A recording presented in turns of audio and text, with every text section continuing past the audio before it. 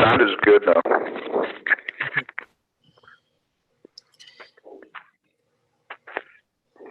No, where did the Zoom go?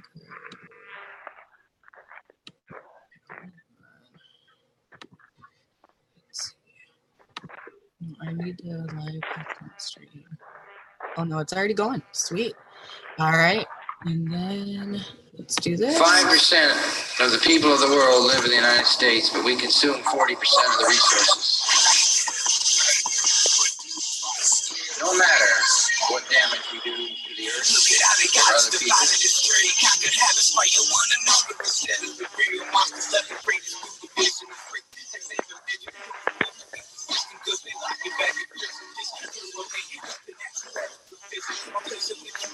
The police, the politicians, they only care for the dollar sign. You care that's how you live and acting like they count that enemies, but they would they got billions and people raising them by the sign. Some type of evil keep standing in line and never did ask questions. It ain't no time to be guessing. We educate our youngers if we knowledge stay impressed. That's the beginning of the time. Just to make you feel best. That's the way you stand up and rise. I'll give you the best of songs.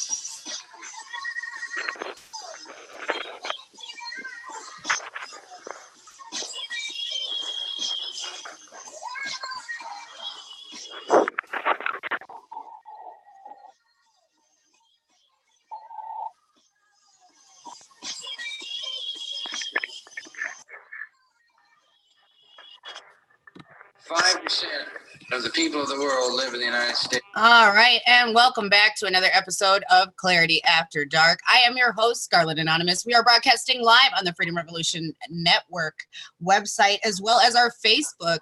And tonight we're going to have a special show. We're waiting for Red. Red's going to be here in a moment. She's getting her things together. We're getting her to call in.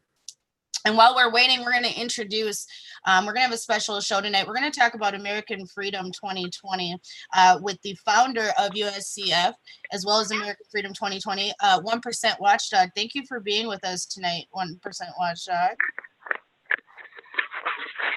Hey, thanks for having me on, Scarlet.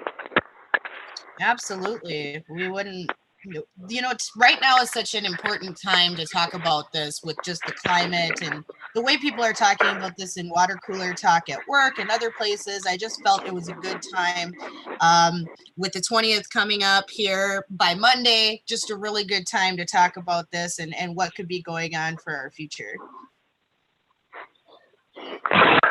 Yeah, we have a lot of challenges right now to constitutional rule of law. That's the main focus at United States Civilian Forces. We're a non-government organization of civilian volunteers, U.S. citizens, and we stand up for the Constitution, the Bill of Rights, and the Declaration of Independence as the basis of our ideology. And we stand up for the people.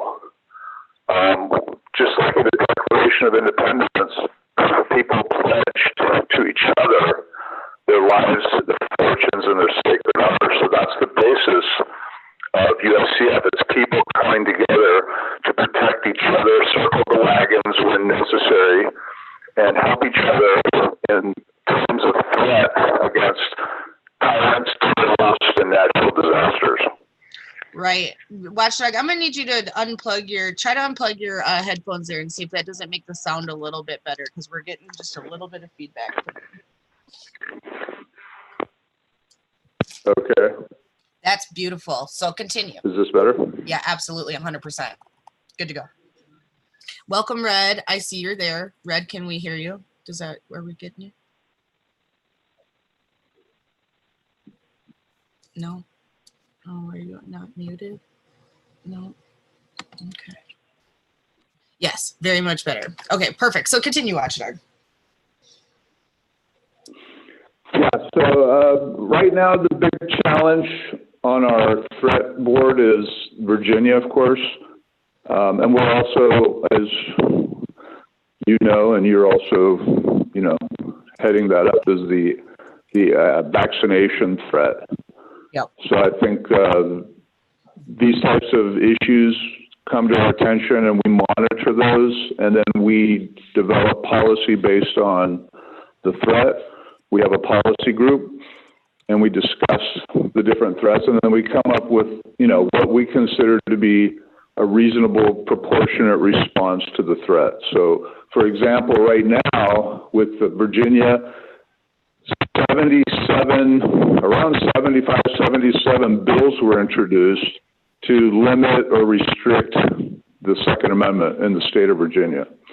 So, as you know, I don't know, have you been I guess you've been covering the Second Amendment sanctuary movement? Absolutely. Yeah. With the 85 different counties that have now, signed on to the Second Amendment sanctuary.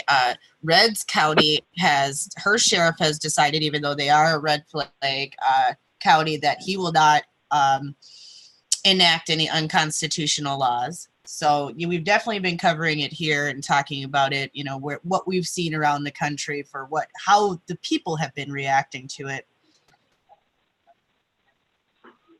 Yeah, so we launched in 2018 in North Carolina. We launched our national program for Constitutional Safe Zone Initiative, or the CSZ. And we did that in conjunction with the Patriot Summit there. And the guest speaker of honor was Jeanette Finicum, the widow of Lavoy Finicum, who was assassinated by FBI HRT team and state troopers in Oregon State Troopers. So she received the first constitutional safe zone sign, which is it's in the shape of a stop sign, and it's basically a do not trespass on our rights sign, as opposed to on my land. We're saying don't trespass on our rights. So she got that and she put it up in the window of her house, and she's been sharing it on Facebook, and it's been growing since then. So I think that initiative in 2018 has had some impact. I'm not taking credit for the Second Amendment sanctuary zones, but this idea, I think, is the consensus response by let's just be clear, those who are gun owners of America who want to keep their guns. Hello, Red. Finally. I don't know why it was blocking you, but I'm glad. I can tell you because I've been trying to tell you guys something really, really important. Okay, Red. This is my co-host, Red, and best friend in the world, Watchdog. So welcome, Red. What did you want to tell us? Hey, Red. Okay, especially because of what you guys are talking about. It's going around right now that there is some information from reliable sources concerning Monday's rally against the legislators' gun grabs. Antifa has rented 7 buses to bring in their thugs to cause trouble. The report says they will be wearing MAGA hats, wearing NRA garb. They will pretend to be pro-gun people. Meanwhile, others posing as Democrats are also going to be bussed in, holding anti-gun signs and standing on the side. The Antifa thugs are going to pretend to be pro-gun, will attack the sign holders, making it look like the pro-gun people have started violence. This is their plan. If you are attending the rally, be aware and be careful. What? Okay, well, this is shit. Do you want me to comment on that? Yeah, you can comment on whatever you like, Watchdog. That's shit. Okay, continue. Go ahead, Watchdog. Are you done, Red? Do you want to? Yeah. No, I'm done. I just wanted to get that out there because if they're planning this, I'm not saying anybody's scared of these fuckers. I'm just saying be aware of the plan. Right. Absolutely. Because they're going to try to start some shit. Yeah, it reminds me a lot of our beginnings, I mean, Lexington. Patrick Henry. Do you know the history of Patrick Henry in Virginia? Tell us the story, Watchdog. Tell us the story. Yeah, so what happened is the last British governor of Virginia got a bug up his ass and decided, hey, let's do something fun. Let's take away all the gunpowder from the army of the militia. Right. So he sent in British sailors, and they confiscated. Well, the people were actually on guard. They were vigilant, and they saw it coming. So they were guarding the armory for like a week or two. And then nothing happened, and they let their guard down. And so they took advantage of that, and the British sent in the British sailors, and they confiscated 15 huge kegs of gunpowder. So what happened is Patrick Henry, that's the all-time famous, give me liberty or give me death. A lot of people may not know, but that was in response to that. He was at St. John's Church in Richmond, Virginia, of all places, and he gave this speech, fiery speech, and said at the end, I don't know what you're all going to do, but give me liberty or give me death. And so the militia movement rallied, they descended on the governor, and he backed down, and he, instead of giving the gunpowder back, he paid for it at market value, and then they stood down after that. So then Patrick Henry goes to sign the Declaration of Independence, and guess who came back as the governor of Virginia? Patrick Henry. So that's Virginia. These people know their history. They know this. They're not going to stand down. They're not going to let this crap go on, I guarantee you. Right.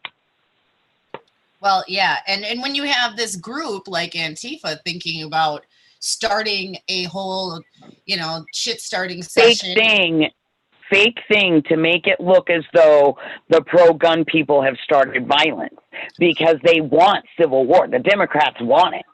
Oh, they do want it. And, it was interesting because I had posted an article on Zello in our Virginia Sanctuary Counties group. And I had put about this group that was caught in Atlanta that was a white supremacy group, but they were talking about going to the rally and going to bust Antifa.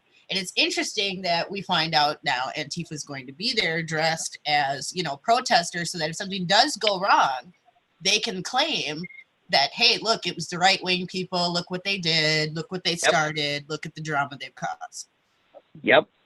That's their plan. Yeah, well, I think all of that is a moot point because they can do that with or without that rally.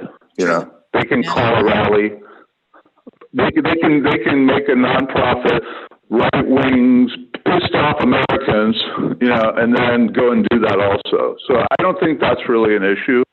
And if they do like that, I think this is a psyop. Personally, I think it's a psyop because even if they do that, it's not going to go well for them. It's not going to go well. The right-wing gun owners have sovereignty. Sovereignty means what? I mean, people see what's happened is during the Obama administration, they started attacking the weak point, which is our strong point. Right? They tried to turn the psychological attack, propaganda attack, to turn our strength into a weakness.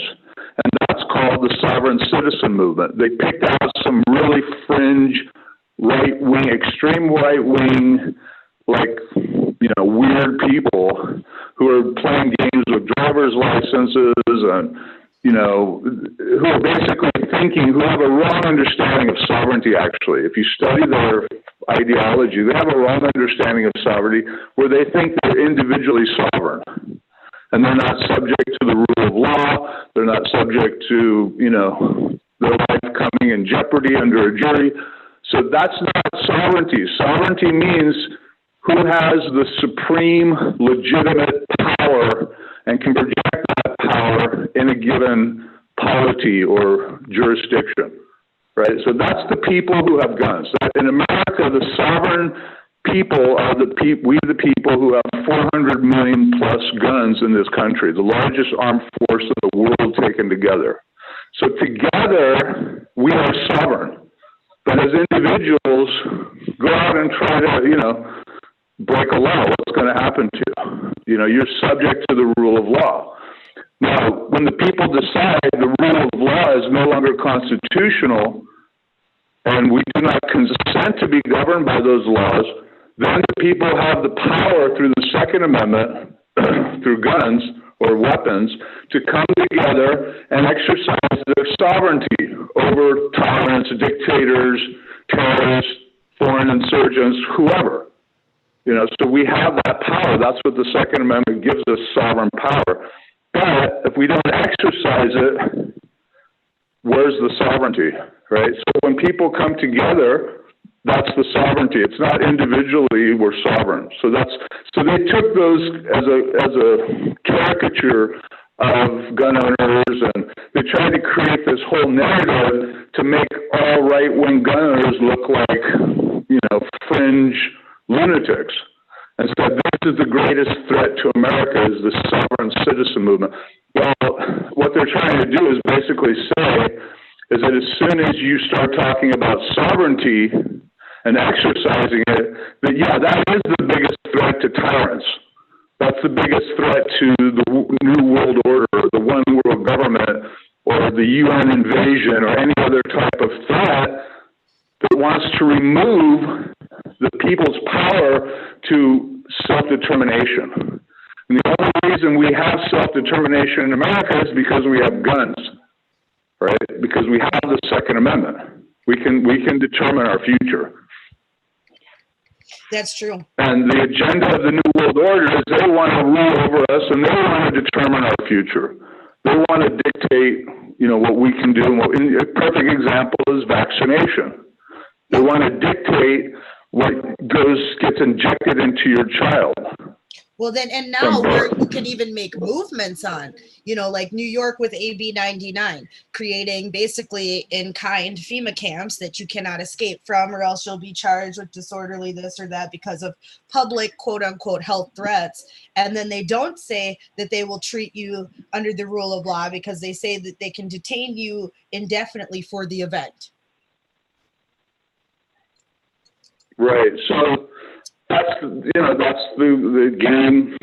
That's out of the playbook of dictators and tyrants. Look at the Declaration of Independence. All the kind of crap, all the games they played, the King of England, they're just taken right out of that playbook. They're taken from Hitler. They're taken from Stalin, from Mao Zedong, from the King of England, and they're just playing by that book, the Book of Tyrants. We can write a book about it. What is their playbook? Solinsky, rules for radicals, all these types of propaganda and misinformation, and it's actually basically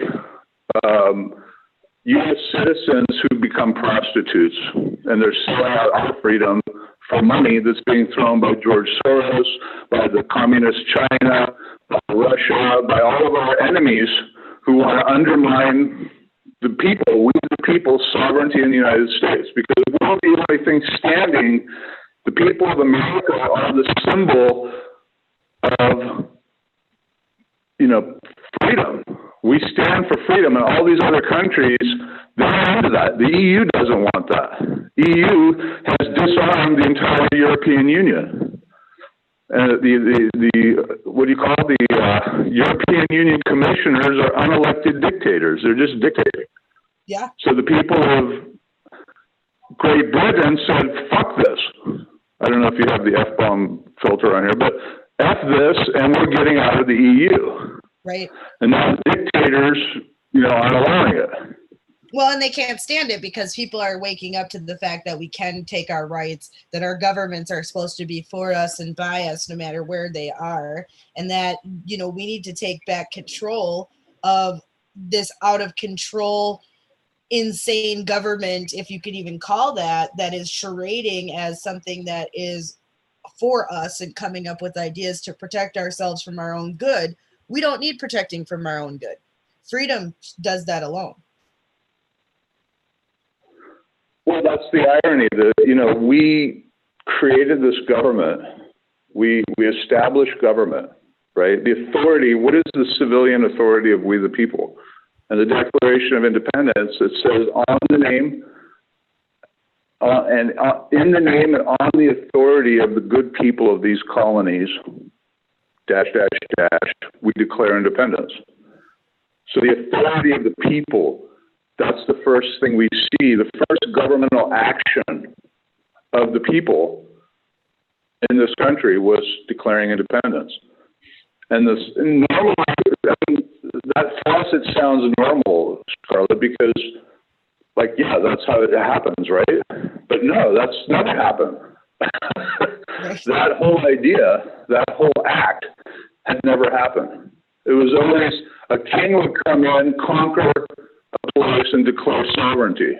And say, I am the sovereign ruler of this kingdom, and I set my rule of law, and, you know, woe be to all those who challenge me. You know, a king would come in and declare sovereignty, and he would be ordained by the Pope under the Holy Roman Empire, or under some, you know, the Archbishop of Canterbury, or, you know, something like that. Some religious head would sanctify him and install him on the throne and like that. So we did that in America also.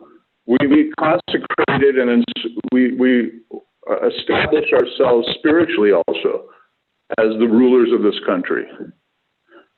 We established constitutional rule of law spiritually and politically. We, the people of the United States, in order to form a more perfect union, do ordain and establish this Constitution. So we not only establish ourselves as the sovereign ruler who laid down the law, the highest law of the land, we also ordained ourselves. So we, the people in America, are the highest ecclesiastical authority in America as well. Most people don't talk about that. Yeah. Well, and it's because I think we've had a systematic, you know, especially with academics, trying to erase that side of history for the last 20 or 30 years actively. So yeah, the Prussian experiment, you're talking about the Prussian experiment where the robber barons, the Morgans and the Rothschilds, they were remote, but the Morgans and the Rockefellers implemented state mandatory controlled education, which was really an indoctrination program that was the basis for, you know, the Nazi Party, for establishing fascism and controlling the people and getting people to subordinate themselves to the state. So those types of initiatives came to America where the state controlled education. I think it started in New York, the history of mandatory state controlled education in New York, and the rabbis or the Orthodox Jews protested. They were against that. Well, and because have you studied that history of modern liberal education? Yeah, I actually have a little bit, not too deeply, but enough to know that our structure is set up on, indoctrination, regurgitating facts, what they want us to know, not what the knowledge is. Yeah, it's actually not to educate people. It's to turn them into, because following the Industrial Revolution, they needed compliant, corporate automatons to serve in the factories and, under corporate America. So corporate America actually were the ones to introduce this, to the point that at the turn of the century, if you had a PhD in America, it came from Germany.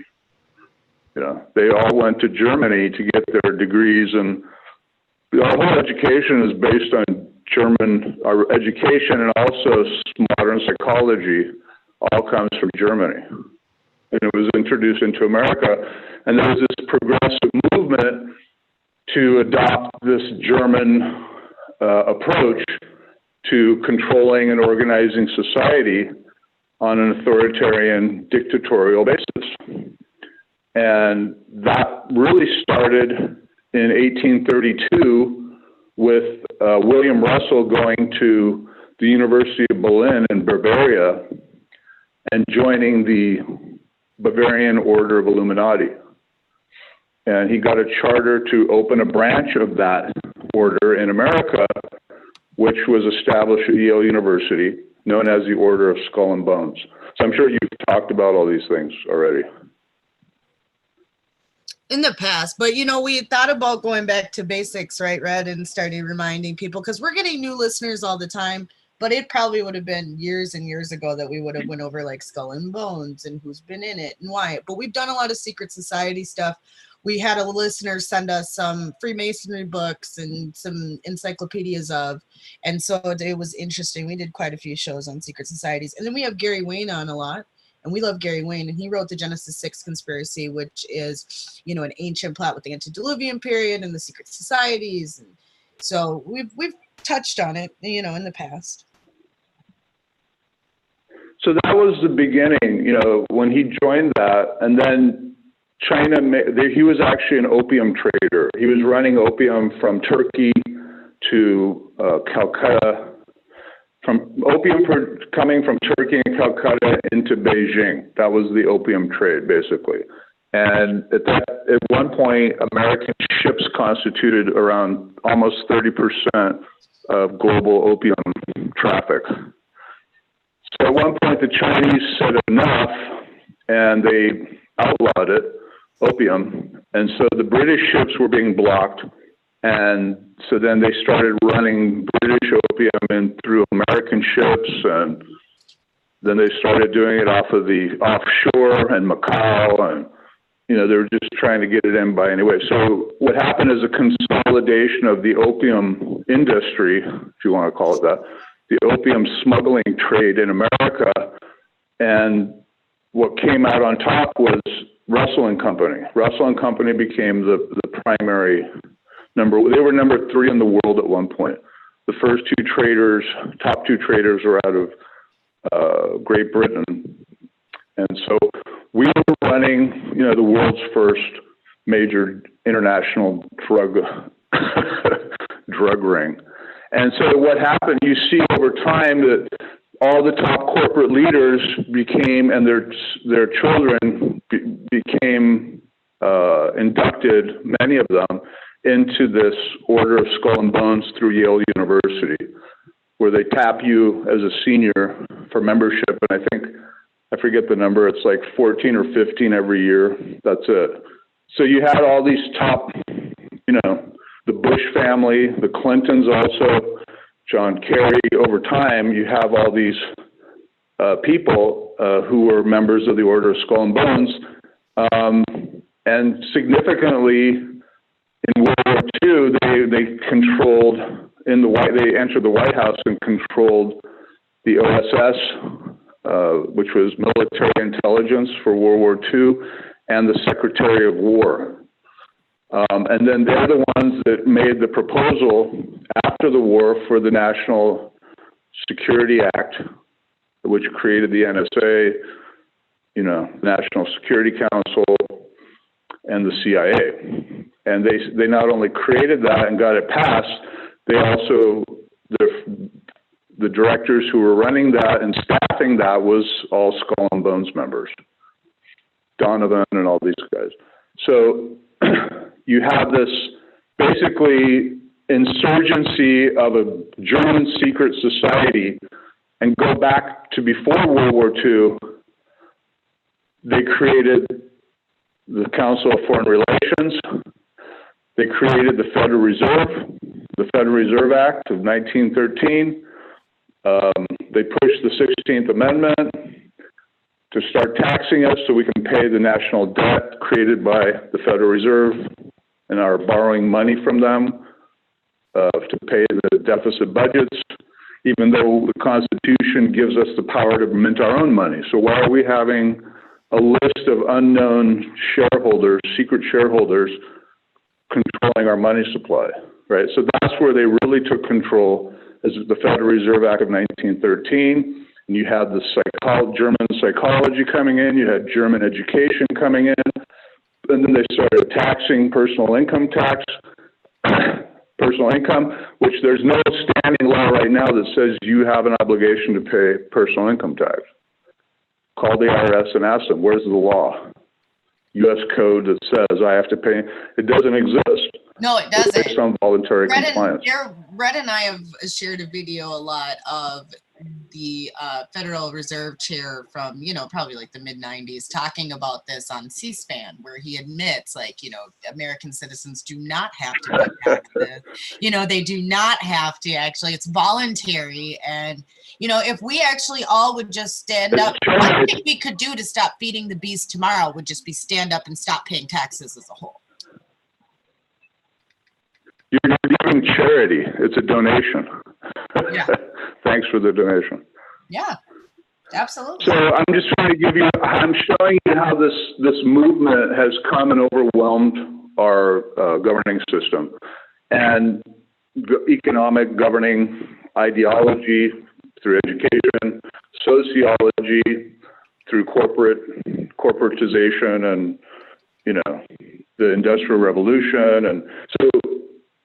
Then you get into pre-World War II. Of course, you had the Great Depression. That was another move by these guys to take the gold, to crash the stock market as a pretext or a cover diversion for the Great Depression. Because at the time of the Great Depression, there was nothing wrong with America. There's nothing that would cause that other than what we found out later is they sent out a newsletter through the American Banking Association newsletter, an order for all Federal Reserve banks to immediately stop making loans as of, just before or after the stock market crash.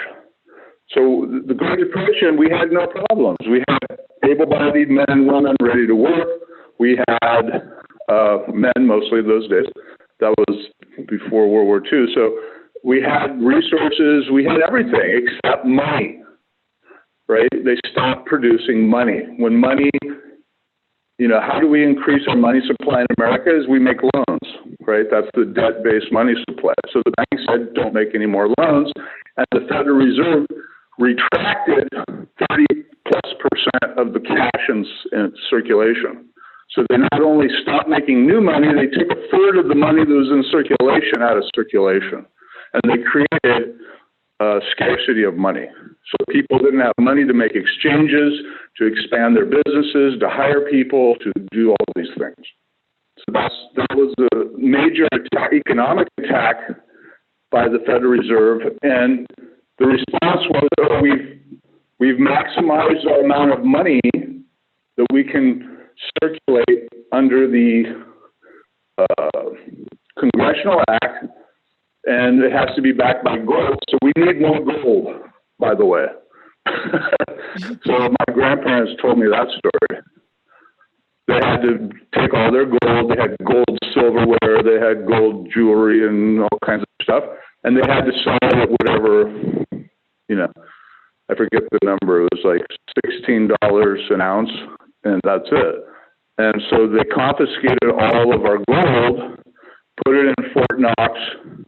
And the last we heard from that was Reagan checked on that and said, that belongs to the Federal Reserve now because we defaulted on the national debt. So they kept that as collateral. Yeah. So it's the biggest gold heist in the history of human civilization, perpetrated by the Federal Reserve. Which is, an illegal entity of itself, which shouldn't even be functioning because it's a private entity, but, that's another. So then the next thing they did, now why did they do that? Why did they create the Great Depression, take away our gold, put us into this horrible poverty situation where my grandparents who had college degrees, even my grandmother went to college, and they ended up having to hunt rabbits in the field to eat. I mean, there was really no reason for that. Right. Because the money, they contracted the money supply and made it scarce. So there was a scarcity of cash. And why did they do that? Because these same Council of Foreign Relations corporate skull and bones guys, they formed what was called the American Liberty League. Have you heard of that? I have not. Okay, everyone should look this up.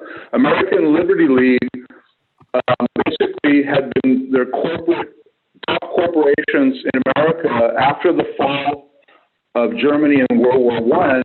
They went to Germany, they met with Hitler, And they're the ones who built up his armaments. The German industry was built up by American corporations who were CFR, who were Skull and Bones, all these guys. So they were conspiring with Hitler, and Hitler was providing propaganda materials to distribute in America to implement Nazi programs in America. And the plan was the American Liberty League they approached General Smedley Butler, who was a famous World War I hero who wrote the book War is a Racket, to take 400,000. They were going to give them the money to recruit 400,000 World War I veterans to do a coup d'etat against FDR, Franklin Delano Roosevelt, President of the United States, and take over America and implement Hitler's Nazi programs in America. Did you know that? I did not know that. Yeah. So what happened is General Butler played along. He was a patriot. He played along and said, oh, well, what do you guys, he wanted to see how deep this went, who's involved and like that. So he got the whole scope. He went to Congress, and I forgot which committee he went to, Un-American Committee or whatever, some committee of Congress, and reported the whole thing and blew the whistle. And it got, of course, all these corporate Skull and Bones guys controlled the main media outlets, but there was a media that was not controlled by them, and it got published, and so we know about it. But even that record in the congressional record has been ripped out and deleted. But yeah, it happened. So the coup d'etat, and then they just came to the congressional hearing and said, well, we were just joking. We were having drinks at dinner, and, it was a joke. But was it a joke? So they got off the hook. That's obviously, when no, it wasn't a joke. It was all the top corporations, Chrysler, Ford, you just name all the top corporations at that time, IBM, they were all involved, all of them. That's the corporate oligarchy that Princeton University reveals in their study. I believe it was, 2014, they came out and said that America is no longer a democracy, it's an oligarchy. So that's the oligarchy right there. Right.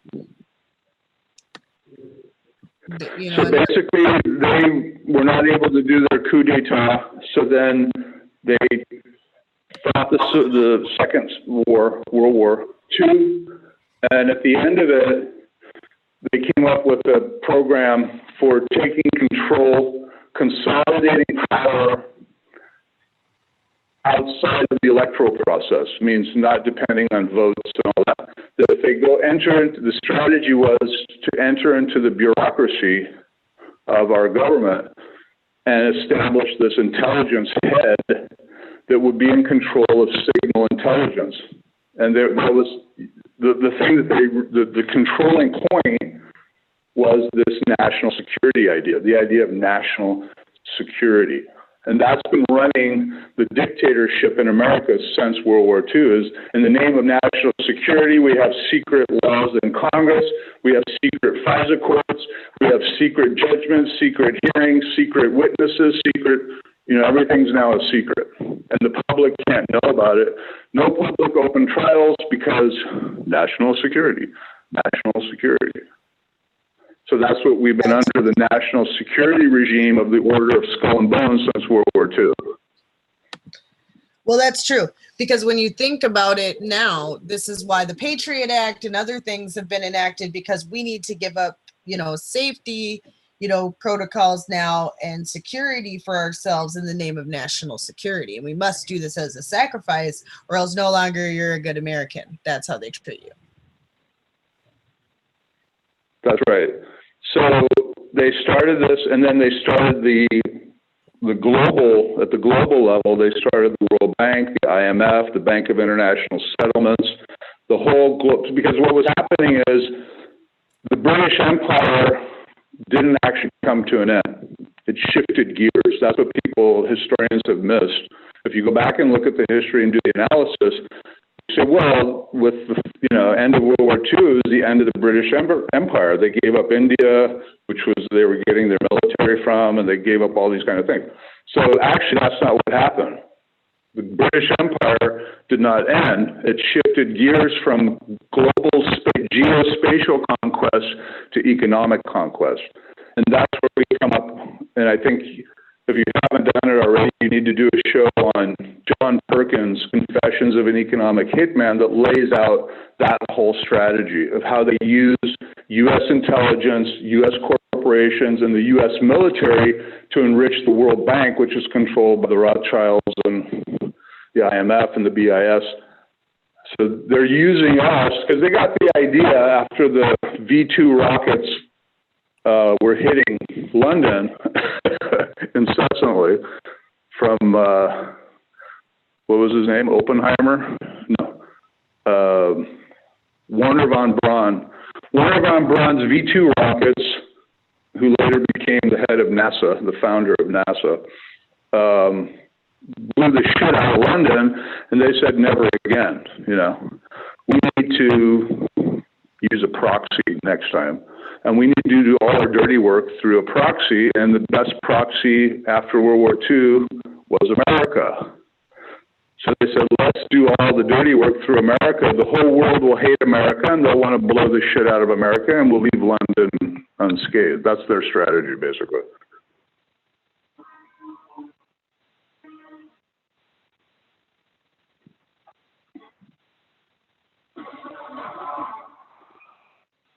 Hello?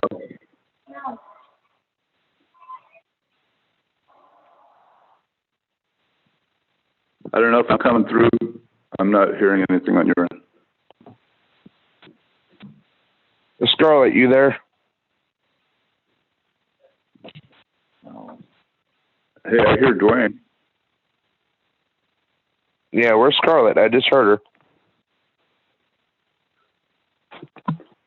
So to cut it short, it's already gone long. So they basically entered took control of U.S. intelligence community, created it, and took control of it. And that's been running all of the wars, which were actually turf wars for the Skull and Bones William Trust, Yale University, opium drug trade, global drug trade. So if they had to embed their drug smuggling operations inside the intelligence, so then they had to control the signals intelligence so they could see their ships and their stuff passing freely, and then, stop their competition, basically. That's what's been going on. The CIA, Air America in Vietnam, Afghanistan, the Afghanistan war, and all of our troops standing in the Helmand district, where 97% of opium production happens in the world. They're using they're making fake intelligence, the sinking of the Gulf and Tonkin, and they have weapons of mass destruction and 9/11, all these false flag, black bag operations to manipulate Congress, the president, and the people and the media to direct military power in their drug turf wars. That's basically what we've been seeing in South America. In Panama, we've seen it in all these countries in South America, United Fruit Company. You can look these things up. And using the U.S. military to basically force countries into debt slavery. And saying that, hey, if you play ball with us, President so-and-so, we have a $5 million Swiss bank account, unnamed bank account for you and your wife on your next European vacation. And if you don't play ball with us, we have, our goons at the School of Americas we've trained up to do assassinations and coups d'etats. And if that doesn't work and you have good security, then we'll just send in the U.S. Marines, like Reagan did in Panama. So that's how they've been using us, giving us a bad name globally, and enriching themselves through the World Bank. For example, Philippines, 75% poverty, and 50% of their GDP, all the money they generate in a year's time, goes directly to the World Bank to pay off interest of World Bank loans. And loans for projects that benefited no one except the ruling elite and their cronies in that country. So that's called debt slavery. And that's what the British Empire has been doing since World War II, is conquering the world economically and getting as many countries under the World Bank loans and debt slavery as far as possible. And if you don't cooperate with that and willingly sign up for a World Bank loan, then they send the U.S. to bomb you back to the Stone Age. Iraq, Syria. Now next will be Iran. That's on the list. Iran's next. North Korea. All the holdouts, they end up becoming enemies of the United States. Oh, yeah. Absolutely, because there's a plan to take out these countries, and Iran's last on the list. And so once they can take control of Iran, then that's pretty much it. Well, North Korea also. Oh, yeah. True. Once they can get Korea, okay, so you have the... go ahead. I was just saying, once they can get North Korea under, their control as well, which is why North Korea says we want, access to nuclear weapons, because everybody else who's not nuclear gets taken over. Right. Well, if North Korea would have just sat quiet with their nukes, they probably could have had that. But he was, that Kim Jong-un was, I think, a little young and immature and provocative for everyone's taste. If he would have just shut his mouth and said, "Yeah, we got nukes," everywhere. True. Yeah, he was being reckless and irresponsible. I think he really is a threat. But if he would have just kept his mouth shut, no one would be even talking about him. Right. You're right. That's the truth. I think there's a way that in the future they're going to try to, there's only a few countries left that are trying to stick together. This is why the BRICS countries exist. This is why they're trying to make them out as this big bad boogeyman. I don't know what to think of the Russian government quitting this week. But obviously they felt that there was good reason. Did you hear that the Russian government resigned? I did see that, where Putin is suggesting constitutional amendments and a whole restructuring of their system of governance. Right. And the people didn't, feel too good about that, so everybody quit at once. But then the guy that quit, he's getting appointed as the new something or another. Right. He so was what was getting the a new point post, of quitting? right? Was that just symbolic quitting, that you guys are done with that government, and now you guys are still starting the other government, and it's going to be the same players and the same ideals?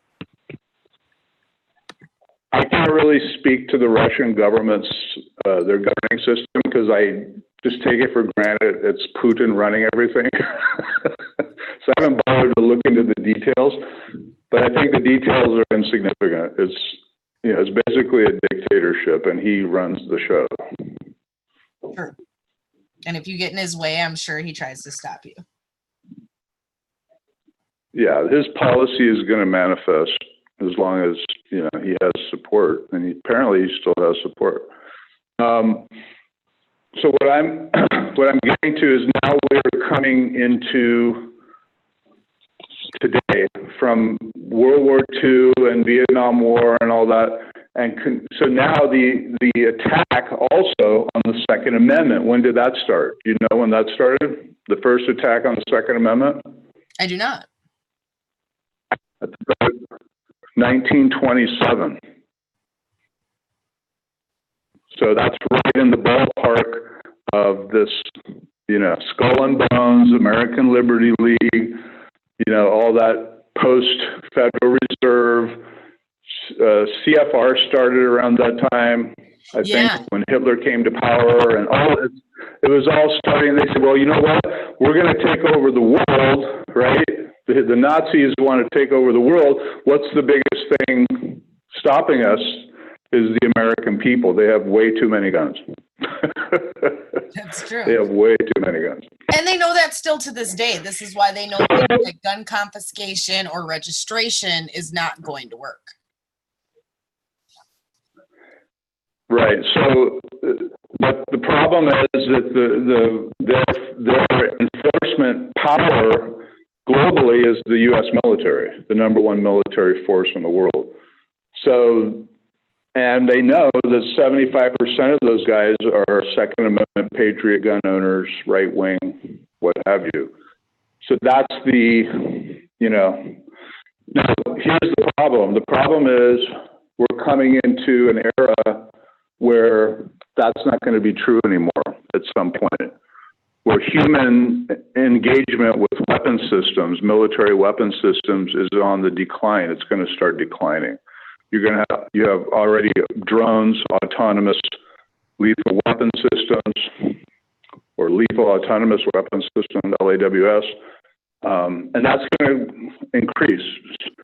Soldiers, tanks, planes, artificial intelligence. If you saw Mattis when he was defense secretary running around Silicon Valley and Washington, Microsoft, and Google, and just trying to scoop up as much artificial intelligence tech as he can. He was just on a Christmas shopping spree for AI.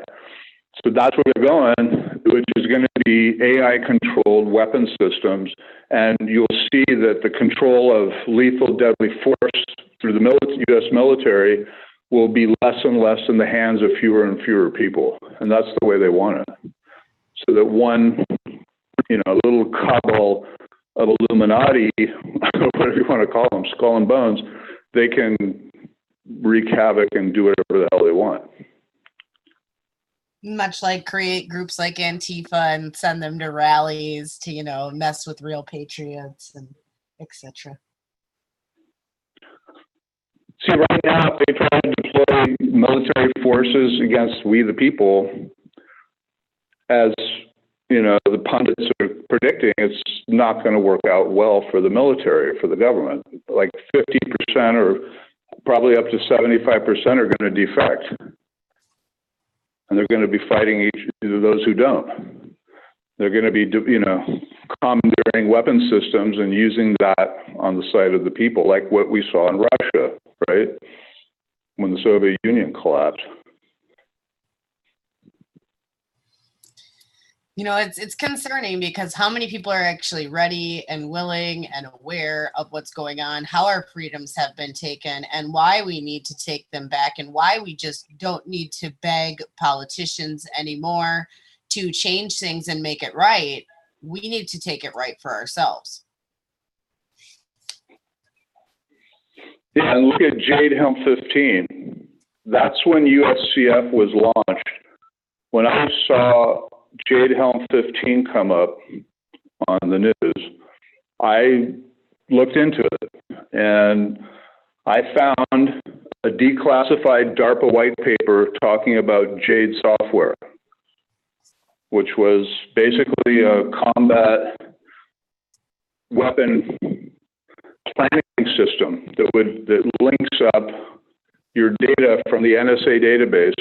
Everyone's data goes into the combat weapon system, and then it does machine learning, artificial intelligence analysis to identify threats based on your emails, your Facebook posts, your phone calls, satellite, fax, whatever goes through electronically, and your public and private records, your credit card purchases, your fast pass for getting through toll booths, your birth data, your property ownership, your bank records, everything is in that database. And then it does data mining and analysis using AI and machine learning, identify profiles of those who pose the greatest threat as potential enemies of the state. And then it develops a battle strategy, just like the AI computer that defeated the top chess players. So it develops a strategy for a war plan battle war plan or up to a whole war, full-scale war, of how to, win the war, how to capture you or kill you, the enemy forces. So that's Jade software. And Jade Helm 15 was the first time that software had been running for already 20 years. And the more they use it and practice it, the better it gets at defeating us. Right? Right. So Jade Helm 15, the subtitle is Mastering the Human Domain. And it's got a picture of a sabbat, a shoe, sabotage, but it's like a virtual sabbat, right? It's like a 3D see-through virtual, thing, which refers to AI using Jade software to win the war, to win the game and put the people or whoever the enemy of the day is in checkmate. So that I got concerned coming to know that as a U.S. citizen, all my data is now in a U.S. military combat weapon system. I'm that. And so are you. And so is everyone listening and everyone not listening. Right. Yeah, whether you consented or not, you're in it. You paid for that, by the way. Whoever paid taxes, that went to go fund that. So now we've given money, and now we've given money to the government who created a military combat weapon system to defeat us. That's not cool. No, and we That's can't very let uncool. them have this type of power over us, as it was written that we are supposed to be able to have the ultimate power. But somehow we've gotten lazy, and we've allowed politicians and we've allowed these people in Congress to now become the ultimate saviors. And most people couldn't save themselves out of a wet paper bag. Yeah, so we've got this. So I saw this. It was what is it? The Air Force Research Library online. So I can give you the link to that. It's a PDF, and your listeners can go and just download that white paper. And then there's more to research on that because there's been more developments in that field of Jade software. By the way, Jade software was developed by Raytheon. Yeah, defense contractor. So now I saw this thing and I was like, holy shit. So I kept digging deeper, Googling, and I came up with counter Jade Helm operations.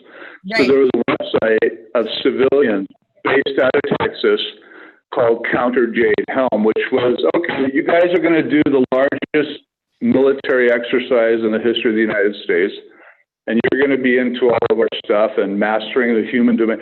So, Chuck Norris got concerned, the governor of Texas got concerned, they deployed the Texas State Guard, and they, were all, on full alert monitoring this Jade Helm operation, right? Because they were concerned that it might be a ploy. In the history of military exercises, sometimes they go hot and they become actual, military operation, not an exercise. So they were concerned about that in Texas, and everybody was on alert.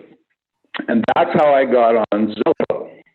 Oh, okay. Because that group, Counter Jade Helm, they had a Zillow channel for sharing intel and all that. So they build that as a civilian exercise. Oh, you do your military exercise, we're going to do a civilian counter-tyranny exercise. And I thought, that's cool. Like, that's civilian authority standing up and saying, all right, well, we're going to start organizing and we're going to start, really, circling the wagons and putting up our defenses against a possible threat. And after reading that, white paper, I was like, yeah, this is a potential threat, with Obama sitting in the White House with 15 Muslim Brotherhood advisors on his cabinet, and with DHS controlled by these Muslim Brotherhood policy coming out of the White House, declaring that sovereign citizens, which I didn't even know about at that time. I'd never met a sovereign citizen. The kind that they depict, in the media, the guys who are putting liens against public officials and, just doing, in my opinion, a lot of stupid stuff. Maybe who haven't really understood sovereignty in America. And so I was like, wow, they're really saying that's more of a threat than radical Islam. So, does that have anything to do with Obama secretly meeting with the Muslim Brotherhood in 2012 in the White House, and then ISIS popping up a year later out of nowhere and driving off with our military equipment in Iraq without any resistance? You think that's connected? And his middle name's Hussein? Right. Yeah. I don't think that's a coincidence. One thing you have to remember is that 30% of Muslims in America are white, and they haven't changed their names. But a lot of them did it on social media, Facebook, during the Obama administration. And you remember everyone put their name as Hussein? They put Hussein in their name. You remember that? I do. Yeah.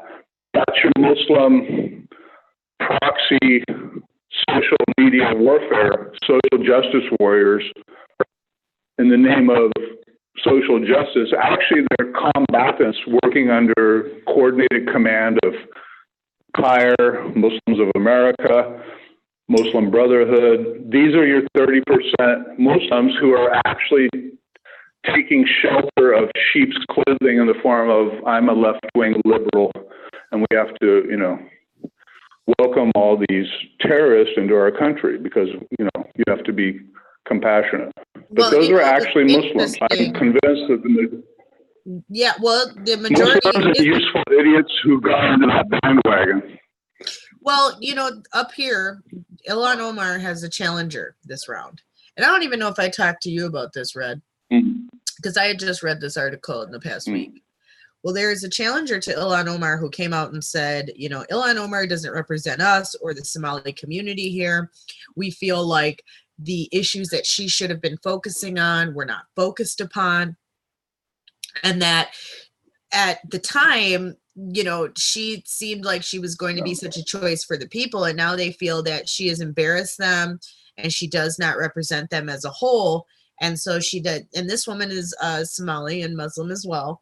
And she is running against her and trying to take her campaign down. So I found that interesting that somebody has finally tried to speak up against her, because there's been a pretty big racket around here to keep her safe for quite a while, where people in the community were afraid to speak out for fear of retribution. Okay. Yeah. So if we look at it, it's interesting. But they voted her anti-Semite of the year. In the 70s. Oh, yeah. I mean, from the 70s or even before that, the Muslim Brotherhood, the documents have been, publicly shared of their plan for civilization jihad in America by entering into our social institutions, government, education, media, and now with the internet, they've gone full hog with Saudi backing. Who is the seed capital? Where did the seed capital for Twitter come from?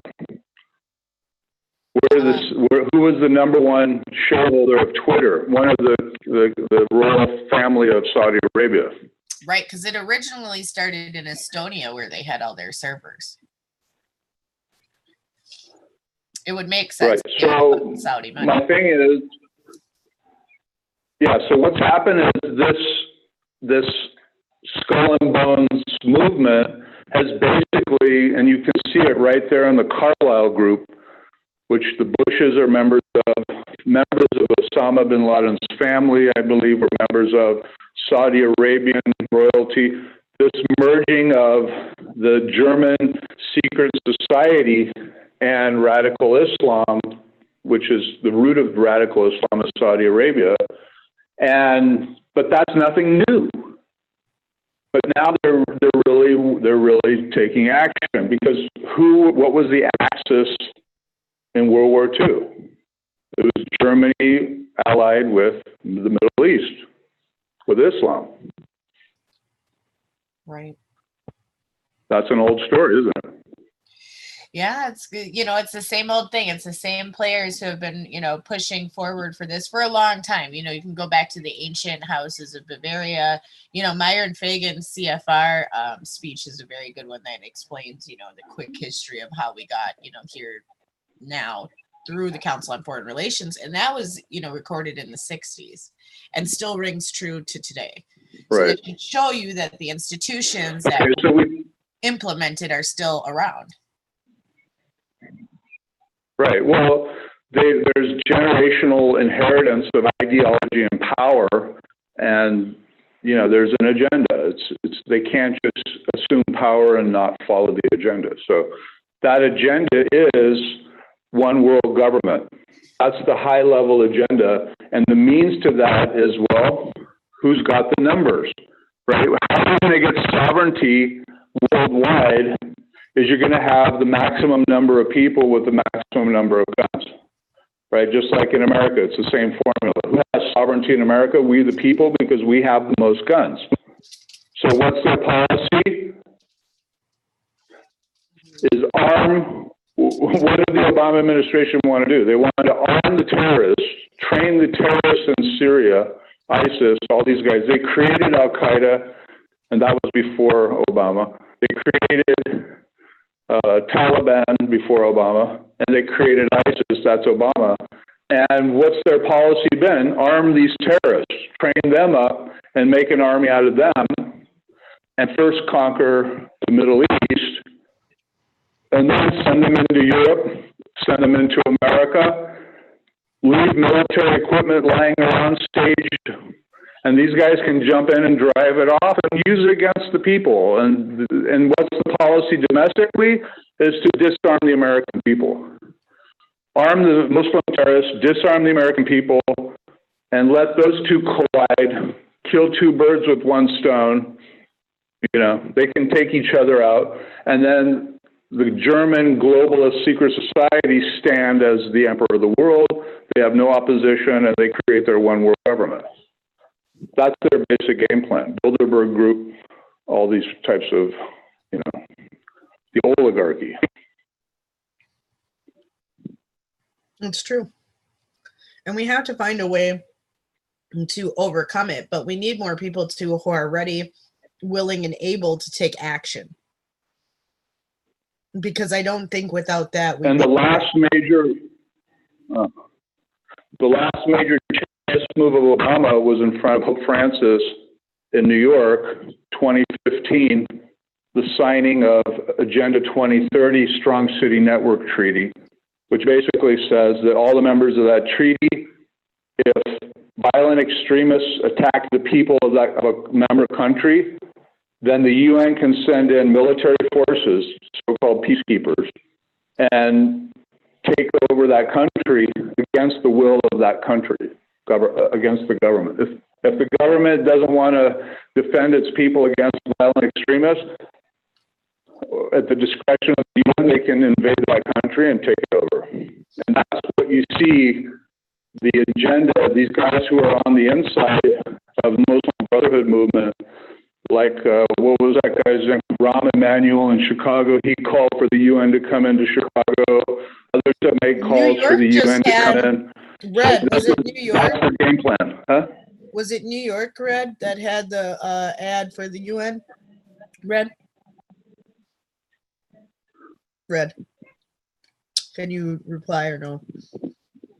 I think it was. I don't remember though. Okay. Because there was recently an ad out, watchdog, that had New York. Yeah, I think it was New York. New York just put that out there. Yeah. UN headquarters, New York, yeah. Mm-hmm. They're looking for disarmament program. Yeah, disarmament program. And I do know that Facebook fact-checked it, saying that it was false information. Over Facebook and their fact checkers. Facebook, guy in their underwear fact checking. Are we getting facts from Facebook? No, but they've been slamming Red lately on Facebook. They slammed her for when Trump changed the smoking age to 21. She shared an article from USA Today, and Facebook said, "What was it, Red? What did they tell you were?" Against community standards. Yes. From USA Today. Yeah, Facebook is a Nazi regime. Yeah, it is a Nazi regime. It really is. They act like you have no free speech. You know, hey, we created this for everybody to talk, and we got everybody on here, and now we're going to micromanage you. You can't say white trash. You can't say men are pigs. You can't say, there's so many things you can't say now that you'll get in trouble for. And now they will censor you. So that's, that's what's happening right now, is that these guys in the, what was it, the 50s, I believe, 60s, they came up with the internet. And I don't think they really thought it through, or maybe they did. Maybe they actually did. And the way it's developed and what we have now is part of the plan. You know, social media, finding out your ideology, identifying targets, and then Jade Helm software taking you out. True. That's what the Nazis did with the help of IBM. Yep. With the Jews. They had IBM databases running this, Jewish, genocide or whatever they want to call it, expulsion, disarmament. They had them register their guns. They had all the Germans register their guns, and then they had the databases, and they knew who were the Jewish names, and they would be able to see who to go take the guns from. So then they disarmed the Jews, and that was the end of it. Then they just come in the middle of the night and say, "You got to come with us. Get on the train." You know? Well, that's just it. And I'm not getting on the train. And that's what they're doing. Facebook is doing in France right now. They're doing it in America, I assume, as well. I mean, the Facebook is sharing people's Facebook posts that are hate speech with the French government, police, and they're going and arresting them. Yeah. That's what's happening. Well, and it's only going to get worse. And people realize the censorship that's upon all of us. People's Facebook accounts are getting deleted every single day. They're disappearing. And there's no explanation. There's no proper rules that are being broken according to their terms of service. It's just an interesting time because they're really cranking down to see what they can do. But it's not too surprising considering that Facebook and their AI department use a book called Ready Player One, and the idea behind it to fuel their Facebook AI department. So they believe in this whole utopia. In the book, it's called The Oasis, and it's a virtual reality world that people live and work in, and they don't really live or work in the real world. They live in, stacked metal shipping containers on top of each other, 1,000 high, and no one cares about their living conditions because they can go into the Oasis with their virtual reality goggles and, escape life and live a new life. So it's very interesting. And that's what Zuckerberg gives every single new hire that comes into the Facebook AI department. Yeah, that's called The Matrix. Yeah, Ready Player One is the book. So, but that's what they call their Bible. Yeah, I saw a thing on that. I haven't read it, but I watched the movie, so I feel like so what's happening? What's coming down the road is, basically full control over the internet, facial recognition, biometric identification to access, and then full monitoring, full tracking. Yeah, they want Aadhaar in America with a few more bells and whistles. That's why they're trying it out on 1 point whatever billion people in India. It's the main Aadhaar, yeah.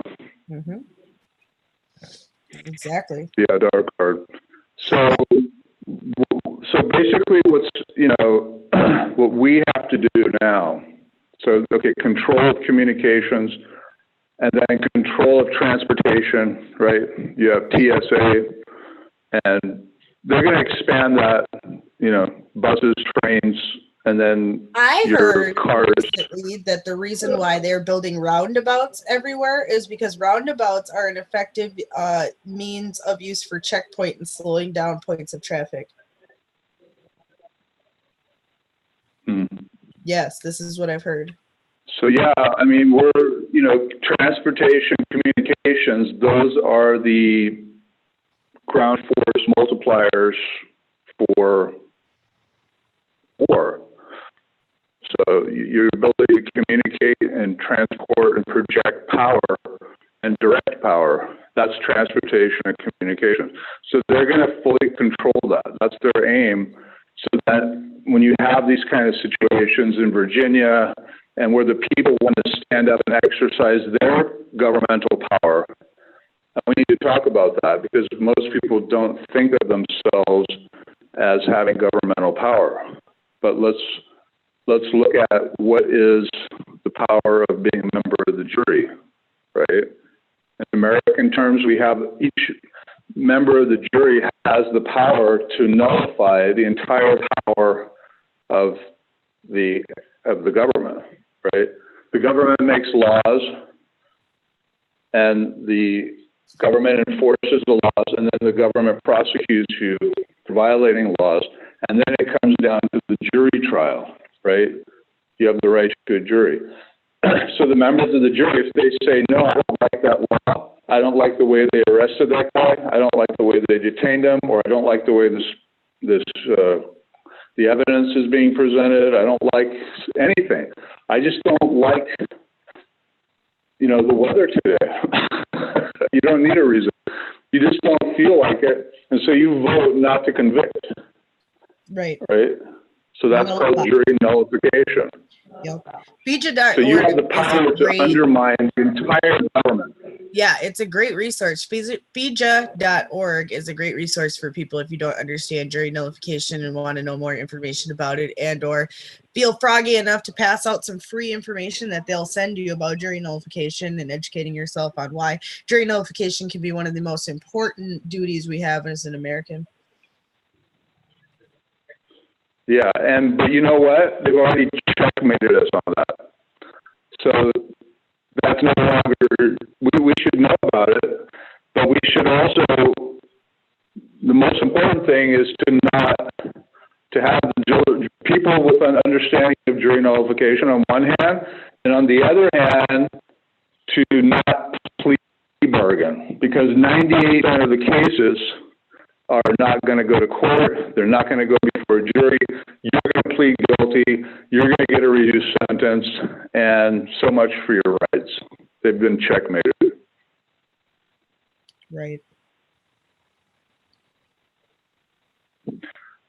So it only works if we, like the Bundys, they fought it in court, and they went to the jury trial, and they won. They actually won. So, but the guys who didn't, who plead bargained, some of them are still sitting in jail. Everybody else is off.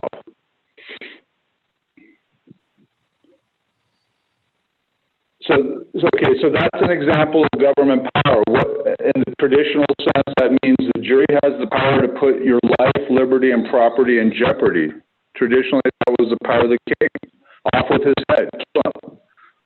Take away his property, lock him up.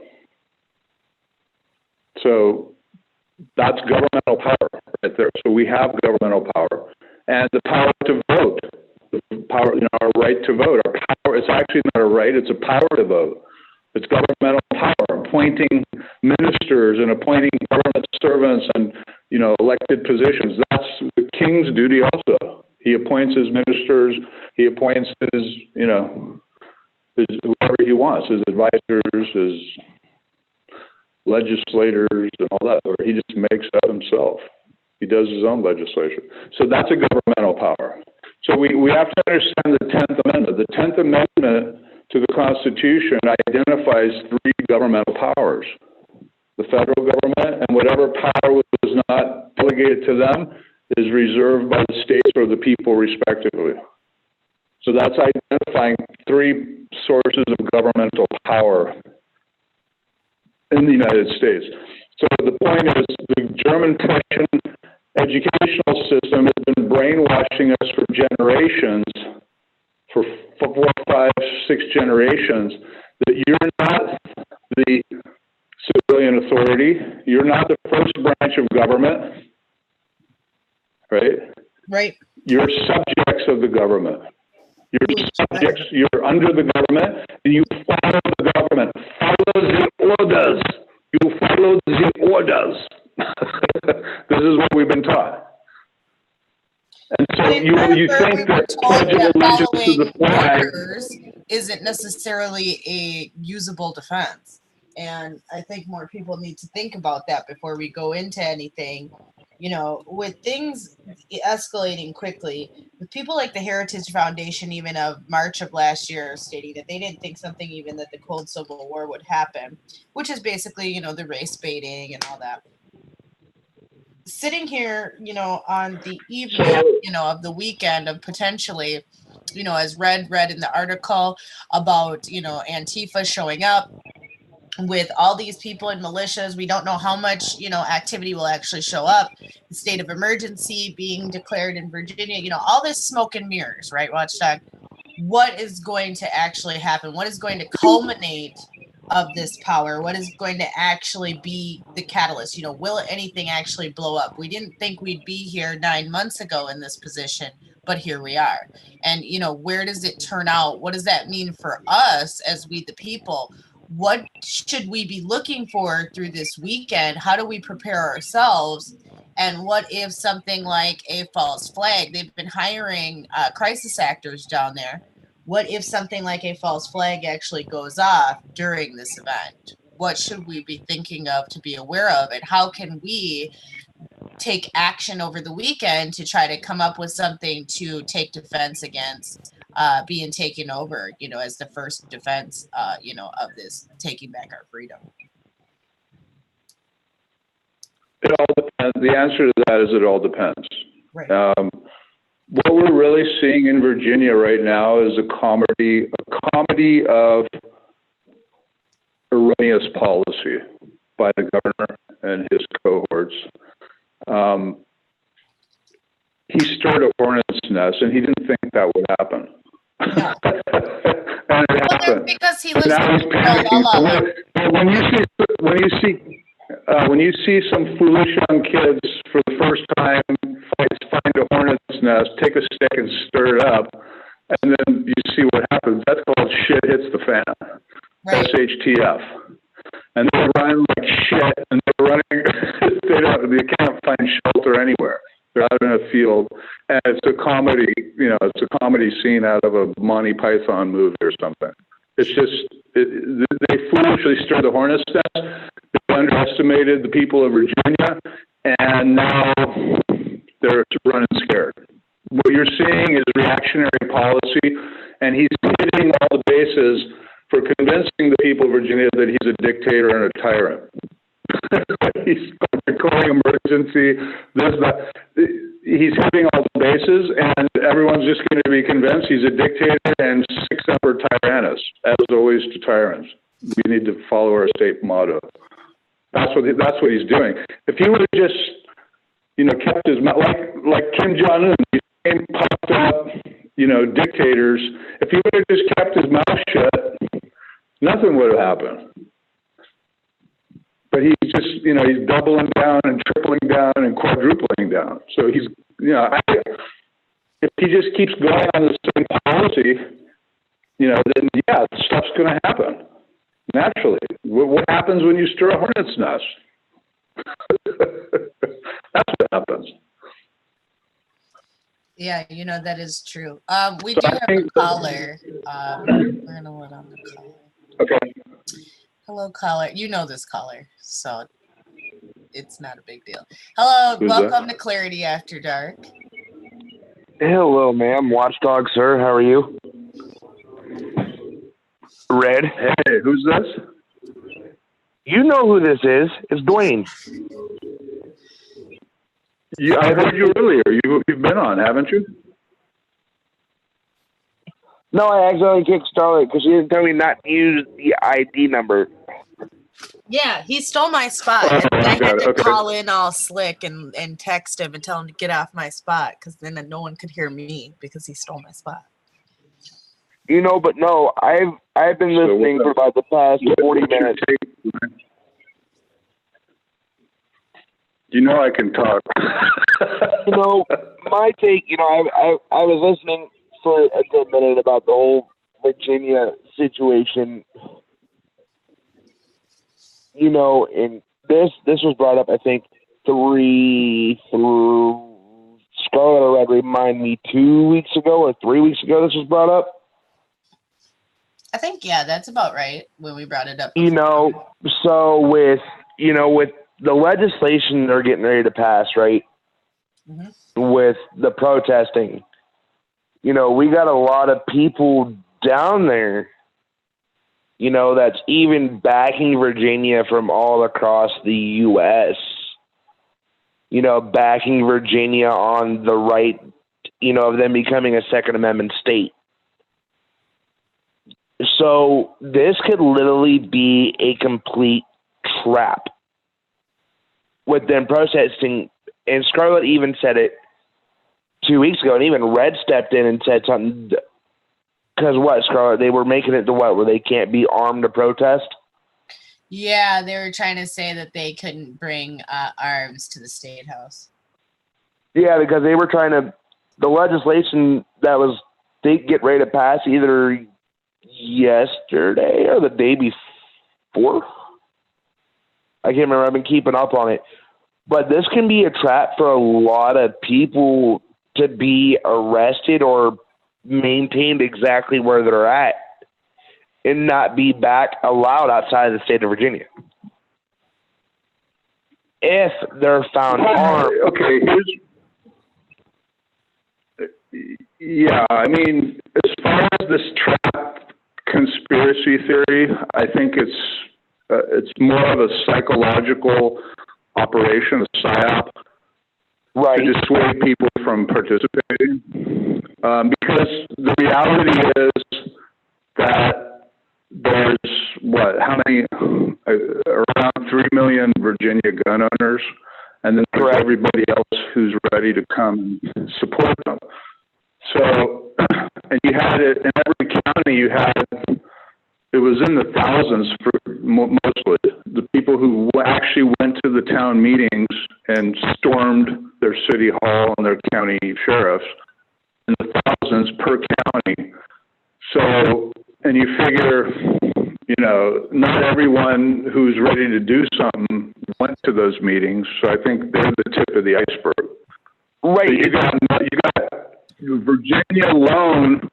You're going to have millions of people potentially who are going to stand up or, to get deputized by sheriffs and. Right, because the sheriff even stated you can't trap.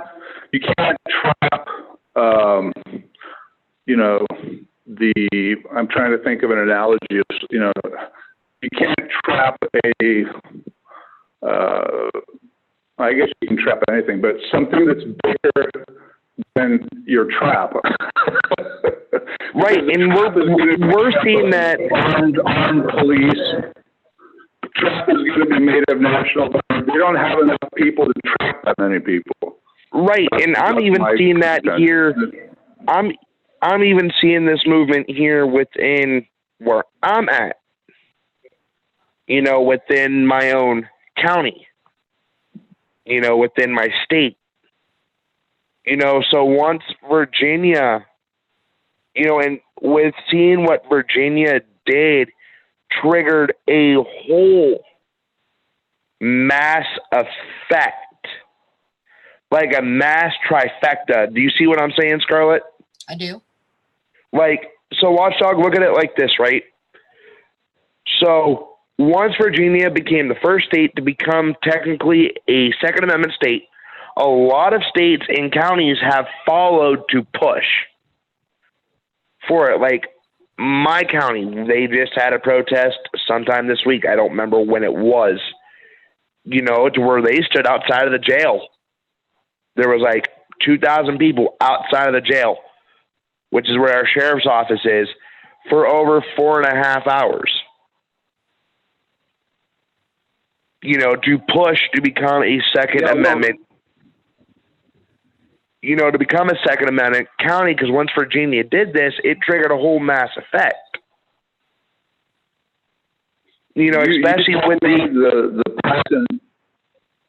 Tell me the patent on the trap that contains hornets that are swarming after you stir the nest. Is there such a trap? Right, exactly. Especially now with the UN being involved. Especially now, like you guys were talking about the disarmament. Now with the UN being involved in the situation in trying to move forward with disarmament of the Second Amendment right, which is the right to bear arms against any foreign and domestic terrorism. Well, that's the agenda. That's the UN agenda, but they have 90,000 peacekeepers, and a lot of those are already deployed. And so my estimation is they might be able to bring in 10,000 peacekeepers. One Virginia county can handle that. One Virginia county can handle them. So right, exactly. The UN is a non-issue. The UN it's a psyop, smoke and mirrors, and it's a fear tactic which really has no teeth. Right, and they're trying to use it to scare, and I agree with you there. They're trying to use it as a scare tactic to scare, us Second Amendment holders, and Red made a very valid point the last time, we were all on here together, because we had a whole conversation about this. She went because we were talking about, how it's not, the guns that, that kill people, it's the people behind it. Mm-hmm. You know what I'm saying? True. When you did, remember when you did the demonstration of being like, come on, gun, shoot. Remember that? That's what Dwayne's talking about. Right. Well, my thing is this, okay? I'm not so interested in marching on state capitals and the national capital, because that's not where the rubber hits the road in terms of my rights. Right. My rights are going to be violated in my county. So I think this county level initiative, that's organic, that's natural, that's sustainable, that's replicable everywhere. Every county can do that, and you need to be able to secure your county first. That's the basis of our constitutional Safe Zone initiative. They can sit in the state capitol and Capitol Hill and Congress and write all kinds of crap, unconstitutional laws on paper. But if my local county sheriff isn't going to enforce that, and he's going to stand up with me and defend my rights against that tyrannical legislation, then where's my problem? I don't have a problem, isn't it? Well, see, and that's what we were all saying, like Scarlet provided me with, a documentation, when I went and started the movement here within my county, which is now actually somehow taking an effect, because I just seen it hit the news, and on Facebook the other day. What, Scarlet? I told you last week about it. You did. So I presented the Munford letter, unto our sheriff, which then we moved over to the city council, together. City council shut it down completely before we even had a chance to speak. Well, this week, last week, sorry, I'm getting my weeks mixed up because it's already the weekend. Yeah. Not this past week, but the weekend before, about 20 of us for 4 to 8 hours, out of our day through Stark County alone went and collected over 22,000 signatures, of people that were Second Amendment owners. People that, as we the people, Watchdog, as you say, as we the people, I finally had to get out of my comfort zone, realize this shit's going on, get up, say something, and make a move. And this is the one thing I love about listening to Scarlet, or even I talk to her almost every blessed day, about this, just due to the simple fact that if we don't take a stand now, the government's got to run all fucking over us. But also with what Virginia is doing, and I back the state of Virginia 100%, this can go either one or two ways. And as we were talking about it a couple weeks ago, this could either start a major war within our state between ourselves, because there's people that don't support the Second Amendment. There's a lot of people. And then there's us that do, that do own, that do carry, that do live up to that Second Amendment right. So this can cause a whole civil war within the state. Thing about that, Dwayne, that's another psyop scare tactic we address in American Freedom 2020 document, which is a First Amendment petition, call to action, and State of the Swamp report, which is basically that the Civil War boogeyman, like the UN boogeyman, is just a boogeyman. Because if the left declares war against the right, guess what? The left doesn't have guns. So that war could start after lunch and it would be finished before dinner. Right, or like Red made a severe good point. One state out of, the whole states where guns aren't even allowed. Red, what state did you say it was? Red, you around, Red? You still listening, Red? Where you at? Red? No. Chicago. It's Chicago. Oh, Chicago. Chicago? Chicago is the one state that is not allowed to have guns, but is the highest rate crime for gun involved crimes. Yeah, so and the guys who have guns there, the gangbangers and the drug dealers, what do you think they're going to do? They're not going to go against people. They know the value of having guns. They're not going to say anything. And I cold-heartedly believe this, that the disarmament ain't going to work, one bit, because a lot of people are going to fight. A lot of people are going to stand at their door with their gun like over my dead body. True. And that's what it's going to come and that's what it's going to come down to, is a lot of people dying, due to the fact, and this is just from what I've observed myself, even from talking, to people that I know that live in New York, Watchdog, Scarlet, we all know that one motherfucker in New York that is the biggest Second Amendment owner that we know. True. And he said, I will stand at my door at the ready. You're going to have to shoot me before you even take my firearm out of my hand. And one of you are coming with me. Yeah, as far as disarmament, there's a good article, study on, let me see the link here. This is 100% unconstitutional.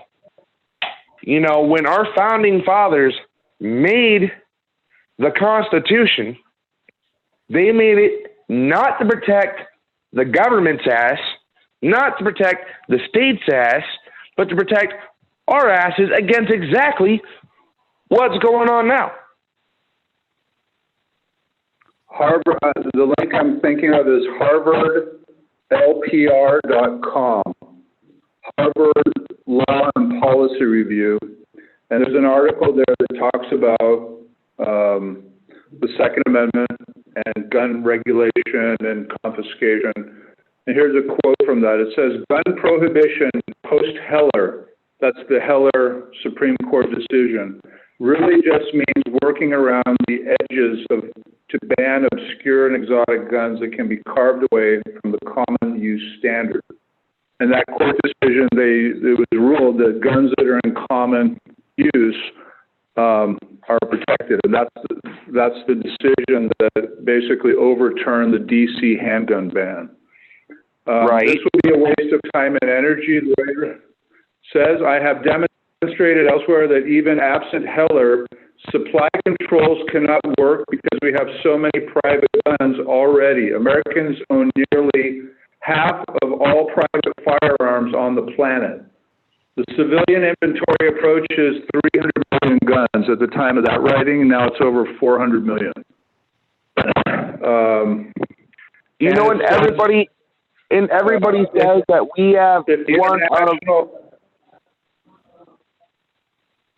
If the international experience is any indication, getting 400 million firearms away from people who believe their guns are constitutionally protected, liberty-preserving, life-saving tools is simply impossible, and the failed attempt would likely make things worse. The international defiance ratio in places that have tried gun bans or registration is 2.6 illegal guns for every legal one. This is in countries that have nothing approaching our robust gun culture and constitutional right to arms claims. So reducing gun crime through supply controls was impossible as a practical matter long before Heller. So that's Harvard Law and Policy Review. Even Harvard is saying it ain't going to work. and we all saw, because me and Scarlet have a mutual friend on Facebook, we both saw the same link with the UN disarmament. We both basically went over the phone with each other going like, this is the way we made it the point. With the tension in Iran, now mind you, Scarlett, I'm going to bring this back up just to refresh you from what I said for a minute, right? Right. With the tension in Iran, with the attack last week on a U.S.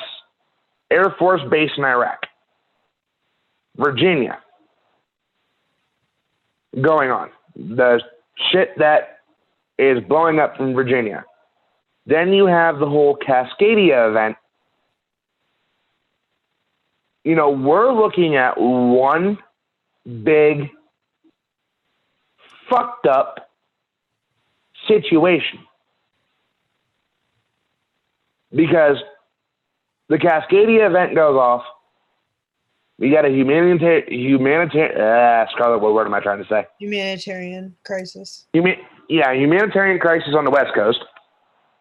We're going to have people in Virginia fighting each other in their state.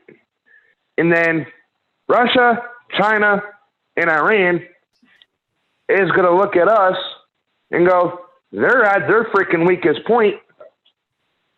Easy proof to fight in. And Scarlett even agreed, if that shit happens, we're screwed. And we're already seeing, Scarlett, that the Cascadia event is up and taken off. True. Look at Tall. Look at Tall, right? For 2 days straight, blowing nothing but ash and magma. You're right, though.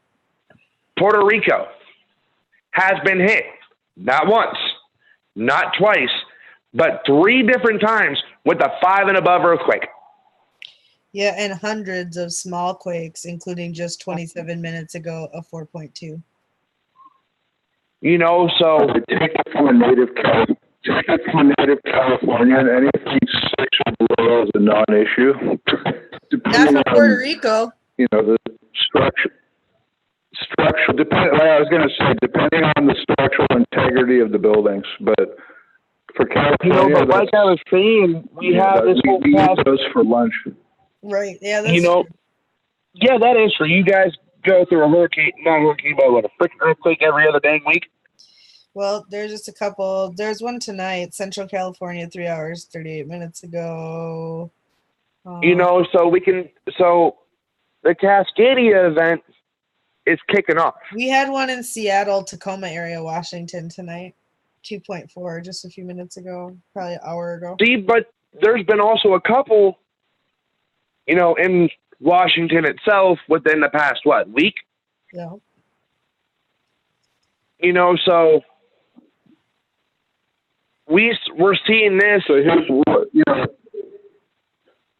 And I'm not trying to change subjects, but this is the one thing I wanted, to come on and talk about tonight, was the whole Cascadia event, because everyone was saying, oh, it's not going to kick, nothing's going to happen.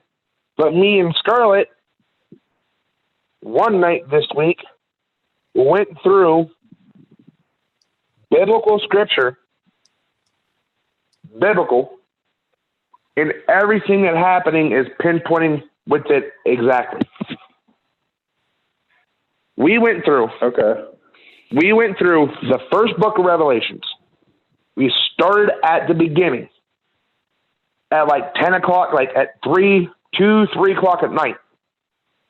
And by 6 in the morning, was halfway through done, chapter 18, and everything that we have seen so far has lined up with what's going on now with the Cascadia event, and also all the wars popping off and Virginia popping off. Everything is kind of lining up in a biblical standpoint, because that's what me and Scarlet, correct me if I'm wrong, is what we were seeing. Everything that we're seeing is lining up with the biblical movement. Well, yeah, there is a lot of signs. Okay, so what? Go ahead, Watchdog. I mean, ultimately, the Bible itself says nobody knows the day or the time. So people have been seeing signs for thousands of years. And, you know, we're still here, and it's still going on. Right. So my approach to that is to just say, let whatever happen as God desires, because that's what's going to happen. But then right, and that's what we're saying, that. Right, and we're kind of seeing. Right, and like me and Scarlet, we're seeing like the first two seals, like, are kind of prevailing. Scarlet, I don't remember what they were. Four. You know, but when we were studying it together, we were seeing the first two seals, you know, are prevailing themselves. And it said we had basically a 3.5 year time period. All of this started back in, what, Scarlett, you said 2018? Mm-hmm. 2018, so we're looking at 1.5 years of all this shit unfolding. Am I making sense? I don't think this is a change of subject. I think it's, you know, it ties in with what we started talking about today, which is American Freedom 2020, which is an initiative of the freedom movement of the United States of America. Well, because, you know, if something does go off, what would we do? We'd activate, right? We would activate as USCF, and we. That's right. So I was going to get into that. Yeah. If you allow, I can read the abstract and the introduction to that, and then you get an idea how it ties in. Natural disaster, tyranny, terrorism. That's what we're talking about here. You know, what's going to happen when the shit hits the fan is, you know, order is going to have to come back out of chaos, because chaos is, you know, that's where we're heading. We're heading into chaos. And right now, in legislatively in America, it's pandemonium. Right. 77 bills attacking the Second Amendment in Virginia state alone in one session. That's what it is. They're talking about two bills, SB 16 and the other one. Actually, there's 77 bills pending in the last time I looked at the Virginia State Assembly. 77. You don't hear that number going around, but I looked it up. I went through every freaking bill that was proposed and put up, and 77 had the word firearm in it. Right, and you don't hear that. So it's not just that you don't hear that number pop off a lot. You know, so that's a free for all. That's a free for all attack. War. Every battle is a battle. That's a full scale war against the Second Amendment. Just in one state. War legislatively. This is legislative war. Right, and you know, in Scarlet, do you mind if I quote something scriptural for a minute? Go ahead, Dwayne. That kind of proves it. You know, it did say, you know, in Revelations where we read, it's going to be nations against nations, or one nation of itself fighting against it, fighting against its own nation. So we're kind of seeing this shit pop off, you know, which I haven't got into the America Freedom 2020. It's the first time I've heard about it because I haven't been on Zello. And, get your ass you know, on Zello, Dwayne. You know what's up. Well, Scarlet, you know what the situation I'm going through. I haven't had time to pop on Zello. Well, it's true, Watchdog. That's why you laugh, but it's true. If you were there, because you're there with us, and you understand, you know, what the movement's about, you know, because, I mean, you at least were around during Citizens Anonymous, so I was around for that, so I know what the movement's about. I just haven't got to read the actual... So go ahead, Watchdog, and read to us, you know, what that is. Yeah, I would like to hear what that is. I'll just read the abstract in the introduction and then cover the headlines. Okay. Because it's kind of long, but I don't know how much time do you have? We have time. Okay. So American Freedom 2020 by Freedom Movement of the United States of America since 1776. Abstract. American Freedom 2020 takes a critical look at the core mission of freedom in America in 11 self-evident truths. Learn what we need to do to secure freedom in 2020 as the civilian authority of we the people who established the U.S. Constitution and Bill of Rights as the supreme law of the land and ourselves as the supreme governmental and constitutional authority in the United States under God. So that's the abstract. Okay. Do you want to pause between major points and discuss? Or Yeah. I mean, yeah, because like I said, I haven't been able to be here because I've been having some family issues. So I would like to discuss. Yeah. Yes. That works out best right there, pausing and discussing this. You know, and so people can also hear it, you know, about, you know, kind of what we're doing. And people can call in if they have questions, right? Scarlet, that question was directed towards you because I know nothing about Zoom, what you're doing with it. I'm not used to you using Zoom. Scarlet? Okay, introduction. I'm on the introduction here. American Freedom 2020 is a First Amendment petition, civilian review, State of the Union report, and call to action. Actually, I call it the State of the Swamp. I put here State of the Union. State of the Swamp report and call to action that addresses the present challenges to the sovereignty and freedom of we the people and the long history of usurpations of our governmental power through unconstitutional government laws, enforcement actions, and judicial rulings. This campaign of economic enslavement of the American people was set in motion over a century ago by an oligarchy of wealthy robber barons and bankers who have gamed our system through systematic bribery, blackmail, extortion, racketeering, and democide, which is murder by government, creating a grievous loss of freedoms and imbalance of power in America's carefully crafted governing system of constitutional checks and balances. So, and I give the link there in that document to this John Perkins, Confessions of an Economic Hitman, of an example of this type of, you know, gaming of our system.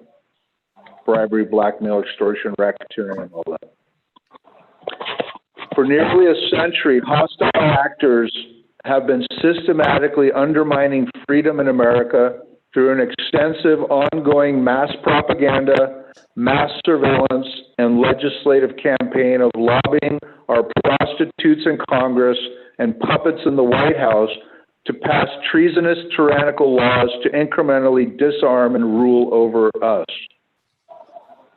The freedom movement is specifically focused on exposing, isolating, and defeating this documented illegitimate oligarchy of foreign and domestic state and non-state actors, also known as the deep state. Okay.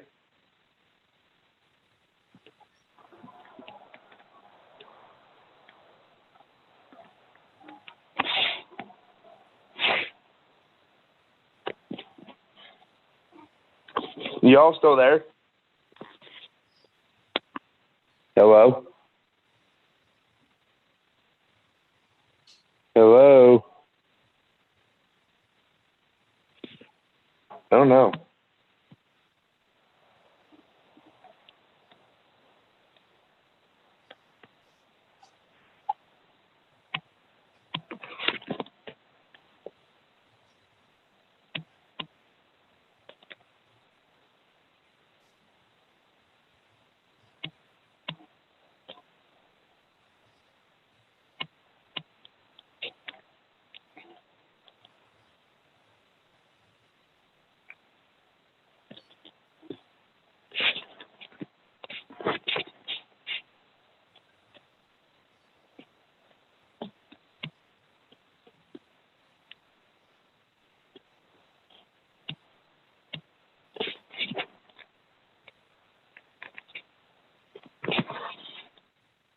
Hello?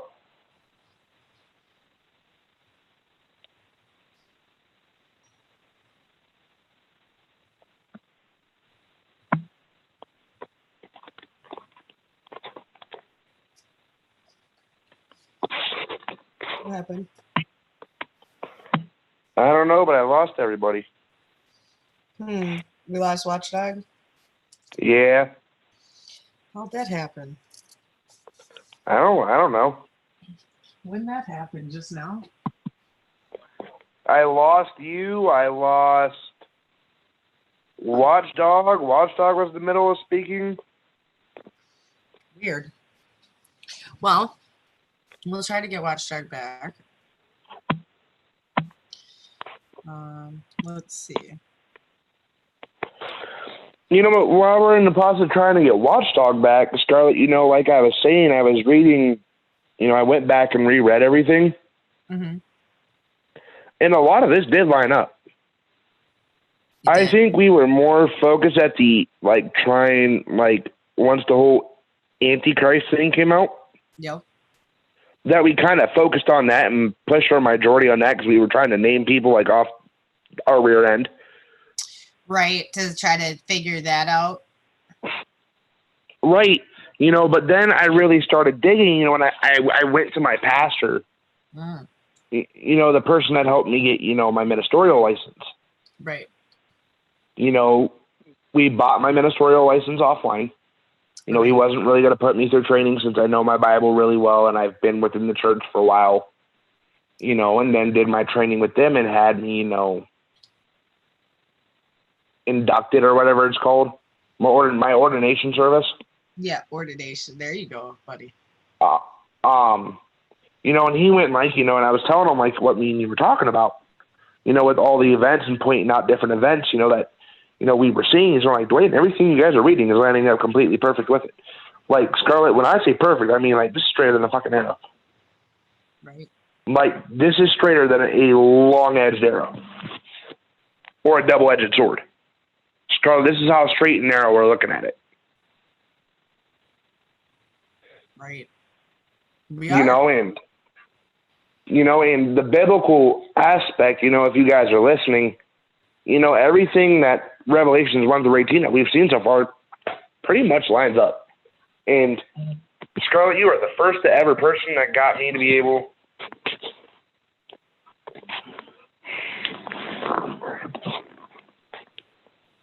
you know, to be able to do this. like to read regulations with. Absolutely, yeah. Red and I have done it a lot. We've gone through many Bible verses. We went through many books of the Bible, the Septuagint, all the books, right? I mean, we've been through it for many years.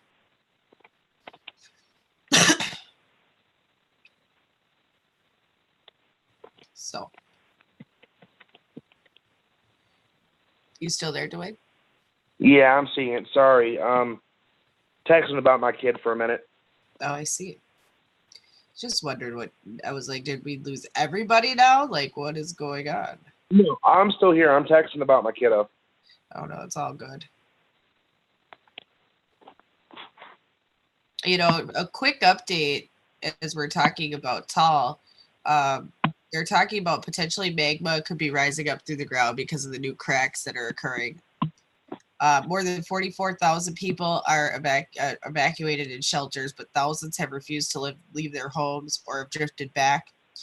3 towns near Tall, 65 kilometers south of Manila, are in a police lockdown to prevent residents from coming home. Dark, straight, gray, steam-laden plumes have risen above the main crater, and eruptions have precipitated 159 volcanic earthquakes in the 24 hours through 5 a.m. Wednesday. That adds into the hundreds reported earlier in the week. Farm damage from the eruption, including rice, corn, coffee, cacao, bananas, has reached 577.59 million pesos, which would be $15.3 million.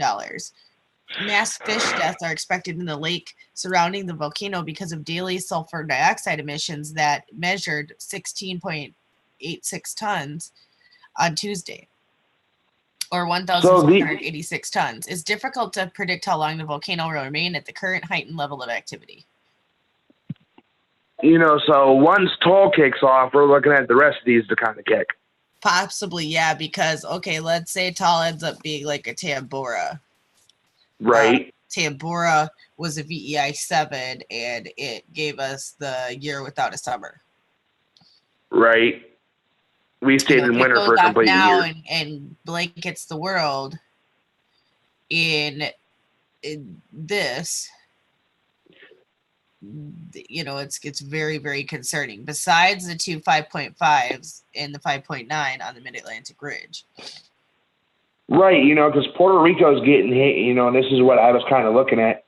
With all the earthquake activity, within California on the Cascadia line, within Seattle, within Washington, within California, Oregon, all of them states that are up there that are not Oregon, but, North Dakota, South Dakota, all of them states that are up there on that Cascadia line. Because I went and did my research. After we talked, I went and searched everything. Let's look at it this way. What if all these earthquakes is what's causing this huge this whole mass of active volcanoes that we haven't seen in 330 years? Right. See? Because from what I was reading, if an earthquake is not that far, like out of a mile out of a volcano, it can cause a volcano that has been inactive, because Tall's been inactive for over 100 years? No, I think it was the 70s that they did that. And then all these earthquakes near Tall started happening, and look what Tall's doing. Tall's starting to okay, I'm getting pissed off. I'm about to go boom. Right. So, I mean, Watchdog, I think Watchdog was actually shocked that I made a biblical pinpoint, standing at it. Right. Because I've never heard him not interrupt me in a million years. Right. Because he always interjects when I'm trying to say something, and you heard him be quiet for 5-10 minutes. Did he just tie something in that I wasn't even seeing? And then if the Cascadia event does kick off, USCF is going to have one major crisis on our hands where Scarlet, we're going to be outnumbered. Potentially. I mean, I don't think so, though. I really think that if this becomes a gun... Yeah, are you there? I dropped off, I guess. Hey, so we kind of started talking again. You know, so question for you, Watchdog, since you're our fearless and moral leader. You know, we were kind of talking about this. This Cascadia event kicks, and we have a whole, you know, humanitarian crisis, you know, on the West Coast. How are we going to, you know, look at that? Do you think we're going to be, you know, a little bit outnumbered with volunteers, or, you know, where do you see sitting, you know, with this? Well, we can that's in truth number 11. Can we answer that when we get to it, or do you want to do that now? I mean, we're already seeing it pop off. We're on truth number 1, and we have 10 more to go. I'm going to cover that under truth number 11. Is that okay? Yeah, Scarlet, where'd you go? Oh my Lord, we're losing Scarlet like no tomorrow.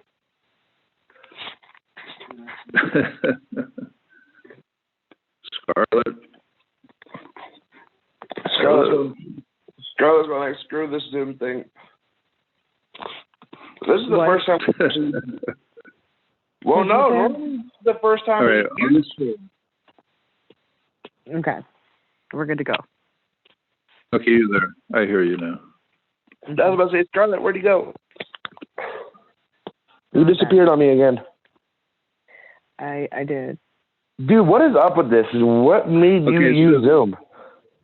We've been using it. We switched a couple weeks ago.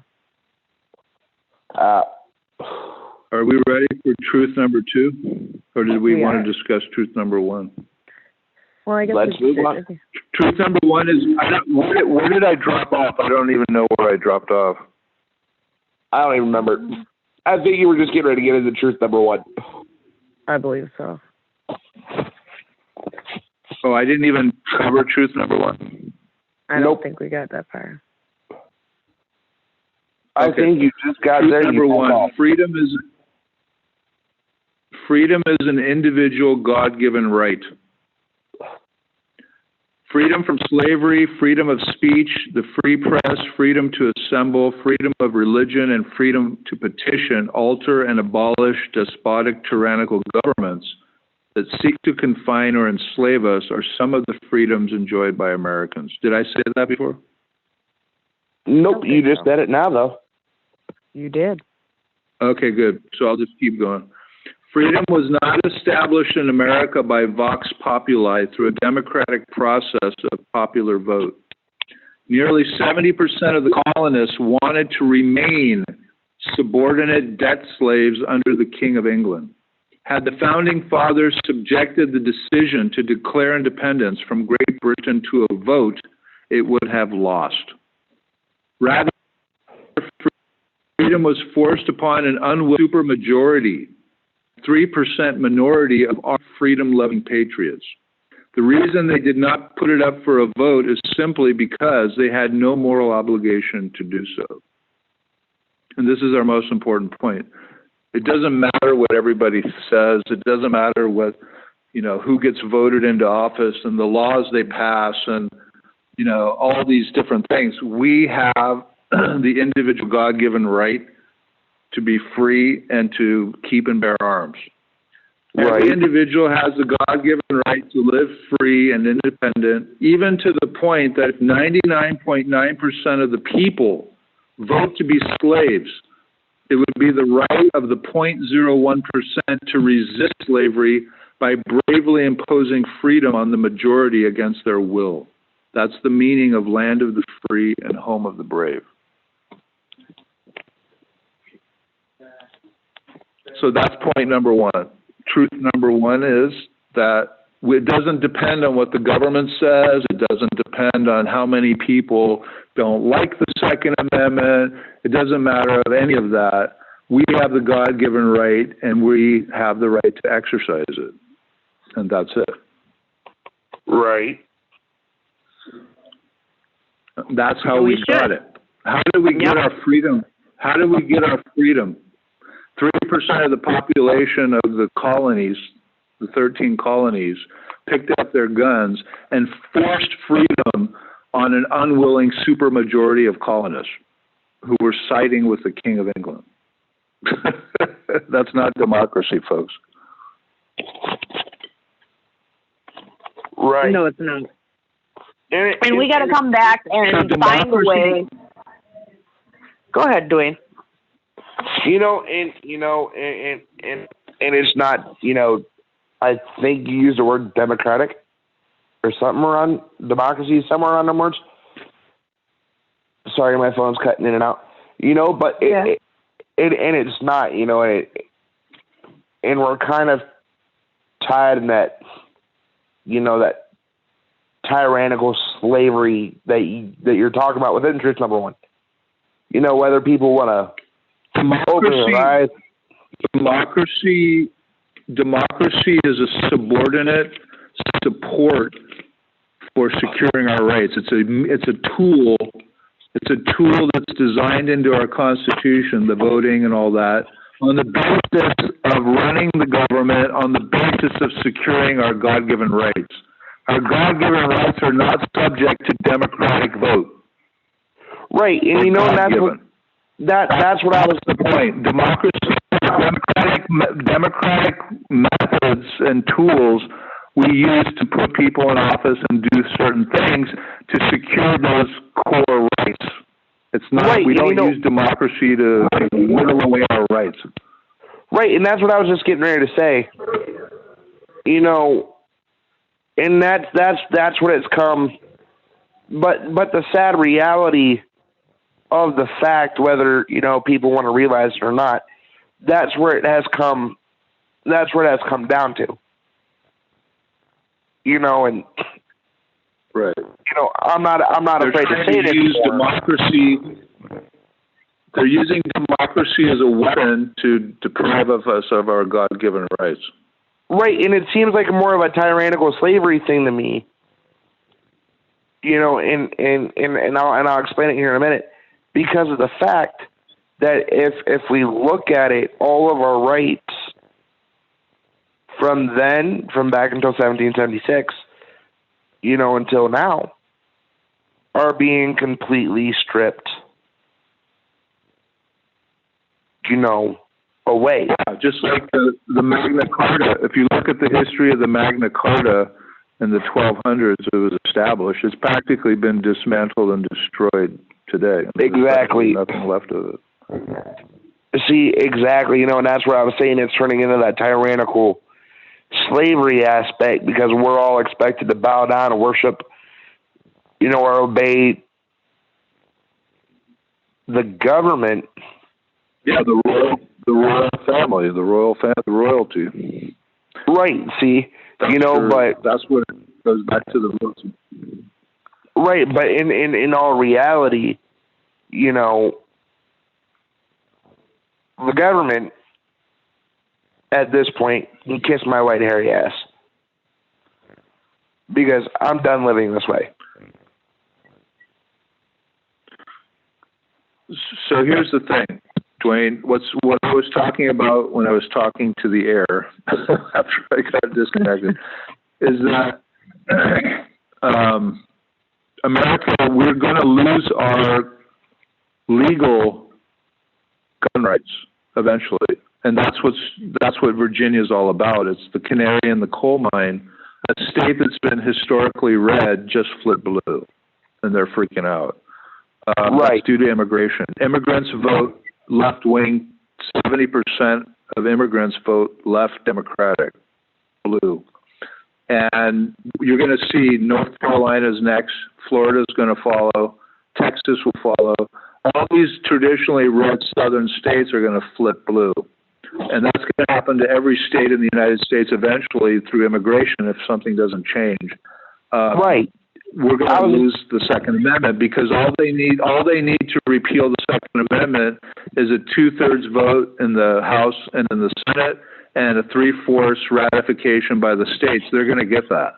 and they're going to repeal the Second Exactly. Amendment. So it's not about legislation. It's not about who has government control, because the left is going to take over this country, and you're not going to see any red states, and eventually you're not going to see any red counties.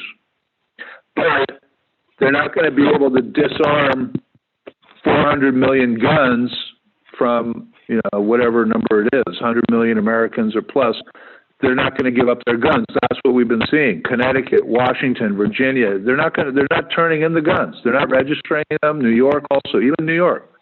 People aren't registering their guns, and they're sitting as felons, and they're like, yeah, no problem. I'm a felon. No problem. But I'm not going to give you my gun. That's been the response.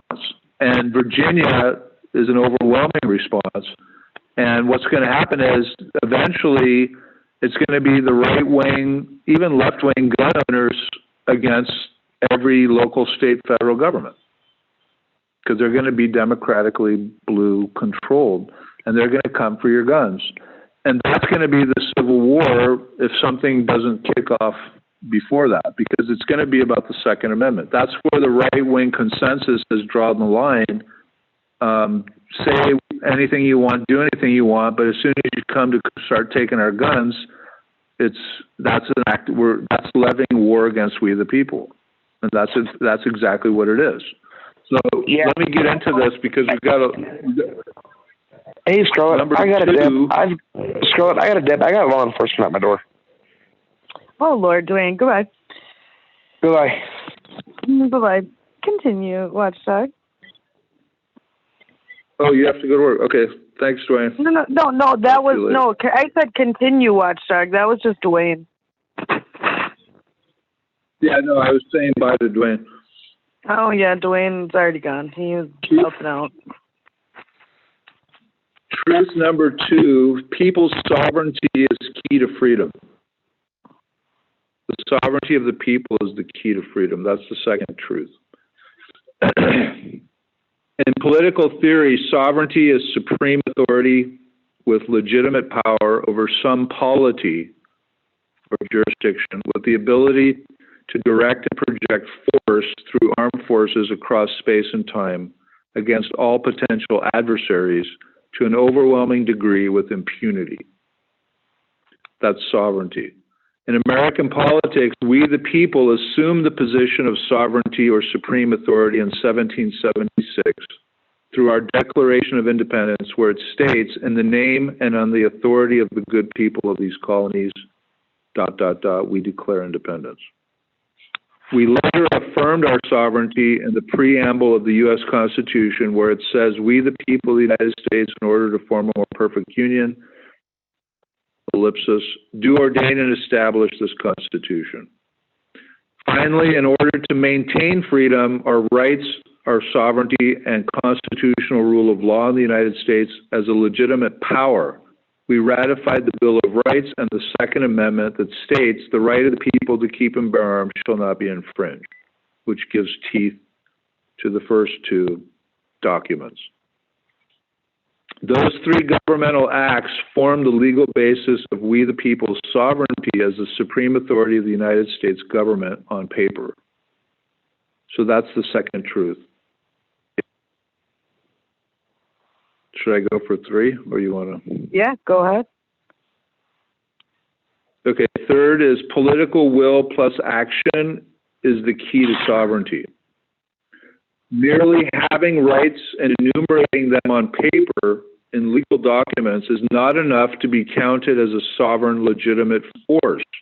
We need to be ready to exercise our right to keep, bear, and deploy arms in overwhelming numbers, crowd defense, by marching or using non-aggressive force, NAP, on a defensive basis against treasonous, tyrannical, rogue government forces who levy or conspire to levy war against we the people. In other words, you can't maintain a position of legitimate sovereignty without being ready to use those arms and deploy them in a defensive posture.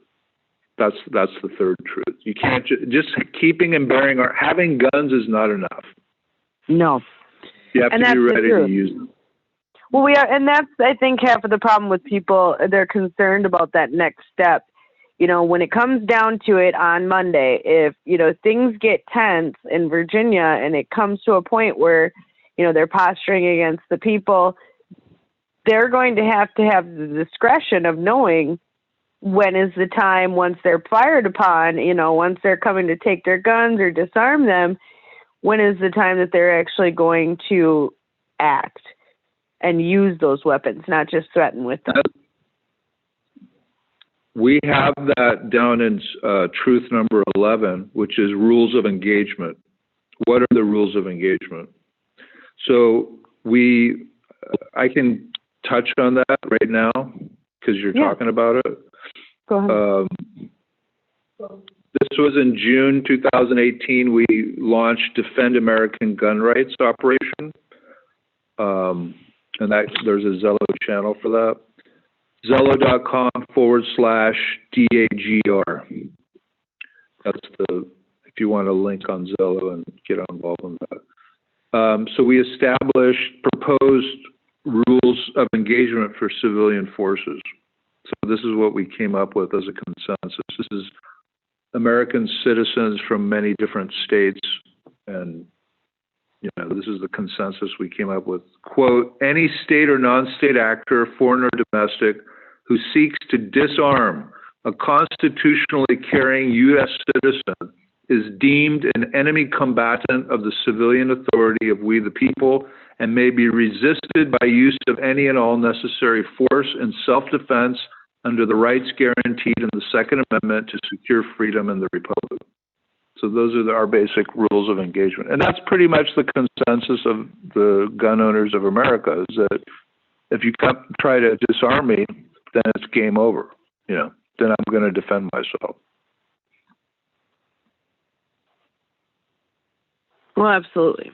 You know, and that's how it should be. You know, we should be able to have that level of control, but it's interesting.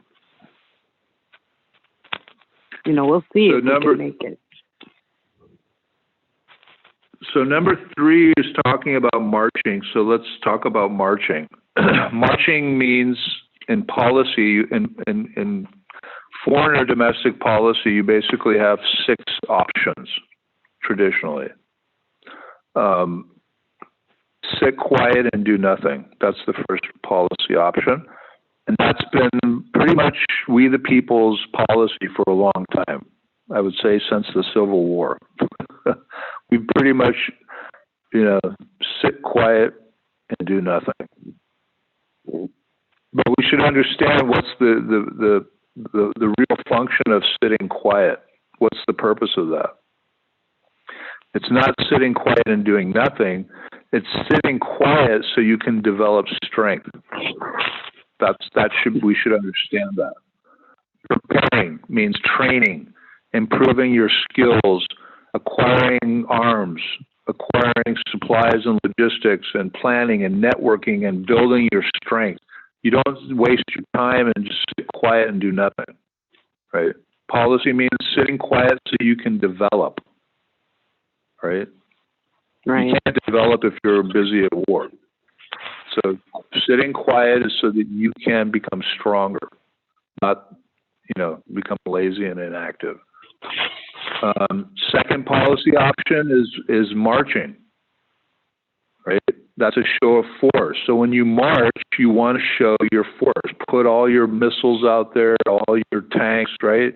When the governments march, when they show a parade or any kind of march, they're putting all their best stuff out there to show that they are a legitimate force. And if you can't display legitimate force, don't march. That's not the policy.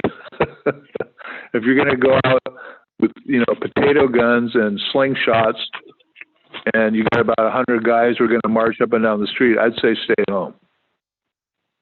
Right. But, you know, do we think... March, take your long guns, If you take your 50 cal BMGs, take your, you know, whatever you got that you feel you can constitutionally carry with impunity with enough people, You know, if you've got miniguns, if you've got machine guns, there's lots of machine guns that are legal out there, and miniguns also. You know, mount it on a Humvee and parade that sucker down the street.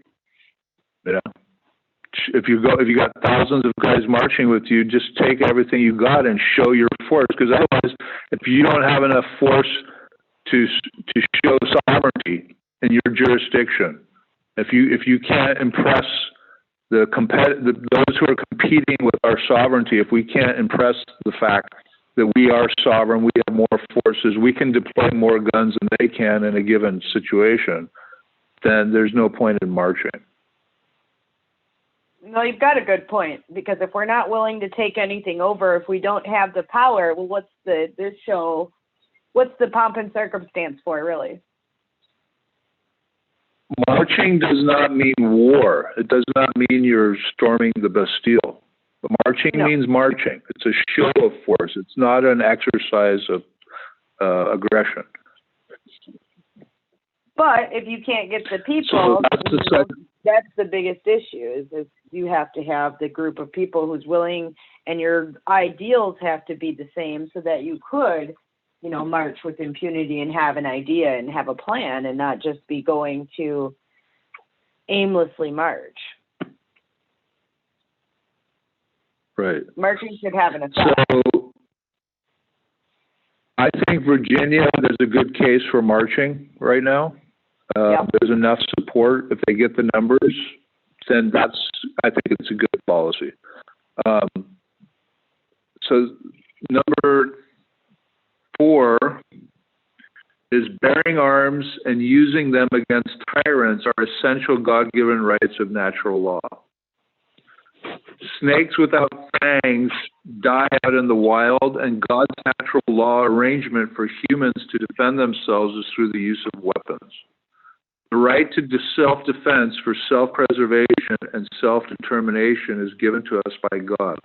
Removing that right is a death sentence for any human being, and the human history of democide, murder by government, documented by the University of Hawaii, is the most powerful, unarguable testimony to this fact.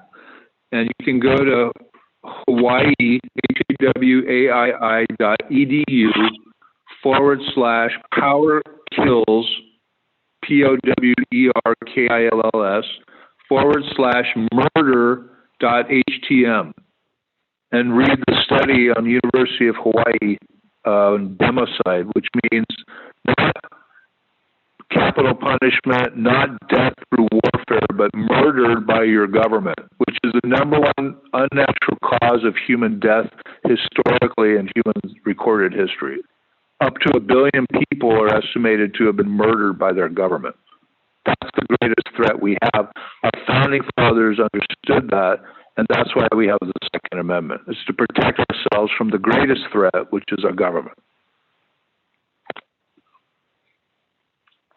Well, that's true.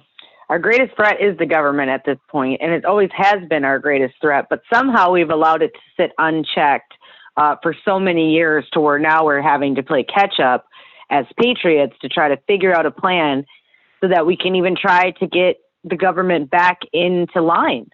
You know, so many of them think that they have the power over us to change everything, to change our systems of government. You know, the Democratic debate was a complete joke. You know, they just talked about, you know, taking money from one place to put it in another and basically Robin Hooding the government to then create a socialist state, of which that's not functional either. You can't just keep taking from one side to put to another and never evening out the balance. We used to be a nation of people who worked for our ideals and worked for our dreams. You know, Red and I recently were talking about how kids today probably couldn't even go out as a 15-year-old and build a cabin or live on their own. Whereas, you know, 75 years ago, that was possible for most people. Right. You know, it's an interesting... Even if tyrants overtake our government... Oh. No, go ahead. Yeah, no, it's true. I mean, we've been... What you're saying is basically... we've been born in a pot of boiling water. Yep. And that water's been boiling for, 3, 4, 5 generations. And I gave that history, of how the takeover, the hijacking of America and our political system, our economic, our monetary supply, our taxes, and, just the full intelligence and the whole history we talked about in the beginning. And that's when the last 100 years they've been turning up the heat, and the water's getting hot and it's boiling, and we were born in boiling water. And so we take that as natural, but it's not. Actually, no one alive today has experienced real freedom in America. What is the promise of American freedom in the Constitution? You and I and everyone alive today has never actually experienced that yet. We've been so infringed. So, we don't even know what that tastes like, smells, or looks like. No, because we've never lived in a time that we've actually been free. We've been living in this pseudo-freedom state for so long that, honestly, most people won't know how to respond or react, which is why I think we need to talk about things like the American Freedom 2020 because of ideas like rules of engagement. We have a lot of hot, happy, trigger-happy young people who are like, oh, when is the killing started? We want to go. And, it's like the purge to them. It's a joke. And if we're going to truly take the government back and not end up with UN troops on our door day one, we need to do it with impunity. We need to go and let them know that we're no longer taking any more. We're not playing their games. We refuse to be governed by them. We are taking our power back, and we will be governed by ourselves.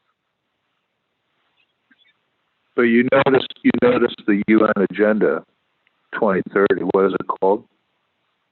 Strong Cities Network. They're not going to come to the rural. They're coming to the cities where people basically are left wing and they don't have guns.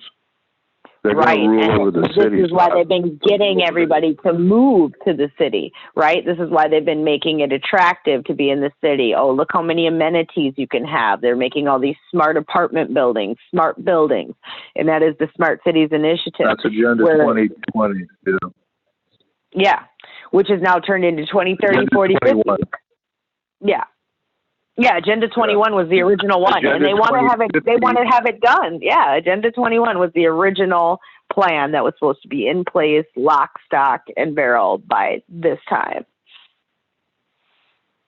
Well, it started with the Millennium Objective, the 2000. But yeah, 20, and then also the what was it? Rio de Janeiro in the 90s that Bush signed us on to. The Habitat Agenda. It even started with that also.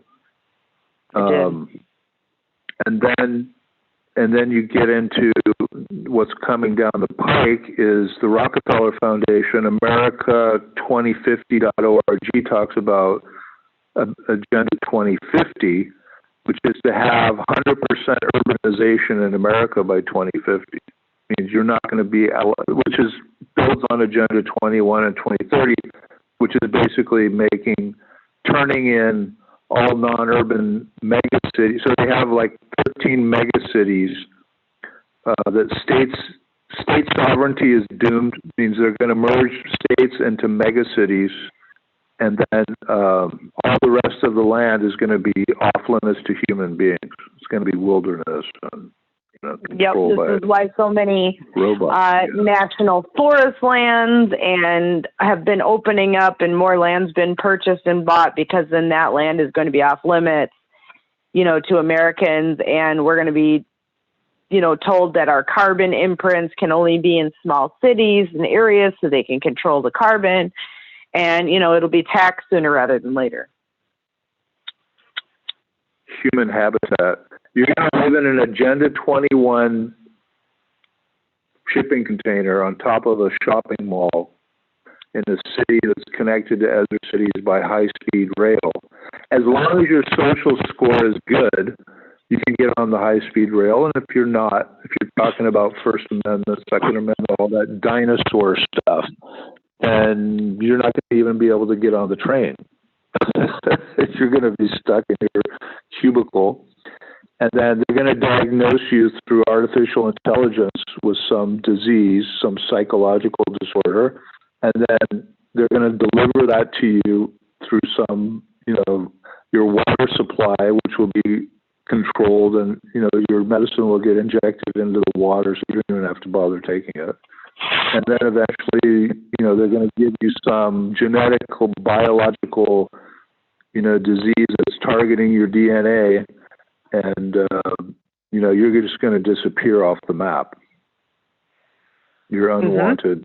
You're not going to get resources, and you're going to be disappeared, and people just aren't going to know you're gone. Well, they even talked about how they're going to have a app or phone device that they can inject. They're going to put a special nanoparticle dye in vaccines, so then they can use this app to check with the UV light if you've been vaccinated. So absolutely, you're going to find ways to make it to where you are no longer a part of their agenda for whatever that is at the time. Well, with nanotechnology, they can inject, aerosol spraying and all that. They can put everything into your body and then activate it, have it with a switch where they can individually activate it individually as a group and turn on and poison you, give you medicine, and do whatever they want with you biochemically. Yeah, that's true. And, nanobots and nanoparticles are more common in medications and in treatments. And so, it's hard to say what they could do, even with, different types of communications. 5G could activate certain nanobots because you could use frequency. Near field communication could be used in the nanobots. I mean, there's just so many different situations and scenarios with that where you wouldn't even be able to see it before it took over. But our discussion today probably sounds to a lot of people like discussions in the 90s that, the government's listening to your cell phone conversations. Oh, you're paranoid. You're psychotic. But we found out the NSA was real. They were. Yeah, it was for real. So, truth number 5, are we ready? Yeah. Exercise of civilian power is not domestic terrorism. This is a big one. Freedom is not secured by simply owning or carrying firearms. Freedom was secured in 1776 by deploying arms against rogue aggressor tyrants in defense who attacked and threatened our freedom by trying to confiscate our arms. That was the Battle of Lexington. They said, give us your guns. And they got them. Bullet first. The idea of we the people defending ourselves from tyrants is no doubt a terrifying thought for any tyrant. Like the governor of Virginia right now, I'm sure he's shitting bricks.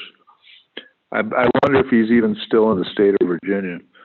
Nevertheless, it is not domestic terrorism because tyrants are not legitimate government agents. And confiscating our guns is not legitimate government policy. It is levying war against we the people and a punishable act of treason. And we're going to get into that in the other points. The exercise of power by the civilian authority of we the people to check tyranny following due process of law by a civilian grand jury indictment, and we'll talk about that also. Conviction by a jury and capital punishment is not the use of unwarranted violence to influence government policy, which the Patriot Act calls domestic terrorism. Legitimate government policy is defined as policy executed within constitutional boundaries, unlike the Patriot Act. And as of my last reading of the Constitution, tyranny and treason are well outside those bounds and punishable by death. 18 U.S. Code, Section 2381. So that's truth number 5, which is, if there's a legitimate government authority executing legitimate government policy, and then you go and try to use deadly force to influence that, then that fits the definition of domestic terrorism. Okay. But if that government is actually a tyrant and is destroying the rights of the people, the constitutional rights of the people, infringing, abridging, and transgressing our rights, they are no longer counted as legitimate government authority. And what we need to do is follow our due process, our constitutional, remedies, and withdraw consent to be governed by them. And that's basically what it says in the Declaration of Independence, is that the governments govern the governed with the consent of the governed. They rule over the people with their consent. So once the consent is conditional on the basis of them following the Constitution and the Bill of Rights. And once they violate that, we withdraw our consent and we impeach them through our own methods that we have reserved under the 9th and 10th Amendments. Then they are no longer a legitimate government authority. We've withdrawn consent to be governed. So, and we're defending our rights. So that's the difference between rights and terrorism. If you're securing your rights against tyrants, you're not a terrorist. They're going to call you that, but that's not the actual fact. The actual fact is you are enforcing and upholding the Constitution as the first branch of government, the civilian authority of the people who establish constitutional rule of law, right? It's not possible actually for we the people in America anymore to do a revolution. We can't revolt anymore against the government. Why is that? It's not possible for us to have a second American Revolution. Do you know why? Why? Because we're not slaves. We're not subjects. We're not peasants.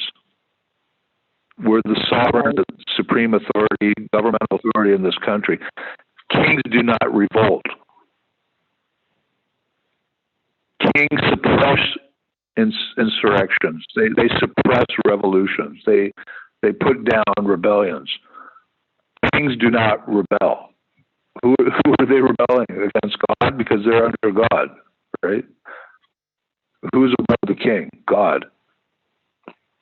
So we're under God. We the people, one nation under God. We the people are under God. We've assumed the sovereign position in this country, as traditionally would be called the king, collectively, not individually. So we the people, technically, we cannot revolt, we cannot do revolution because we are the head of the government. Everyone else who's fighting us is doing revolution and insurrection against us. You get the point? Mm-hmm. Yeah, so it's already been done for us once, and we need to just uphold it. Once you become a king, then the only thing you're going to be doing is suppressing insurrection and revolutions and revolts. So these government servants, our paid public servants, our government servants, they're revolting against the Constitution. They're revolting against us. We have to put down that rebellion. That's the real relationship here. And I think we can do it if people wake up and realize that we have the power. It's as simple as us getting people together and realizing that we have this power and taking it back. It's really that simple.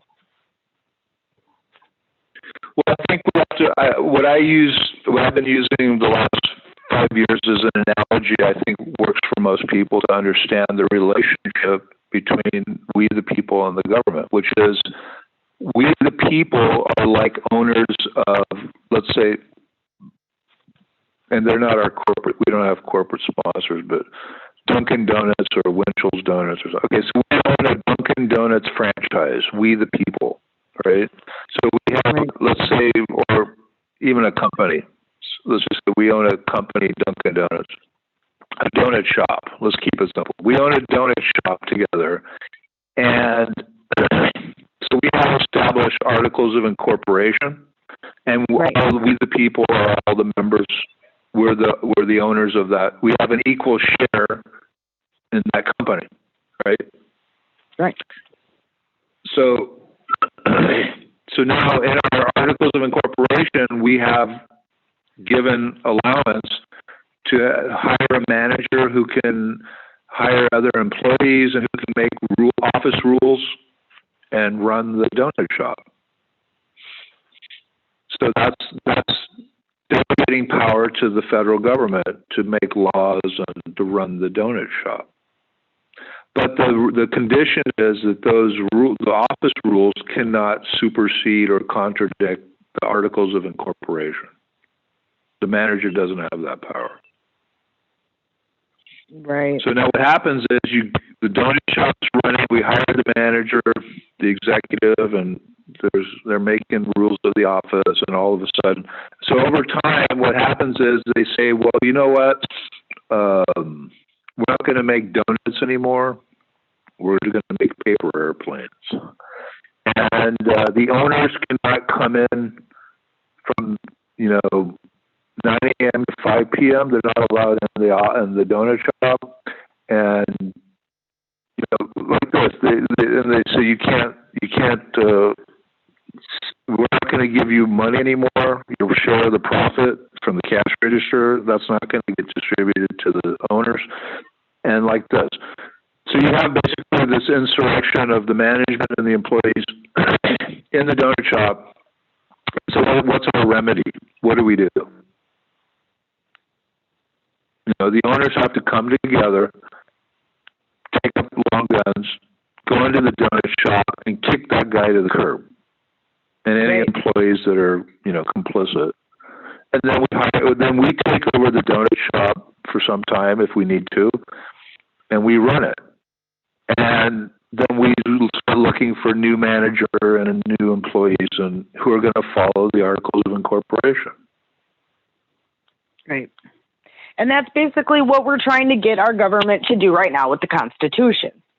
We're trying to get them to uphold our articles of incorporation and stay true to what we've set forth as we the people. And I don't think that's too much to ask. I think that they know what they're inciting and they want this so that they can also, call whatever martial law or whatever they want. But at the same time, I don't know if they quite realize what they're starting. Martial law is not going to do anything, Scarlet. That's a boogeyman. That's a boogeyman. It is a boogeyman. That's not going to. They can't disarm us or defeat us with martial law, with the UN, or with the martial law plus the UN, with NORCOM, with the U.S. military. There's no combination of force that they can deploy against us and disarm us and defeat us. They don't want that. That's the setup. They want us. It's a trap. They want to get us to do this so they can do this to it. Well, even if they provoke us to do something, then what are they going to be able to do about it? They're not going to be able to do jack shit about it. Okay? That's the reality, and they know it. And I'll tell you, Scarlet, the only legitimate defense any government has against we the people is psychological warfare. That's the only, to make us afraid, to stand up together. That's all they have. They have no other real legitimate defense against the people if we decide to take back our country and hold them accountable for their treasonous crimes against we the people, in contempt of the Constitution and in violation of their oath of office. Yeah, they can't really do too much if we stand up, and I think that's what people need to start thinking about. It's just a mind game. Yep. And they've had us all controlled for a very long time. So this argument, it's a trap. They're trying to get us to stand up so that they can do something to us. Well, you know what? They can't do anything to us if we stand up. They've been telling us not to stand up for so long. It's reverse psychology. They actually, you say, oh, they want us to do. Actually, they don't. They absolutely do not want us to stand up. And so they're using reverse psychology or whatever you want to call it to make sure that we don't. They're calling standing up a trap. It's a trap. They're going to trap you. If you stand up, they're going to get you. No, they're not. They're going to be, totally overwhelmed if we do. They're not going to be able to trap us. You can't trap a swarm of hornets. You can't trap them. They come in from all directions and sting you at. You're right, though. I mean, you're honestly right. That is what it is. They're putting and so many people now have that fear, though, because they're afraid of their livelihoods. They're afraid of their, for their families, but yet aren't willing to stand up for them. But they need to think about it. This is why they want us scared. This is why, I saw an article today coming from Yahoo News that said, the anti-vaxxers are winning. And, said something else derogatory. All I saw was anti-vaxxers were winning. And I was like, see, because they're afraid of us. They've been putting all these articles out in the last couple of weeks. There's such a small group of people. Why do you keep saying small group of people, but yet somehow now we're winning and taking and changing minds? If we're so small and uninfluential, how is this occurring? So I see their tactics that they're trying to use now to try to make it seem like groups are smaller than they are, they're not as powerful as they are, or to try to scare them into thinking, if you go, we will decimate you. But they really won't do anything. I cannot see our armed forces being like, yes, let's, turn our arms towards the good patriots of America. I just don't see it. Yeah, if you look at the intelligence agencies and those who are pulling the strings, they have quite a significant number of psychologists on the payroll, and that's what they do. Is they come up with these talking points they feed to the mainstream media, and it's all psychology. It's all running on psychology, and it's basically fear tactics. They're applying psychological warfare principles that they've honed in the military, and they're using it against the people. It's all propaganda.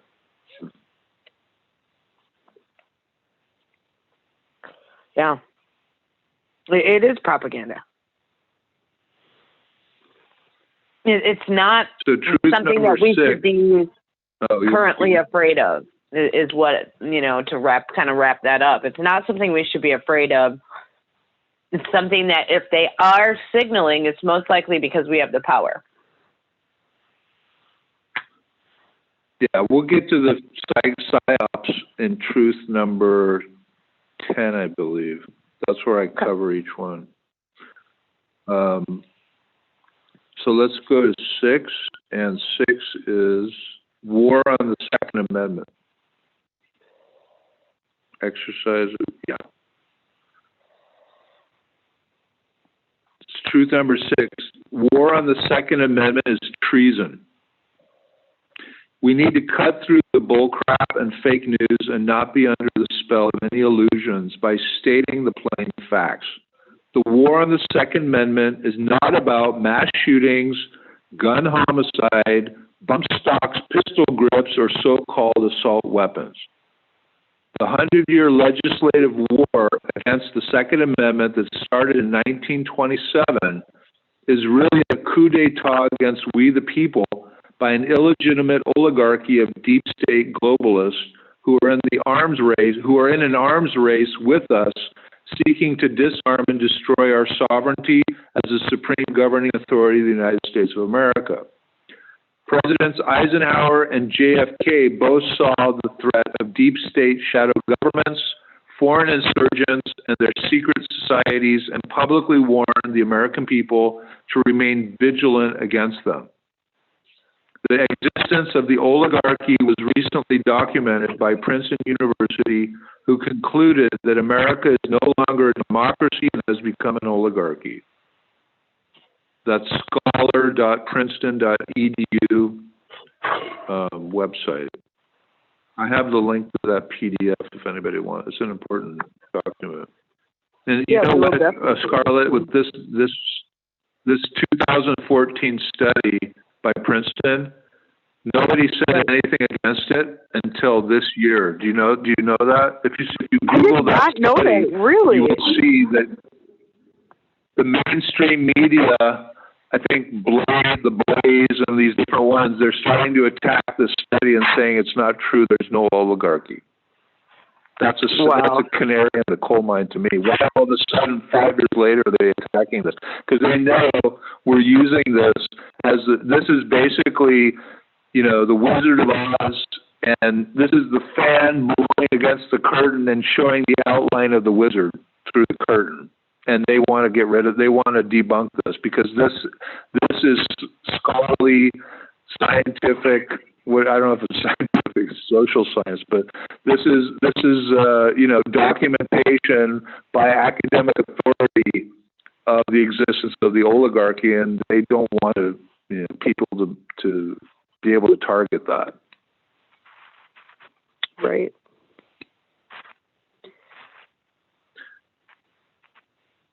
The tyrants always want sovereignty over the people, but to secure freedom in the state, the American people must always defend their position as the sovereign power and civilian authority in the United States by keeping and bearing arms.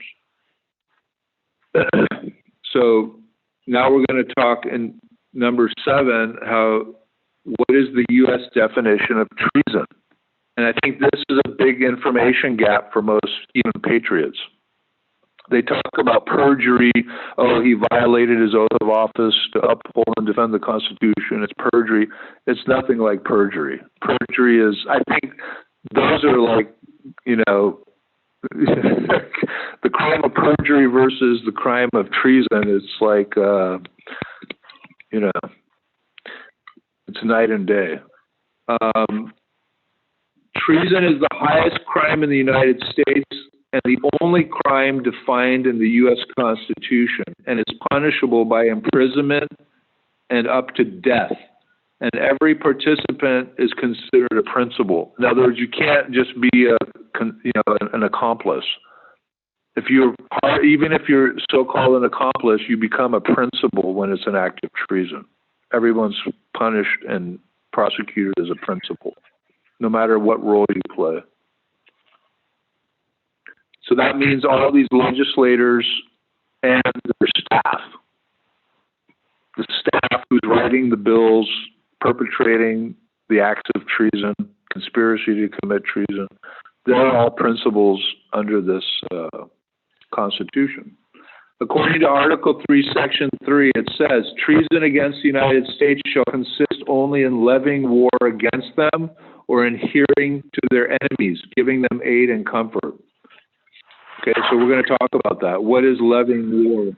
That's the one where we've drawn the line as American gun owners, and that's where they're going to become guilty of treason. So we'll get into this, how they check off those boxes. No person shall be convicted of treason unless on the testimony of 2 witnesses to the same overt act, or on confession in open court. The crime of treason requires the existence of 2 elements. One, that they owe allegiance to the government.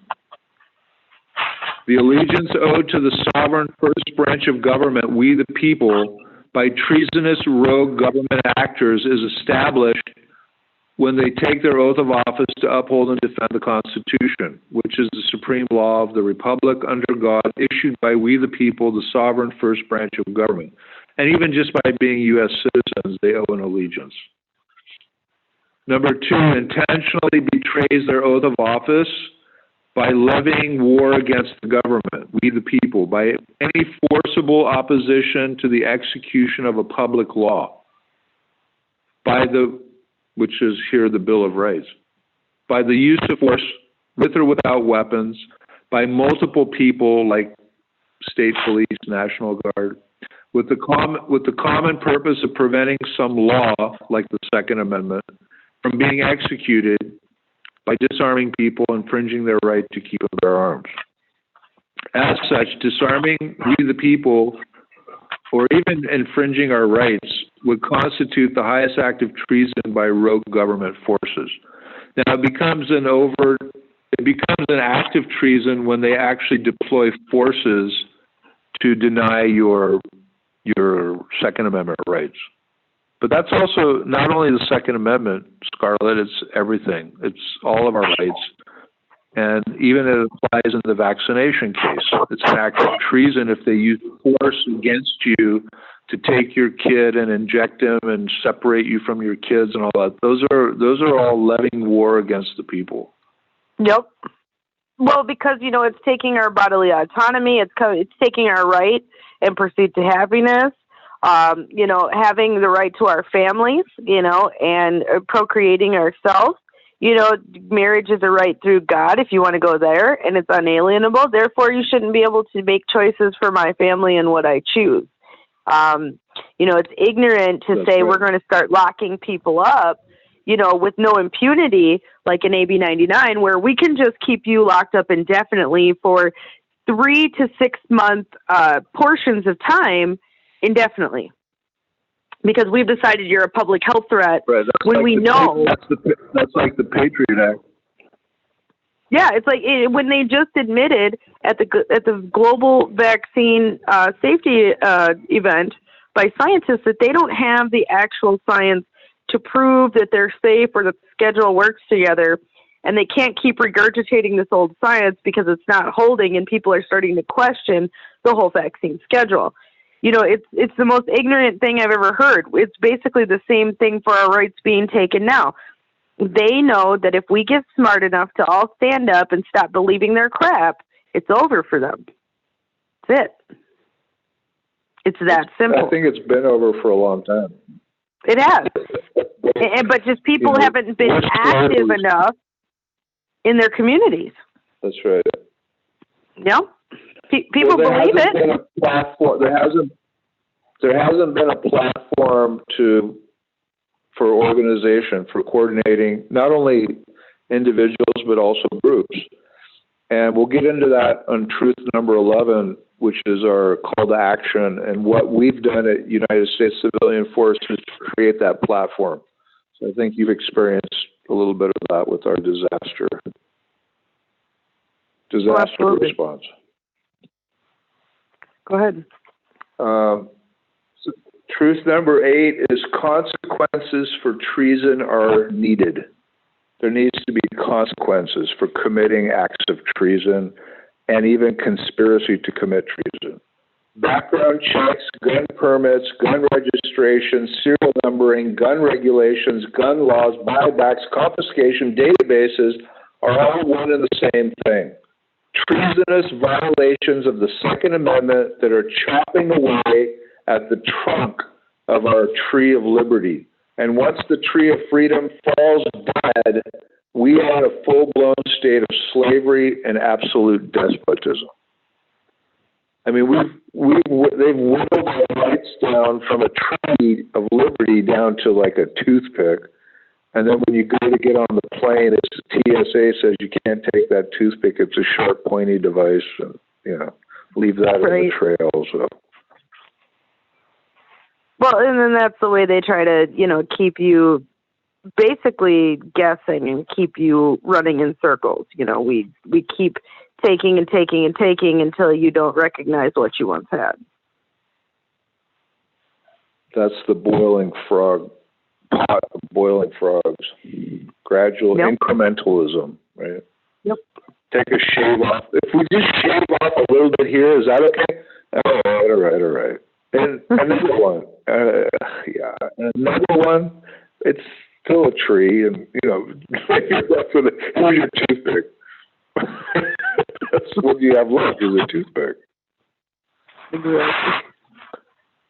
For over 100 years, there have been practically no consequences for acts of tyranny and treason committed by rogue government servants in confront of the civilian authority of we the people and the Constitution and Bill of Rights. There's been no. Tell me what consequences have there been for these treasonous tyrants in the last 100 years? The last consequence was the Civil War. That was a constitutional enforcement.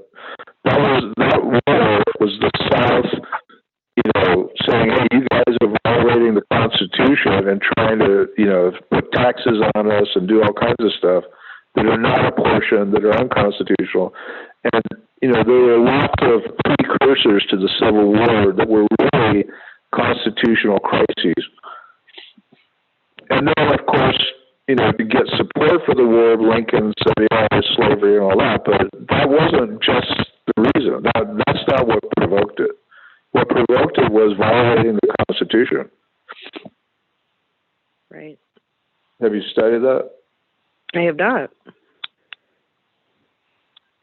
Yeah, it's something to look at. Now, I'm, coming from, like I said, native Californian, I'm not steeped in Civil War history because, actually my family came post, our earliest, I guess my great-grandfather immigrated, and then on my, mother's side, I think we were basically 20th century at the most, I think, post-Civil War Americans. Right. So we're not, and coming from California, people aren't really into talking about the Civil War. So I had to look into it to myself. I kind of came in with fresh eyes, and, I don't really have a bias one way or the other, and I looked at it. And there are precursors to the Civil War that really had nothing to do with slavery, but that was an issue, obviously. That was also an issue, but it wasn't what really provoked it in the beginning. The idea of secession was not started because of that. It was actually started by the South because they were being, oppressed by Northern taxation and different issues. Yeah, it is interesting because you wouldn't expect that. You'd think that everybody as Americans would talk about this, but I could see, California, just because, it isn't anywhere close to the epicenter of where it happened. Like you said, the history of California comes a little later. And so people aren't necessarily as well versed in it as, even people in the Midwest seem to hear about it quite a bit. A lot of people, have relocated afterwards. And so therefore, they have family ties to it. And it's an interesting concept because I think if we would learn about it more and actually have it be something that we focus on, we might not be almost repeating it in a cold Civil War, because it's not necessarily a hot Civil War. I don't know if it will ever get to that hot point, but it's definitely a cold Civil War. So, my point about the Civil War is I think that was the last time that, people stood up and exercised civilian power, at least superficially. I mean, I guess in a lot of people's minds, that's what they were doing. They were like, okay, we're going to enforce our constitutional rights or we're going to secede from the Union. So it's along those types of lines that for the last 100 years, what type of action have we seen, practically speaking? Pretty much none. I mean, for acts of tyranny and treason. I mean, the civil rights, okay, but that wasn't really responding to any particular act of treason. It was more or less to change, how do you say, as far as constitutional, because that's the issue with the Constitution and the Founding Fathers, that slavery and racism and all that was built into the Constitution, so people are having issues with it, right? Right. Well, that's true. So, I mean, that was just, I think what the civil rights movement, to me, is that it's America catching up on walking its talk, because what we put into motion, what the Founding Fathers did that was good, is the ideas of the Declaration of Independence and the Constitution and the freedom and the equal, all men are created equal. Those ideals were set into motion. Although the current social global condition of human society, human civilization, was not at that level at that time. You know, it was more of a plan.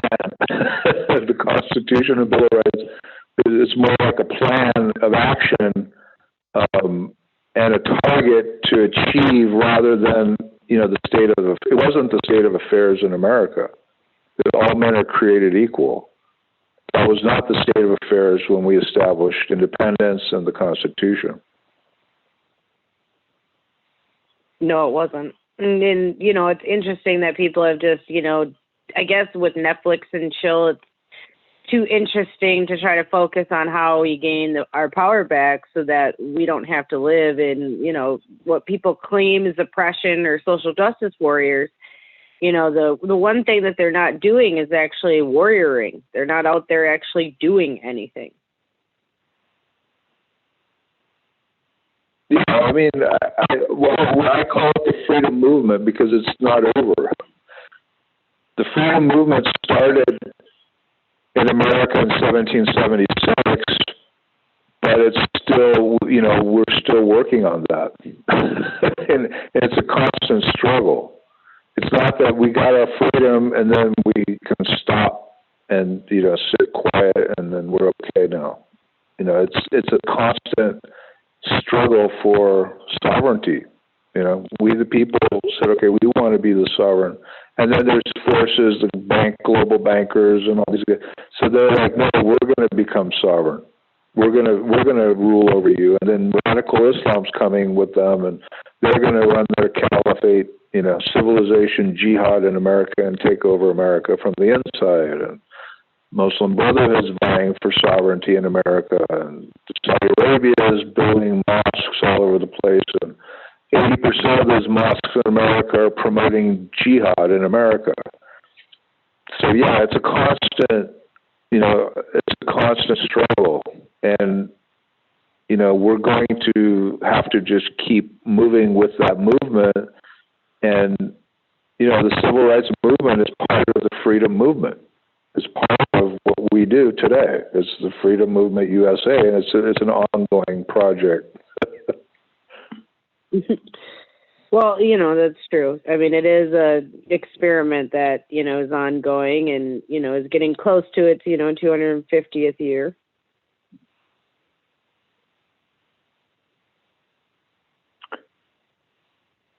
So I'll just continue here. History has proven that no tyrant is going to enforce the Constitution or defend the Bill of Rights. Their only demonstrated aim has been to dominate us by disarming us.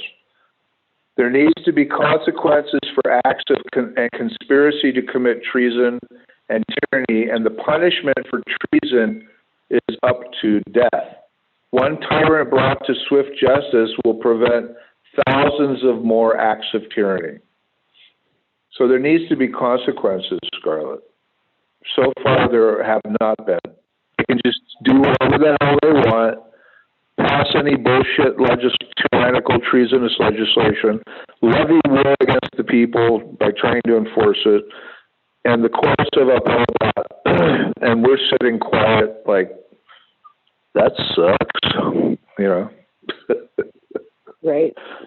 It does suck, but I mean, what are we supposed to do? We have to show them that this isn't a game, because if they just feel that they can pass whatever unconstitutional laws or start trying to take, you know, our armed forces against us, they need to know that you know, there's consequences. It's not just going to be all talk and no action. And so they can feel like they can continue to get away with it. They need to know that we're going to be around every corner, every door, telling them that this is no longer tolerated, that we're done, and we're taking the power back, so that they think twice before doing this ever again. If we could just corner them in that way and let them know, you know, it doesn't have to be violent. It doesn't have to be threatening. It just needs to be that we are done.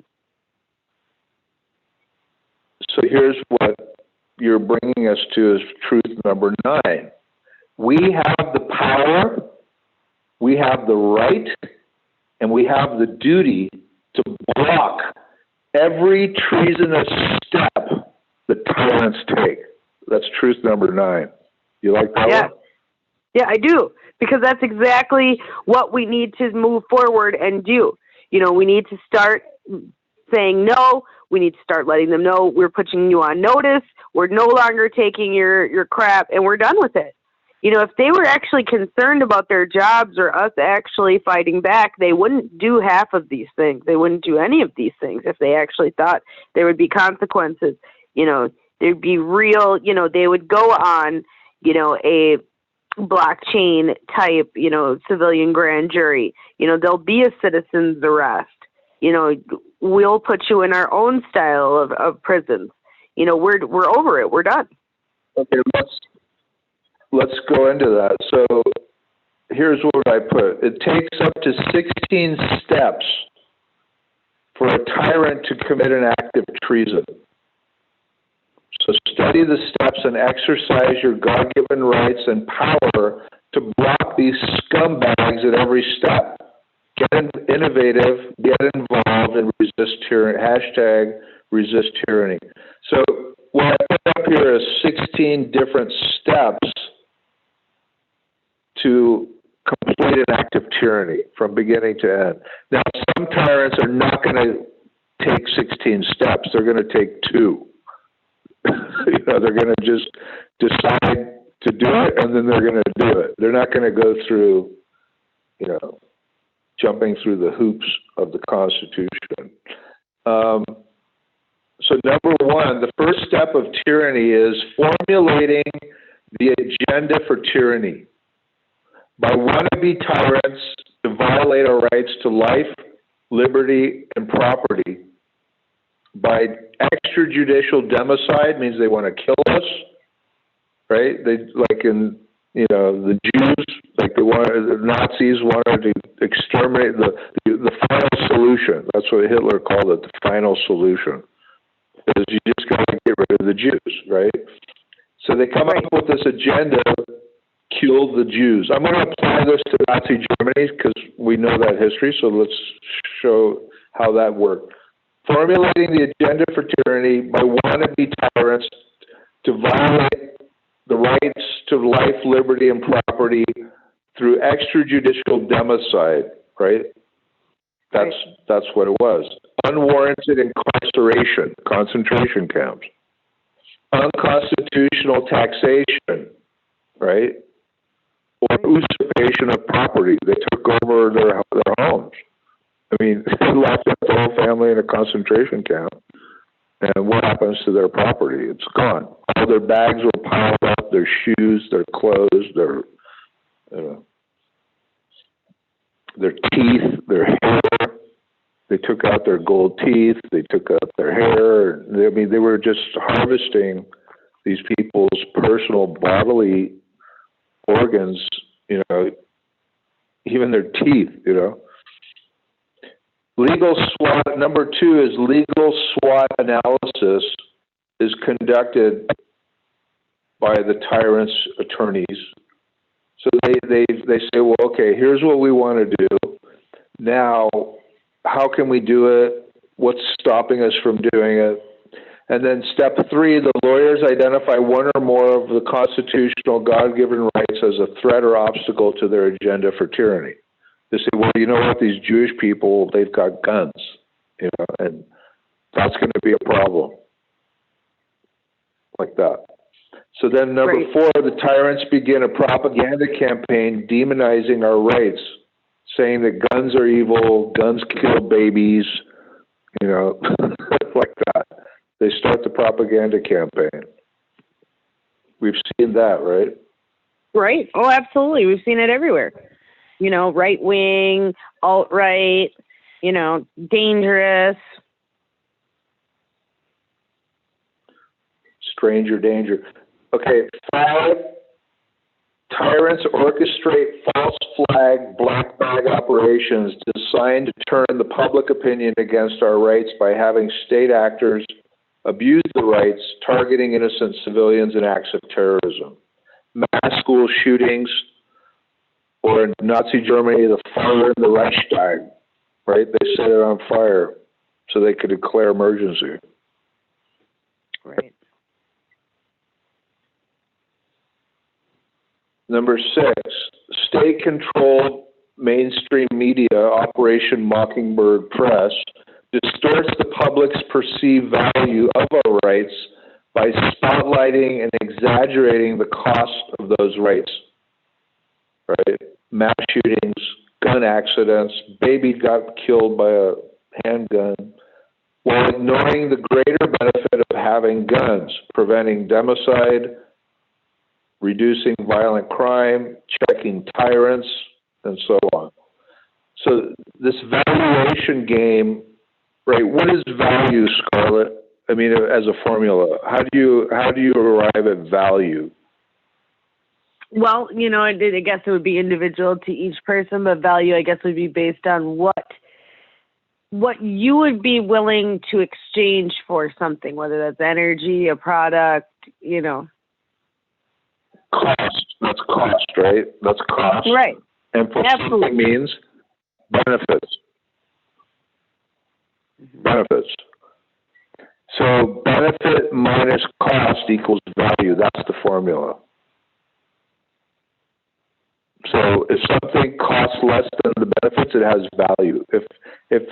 And it doesn't necessarily have to cost more. If we perceive that it costs more than the benefits, then it loses value. So this is the perception game the media is playing. The state-controlled mainstream media is to try to exaggerate the cost and minimize the benefits of the Second Amendment. So that the perception by the people is it's not valuable to keep guns.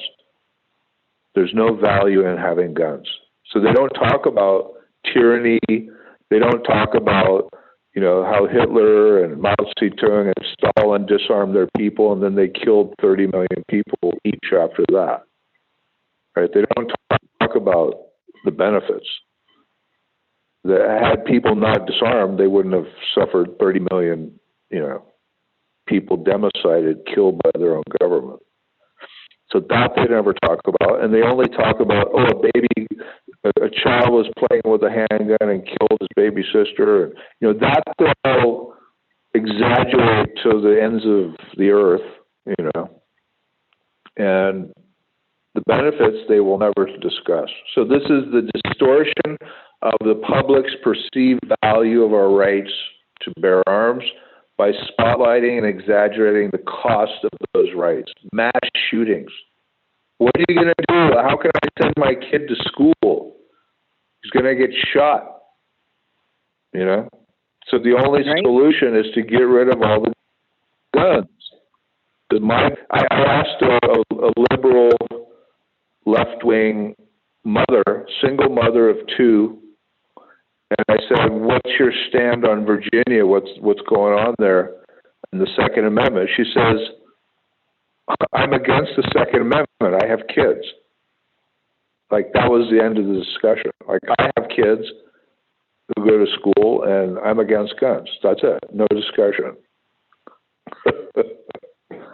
And that's because, these same people also believe, my government would never do anything to harm me. My government would never be against me. Why would they do that? These people don't even believe that corruption from the government exists. That's like saying,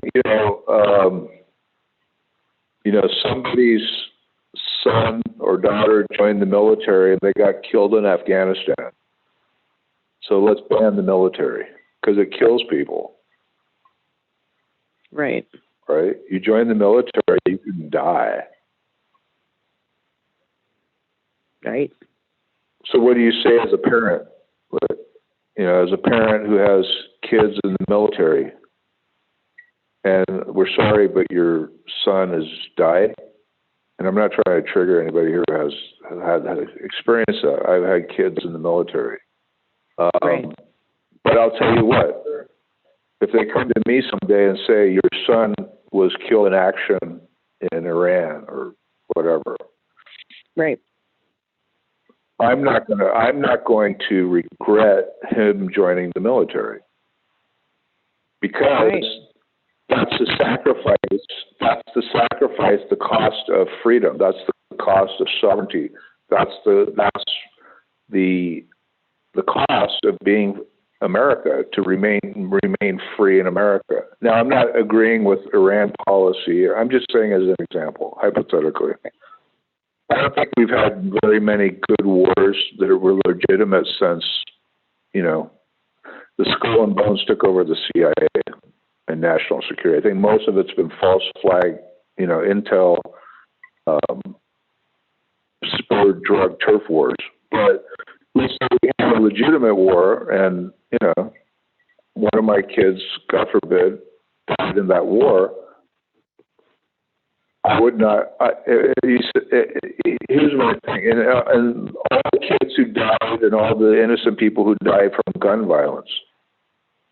So, what my answer would be to say, if you could turn back the clock, would you have told him not to join the military? And I would say no. Right. If God gave me a button, and he said, if you press this button, you can put the time machine in reverse, go back in time before all these people died, right? Go back to 1776. And you can save the lives of all the people who've died in wars and through gun violence and all that. And you can save all their lives. All those lives could be saved. And you just press one button and rewind the clock. But doing that is to take away the Second Amendment and not have it. Right. And I would say if you rewind the clock to 1776, and now you knew the future, what would happen? Which button would you press? The red button to continue with the way things have gone already and kill all those people. If you have the power to either take away the Second Amendment or to decide to go forward with the way destiny has already taken us, manifest destiny. Which button would you press, Scarlet? The red one to kill all those people, or the blue one to keep the Second Amendment? Oh, I'd keep the Second Amendment. I would too. Because I know that's the cost, that's the insurance policy. Right. That's the price we have to pay to prevent democide, to prevent 30 million people being slaughtered in America, to prevent, becoming slaves, to prevent all these things that the Second Amendment gives us the benefit. It's an insurance policy, and we have to make that sacrifice. You have to pay that price. And as a father who has kids in the military, I'm ready to pay that price. As a gun owner, I'm ready to pay that price. That there are going to be people who are going to die, and we can try to minimize that through policy, through training, education, safety. I think we can do lots of things to minimize it, but we're never going to be able to take it away and make it zero. Because even if we didn't have the Second Amendment, we didn't have guns, we would still have these problems because criminals don't care for laws. They're going to have they guns. Don't. No, they don't. They were talking about today actually bringing out metal detectors at our state fair. And, one of the things I posted on the, local news, thing was, if I'm a criminal, I don't care about metal detectors, right? And I could just throw something over the fence and then go pick it up later, right? And, people act like, oh, let's have our safety by allowing, these metal detectors. But, having us take an hour to get into the state fair isn't going to necessarily protect us if somebody can easily breach security. But this is how people think. In California, that Olive Festival or something, where it was a gun-free zone, and they shot it up. Yes. Exactly. So that's not that doesn't work. No, it doesn't. It never works because you can't throw extreme at a situation that doesn't the criminals will always find a way to continue to break down society and push their ideals on others. So number 6, we just covered. This is step 6 of tyranny, is of highlighting the costs and not discussing the benefits, missing the benefits. So distorting the value, the perceived value of the rights, the right to bear arms. 7, tyrants measure polls privately and then distort public perception of public opinion by propaganda of fake or skewed public opinion polls targeting our rights. CNN says that the vast majority of Americans are against the Second Amendment. They want background checks. They want they create these fake polls like Trump's never going to get elected. It'll never happen. Right, exactly. How wrong were they? So they're distorting values and they're distorting perception of public opinion and support for their agendas. So we can't believe that also. Number 8, tyrants commit open conspiracy to levy war and treason by proposing tyrannical legislation to abridge, infringe, or transgress our rights, gun legislation, in open rebellion and contempt of the Constitution and the civilian authority to be the people who establish and enforce it. So that's where we're at in Virginia, step number 8. And you can see it doesn't start with step number 8. We're already 7 steps in. So the question is, what's step number 1? What is the agenda for tyranny? Why do they want to take away your guns? Because then they have true control of the people. If you take away the guns, you control the people. There's no way for us to fight back against any rules that they bring. Yeah. It's a challenge against the sovereignty of the people.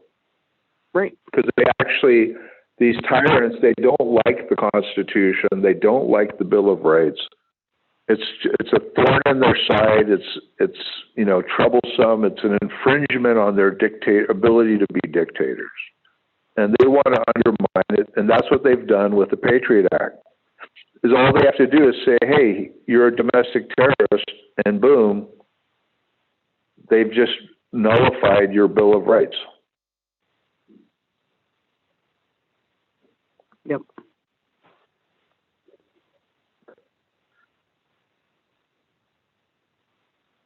Number 9, tyrannical lobbyists draft the bills.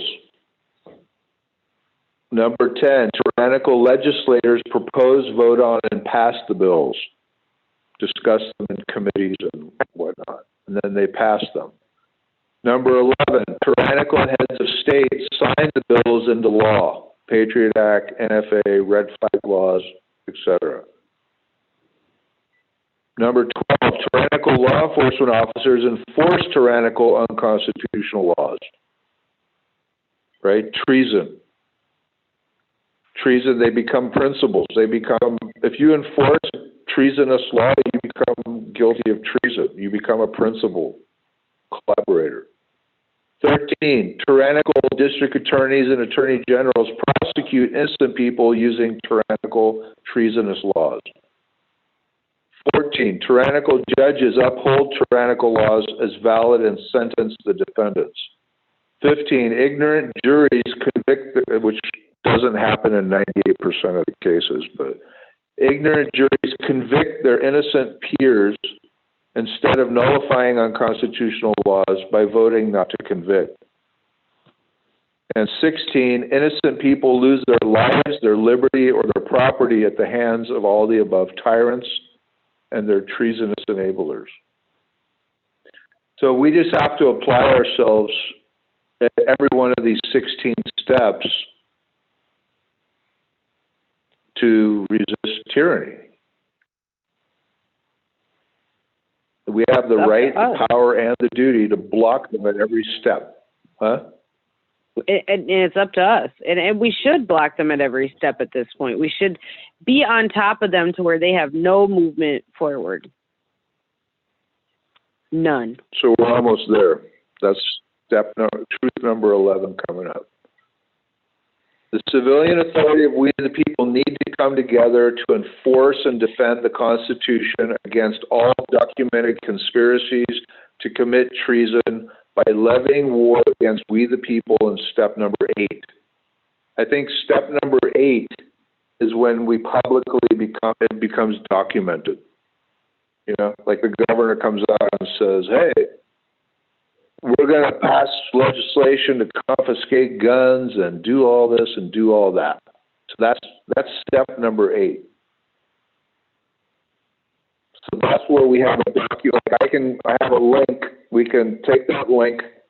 We can save it to the Internet Archives and on blockchain, and it shows which senators, which representatives, patron, supported a bill that is essentially a conspiracy to commit an act of treason. Right? Right. So that's step number 8. That's where we need to start. I think we need to start taking action. But, if you catch it at step number 1, that there's an agenda. They want to kill all the Jews, We found, that's where you have the Edward Snowdens and, the whistleblowers and the leakers to come out and tip the people off, we the people, and to give us a heads up that, hey, there's an agenda that they want to kill you, they want to put you in a concentration camp, or they want to take and, usurp all your property and your, whatever, your property. So, that's where you're going to have whistleblowing and leaking coming in, step number 1. So we, the people who are in positions and who are privy to this type of conspiracy going on, blow the whistle, leak the information. That's service to God and country. Yeah, don't be afraid to leak. A lot of people, whistleblowers are afraid, but if more whistleblowers would come out all at once, they couldn't hold it back. The genie's out of the bottle, so to speak. People need to quit being afraid of what they're going to do to you, because if we stop living in fear, there's nothing that they can do to punish us. Number 2, legal SWOT analysis of the agenda for tyranny. So if you're a lawyer and you get a request, that if we want to do this, what's stopping us legally from doing that? Blow the whistle. Turn him in. Like General Smedley Butler. He wasn't a lawyer, but they tried to pull him into the conspiracy. So uncover it, identify the actors, and then, report them. Report them to the civilian authority.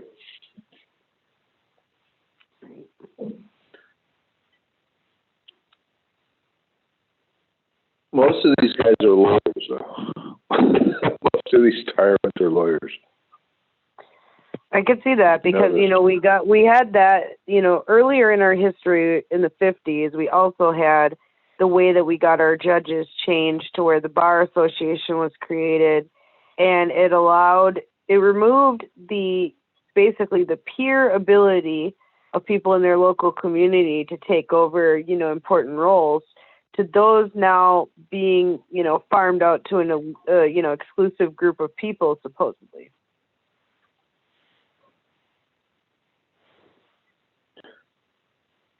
So then the propaganda campaign, so counter propaganda, right?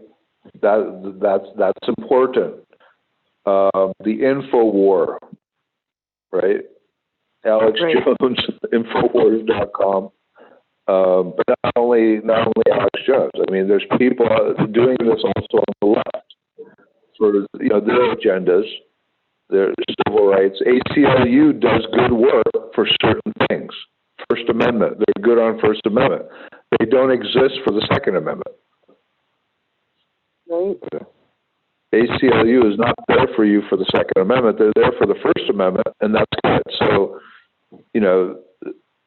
there should be a coalition of counter propaganda for anyone who's attacking any of the amendments. And, ACLU has lawyers, and they've done good work for the First Amendment, isn't it? Yeah, it's true. But that's about it. For human rights, for the right to live, the right to life, they don't exist. They want to support, murdering human beings in the womb. They don't want to support your gun rights. So they're only good for the First Amendment. Maybe the Fourth Amendment, they're also standing up for mass surveillance and things like that. Fifth Amendment.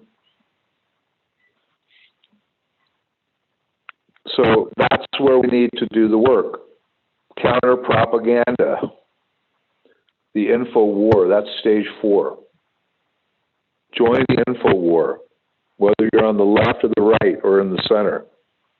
If you stand up for the First Amendment, stand up. Maybe you're a left wing and you're against the guns, but you're for the right to not have to vaccinate your kids.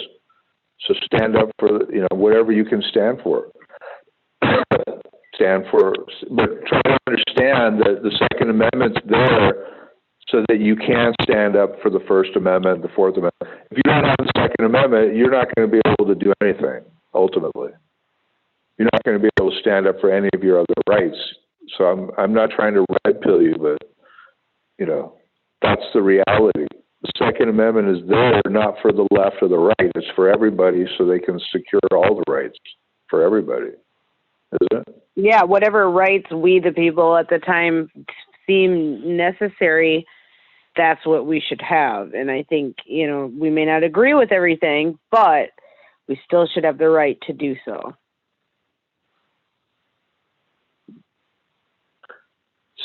6, with that, false flag, black bag operations to turn public opinion against our rights, state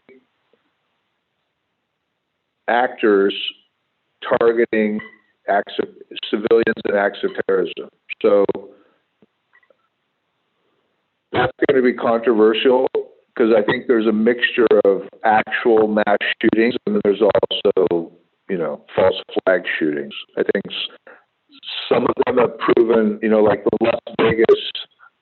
Las Vegas shooting. That's not what the official narrative is claiming. What happened there was not an official, it didn't bear out. What they claimed didn't actually take place.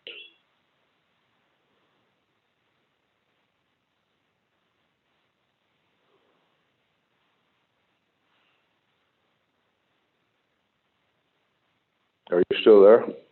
Yep, I'm here. Continue. I was just waiting. Okay. So go ahead. I'm looking where I lost my place. Okay, 6, state-controlled mainstream media distorts public perception. So, this is where we need to stand up and create alternative media. That's the whole idea, alternative media, so that we can bring things into proper perspective. Do a real cost-benefit analysis. Look at the threats. Look at the benefits of the Second Amendment, right? So the benefit is democide. We have to look at democide. We have to talk about it. This is our biggest threat. And then we can look at how to reduce the costs without reducing the benefits. That's the point. So we should always, keep in mind that whatever we do to reduce the cost of the Second Amendment, it should not be at the expense of the benefits. So I think, what I like is, one of the things I like is, I would say, mandatory gun safety education and marksmanship at high school. We already have a lot of high schools have ROTC and they have gun ranges and we have a lot of why don't we just clubs make here. that mandatory? Make it mandatory education at the high school level when you're maybe a sophomore or a junior. I think a junior, that you take at least one semester of gun safety and marksmanship. And you're not joining ROTC, but maybe they utilize the ROTC facilities and, expand them. And just basically everyone learns how to handle a gun, how to load one, how to fire one accurately, and what are, safety practices and methods and best methods for, handling, concealing a weapon, carrying a weapon, all the basics that you would learn in a firearm safety class. And I think that would encourage more people to, safely handle guns and also to exercise their Second Amendment and actually go out and feel confident to get one. Because a lot of this left-wing liberal stance on guns is by people who don't own guns and they're afraid of them. You know what I mean? Yeah, that's like true. They don't, that seems to be the people who are the most, outspoken. Yeah, so if they actually, became comfortable with them, and get rid of that boogeyman fear and learn how to safely handle one and actually learn how to shoot, they're probably going to enjoy it. It's fun also. They say, hey, this is fun. So it's like bowling or, you learn how to do it and it's not you get over that learning curve and the fear and because there's a huge propaganda campaign going on to make people afraid of guns. And there's no need to fear a gun any more than you fear, your kitchen knife. Are you afraid of your kitchen knife? Right. No, I'm not. As long as you're controlling them, no, you're not. When other people hold them, maybe. But when you're a baby and you don't have experience and you're being, don't touch the knife, don't touch the knife, don't touch so that's kind of how, patronizing, the deep state has been patronizing the uneducated left, like children, and don't touch the knife, they're dangerous, ah! So they've got this trauma, almost like PTSD about guns. And there's they no do need have for people that. You just panic learn how to handle it. Yeah, you just learn how to handle it, and it's no big deal. It's like they have people who freak out if a gun was in their presence. 7,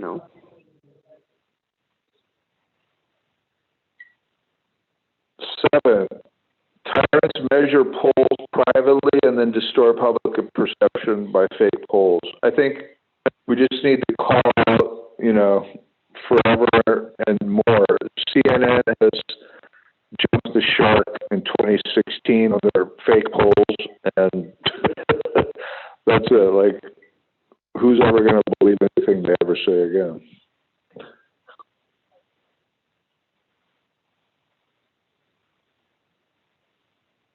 Continue.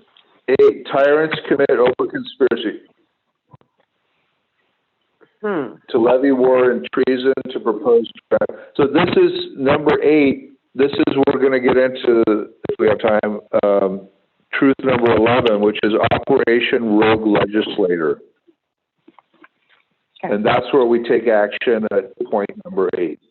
And basically exercise due process of law against these treasonous legislators. Right. Because it's time. It's time we show them. There's too many legislators and legislators who think that they can get away with this tyranny.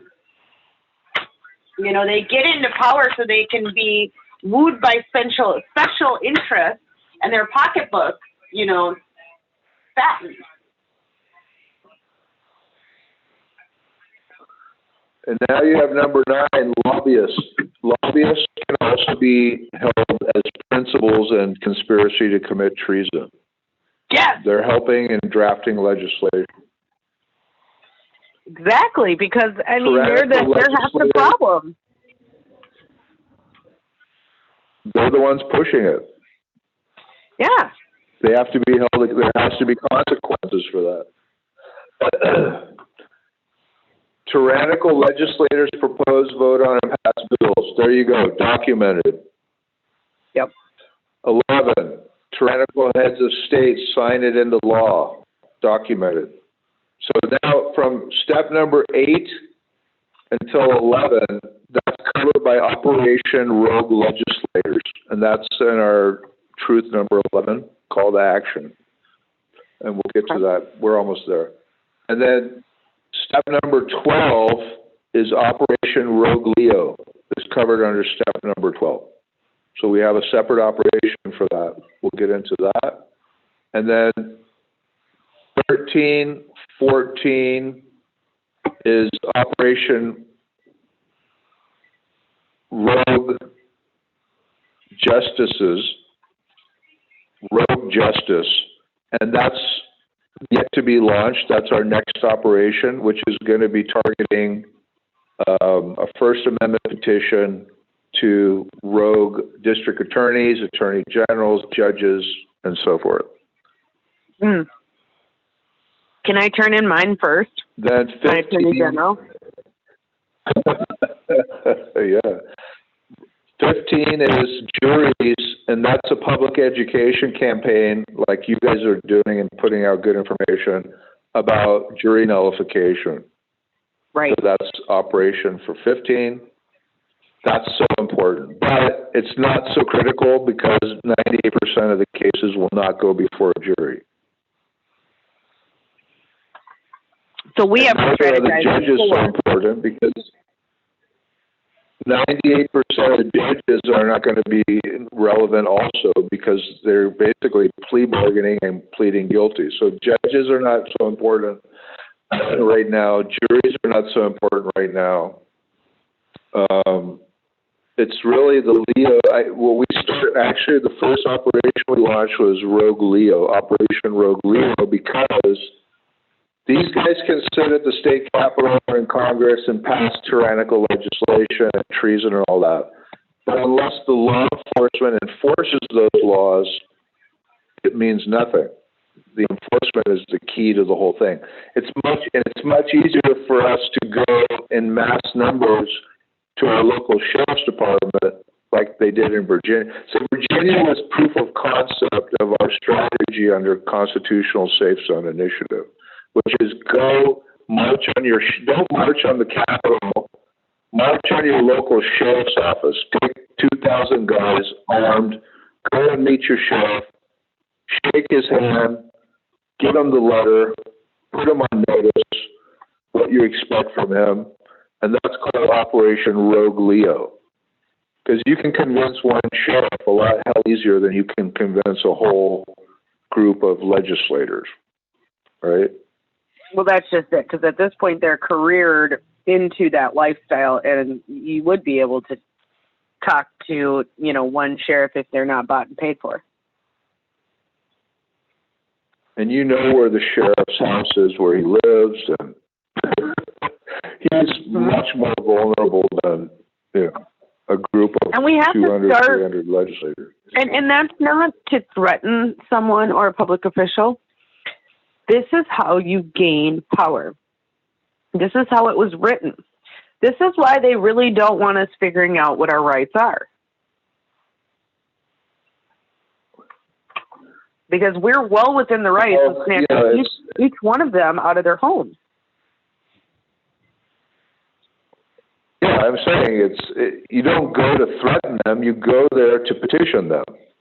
Yeah, petitioning and threatening are two different things. Petitioning, First Amendment protected petitioning means, and where does the First Amendment right to petition government? 95% of the American people don't even know it exists. They don't know what it means. They don't know that it's part of the First Amendment. 95%. So the right to petition government traces back to the Magna Carta in the 1200s, the 13th century. That's when the Western world got the right to petition government. And we don't even really know today. People don't even, those who even know about it don't really know the background behind it. And the background behind the right to petition government was that the people could condemn, criticize, and complain about the government for redress of grievances. And if the government didn't hear the petition or redress them and rectify the situation, then the people had the right under the Magna Carta to levy war against the government and remove them. That we don't hear in America today. Well, and you wonder That's what the right to petition government is. If they don't respond to you, you have the right to go and levy war and remove that king, that tyrant. That's what the Magna Carta promised the people. And we need to start using it because they have no problem in creating some of these laws against us. They have no problem, enforcing and saying, "Oh, we'll send the UN troops. We'll send the National Guard against you. We'll use some of these, vehicles that were first allowed to be sold by Obama," and even Trump continuing. For him claiming that he doesn't want a police state or this or that, he sure licks the boot of the state and gives them tools that we don't have as we the people. He allowed them to take bump stocks, of which bump stocks had nothing to do with making any capabilities of ours even close to military or assault weapons. It's ridiculous. We're supposed to be, our Second Amendment is supposed to not only put us on par with the military in terms of, functionality of the weapons, but, we're supposed to have, in which we do, is to have sovereign superior firepower than the military. So it's not a question of, you're not supposed to have stuff that's better than the military. We're supposed to have everything they have and more. And more of it. We can put it that way. Whatever they have and more of it. So there's a reason why the Second Amendment follows the first. It's the Magna Carta. If they don't respond to the petition and redress the grievances, then Second Amendment, you can levy war against them. That's understood. That's the whole idea behind the Magna Carta, right to petition.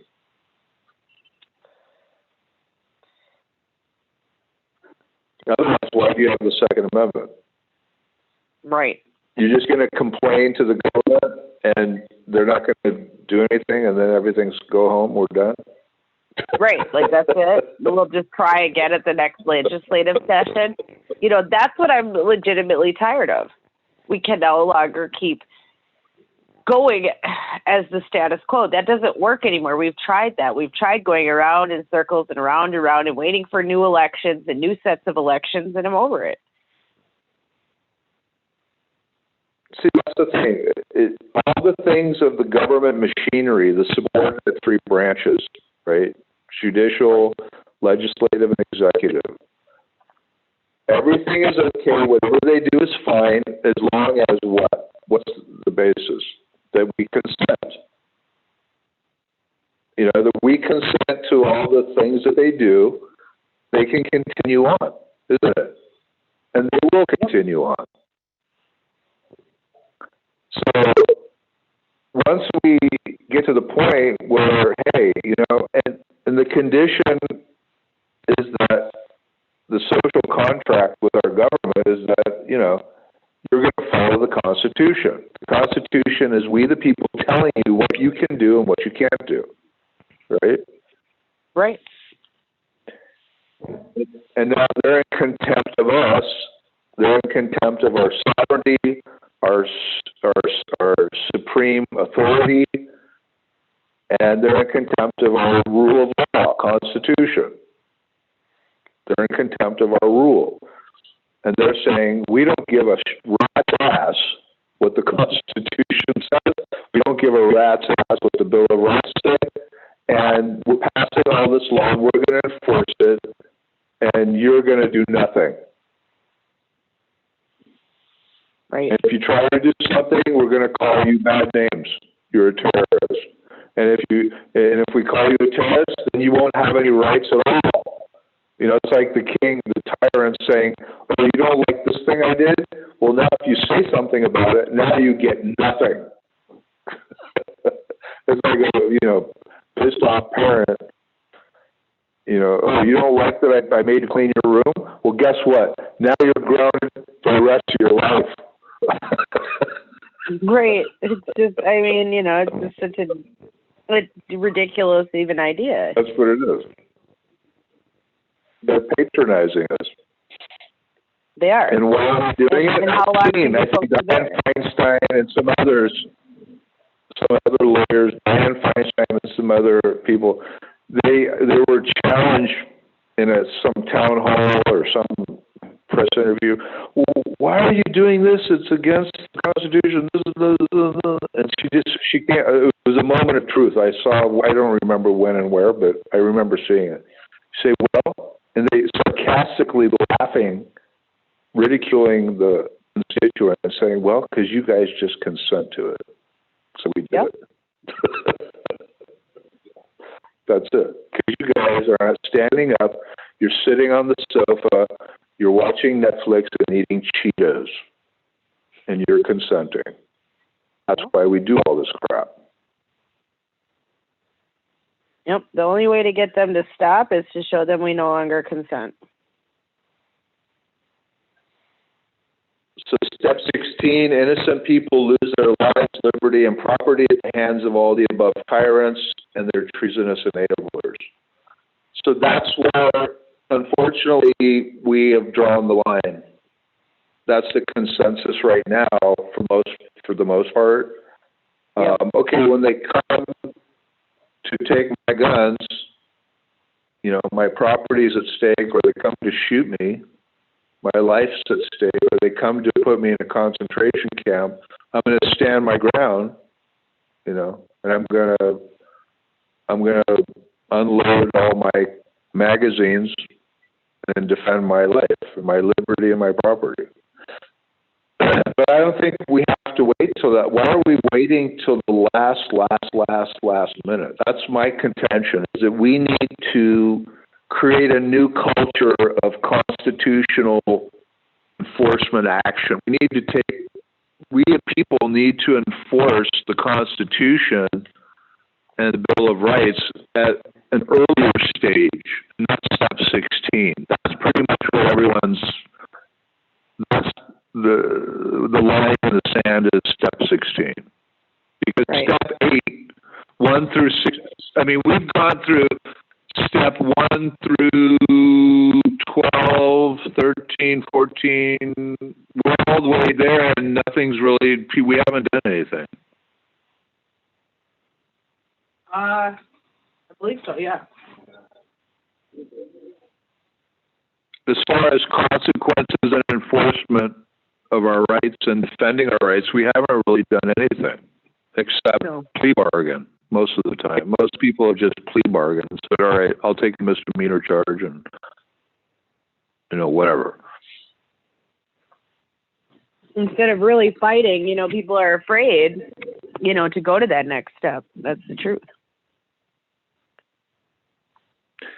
So truth number 10 is safely ignore all tyrants' scare tactics.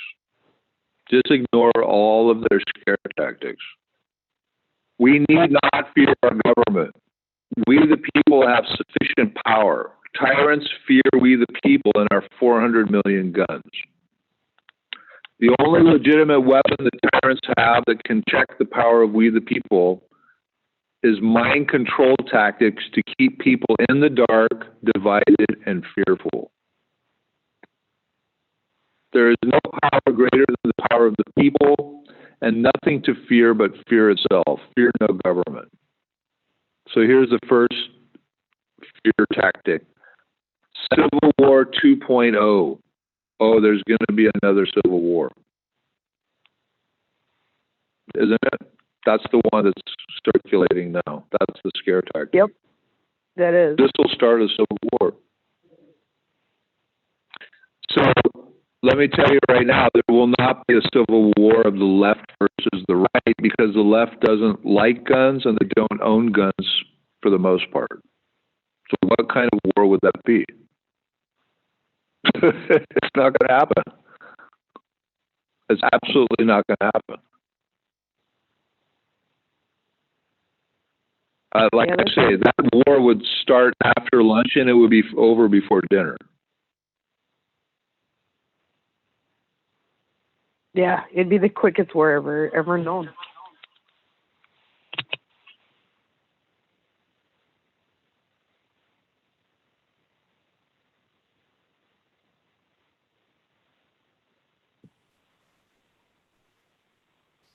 I could I could definitely definitely say that for sure.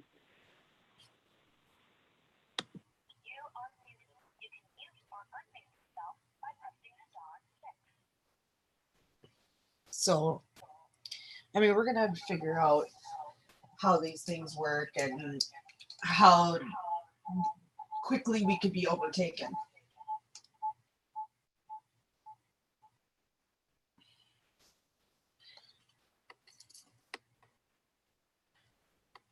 Because I feel like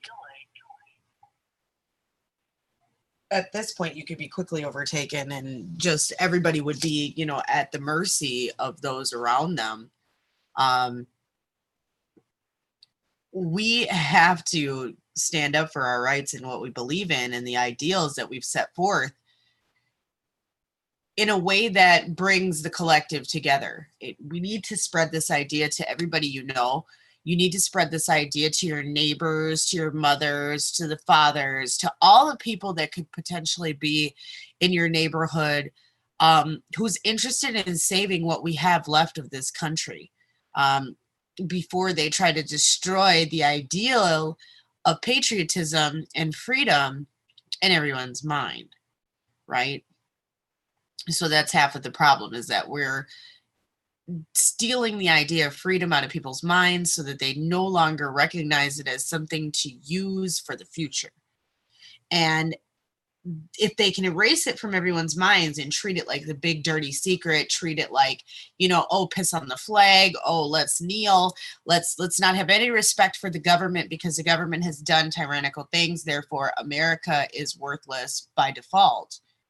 If we allow ourselves to subscribe to this culture, we have defeated ourselves as patriots, and the ideal of America dies.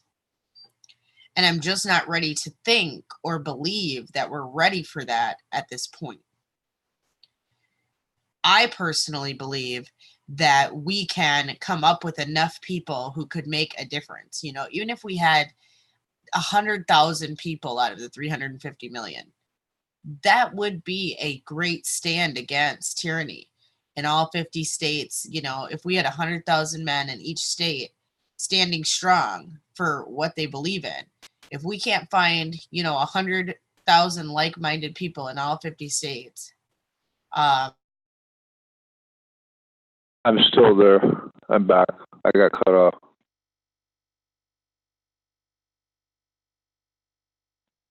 Hello?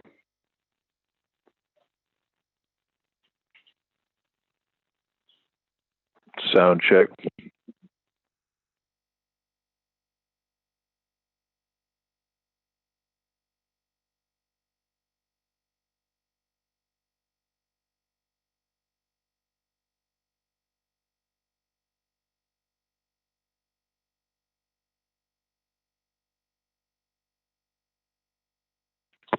All right, there we go. I am back now. Watchdog, are you still here? Present and accounted for. Oh, it's me. I had to call back in. I also did. I think we got booted. Yeah, we did get booted for. I didn't get booted for a second. I was still there and just explaining that I think if we don't start explaining this idea to everybody we know and start getting groups of people, and I was just saying if we could potentially get 100,000 people, right, in each area, and have a movement within all 50 states, there's no reason why we couldn't take back the government and function. You know, even 10,000. You know, even less. I think we could in each state. What this guy's saying, John Mark, and I think his analysis is more or less good. and he's got some ideas. I haven't totally deliberated on all of his ideas.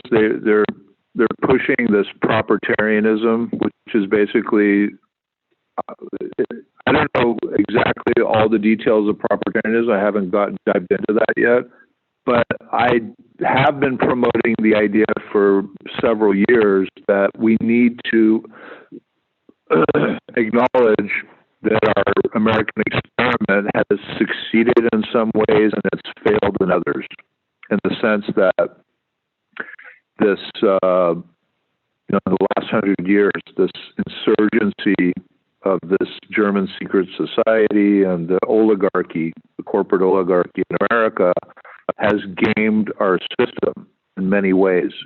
And there were many things that have come up that were not foreseen by the founders who wrote the Constitution.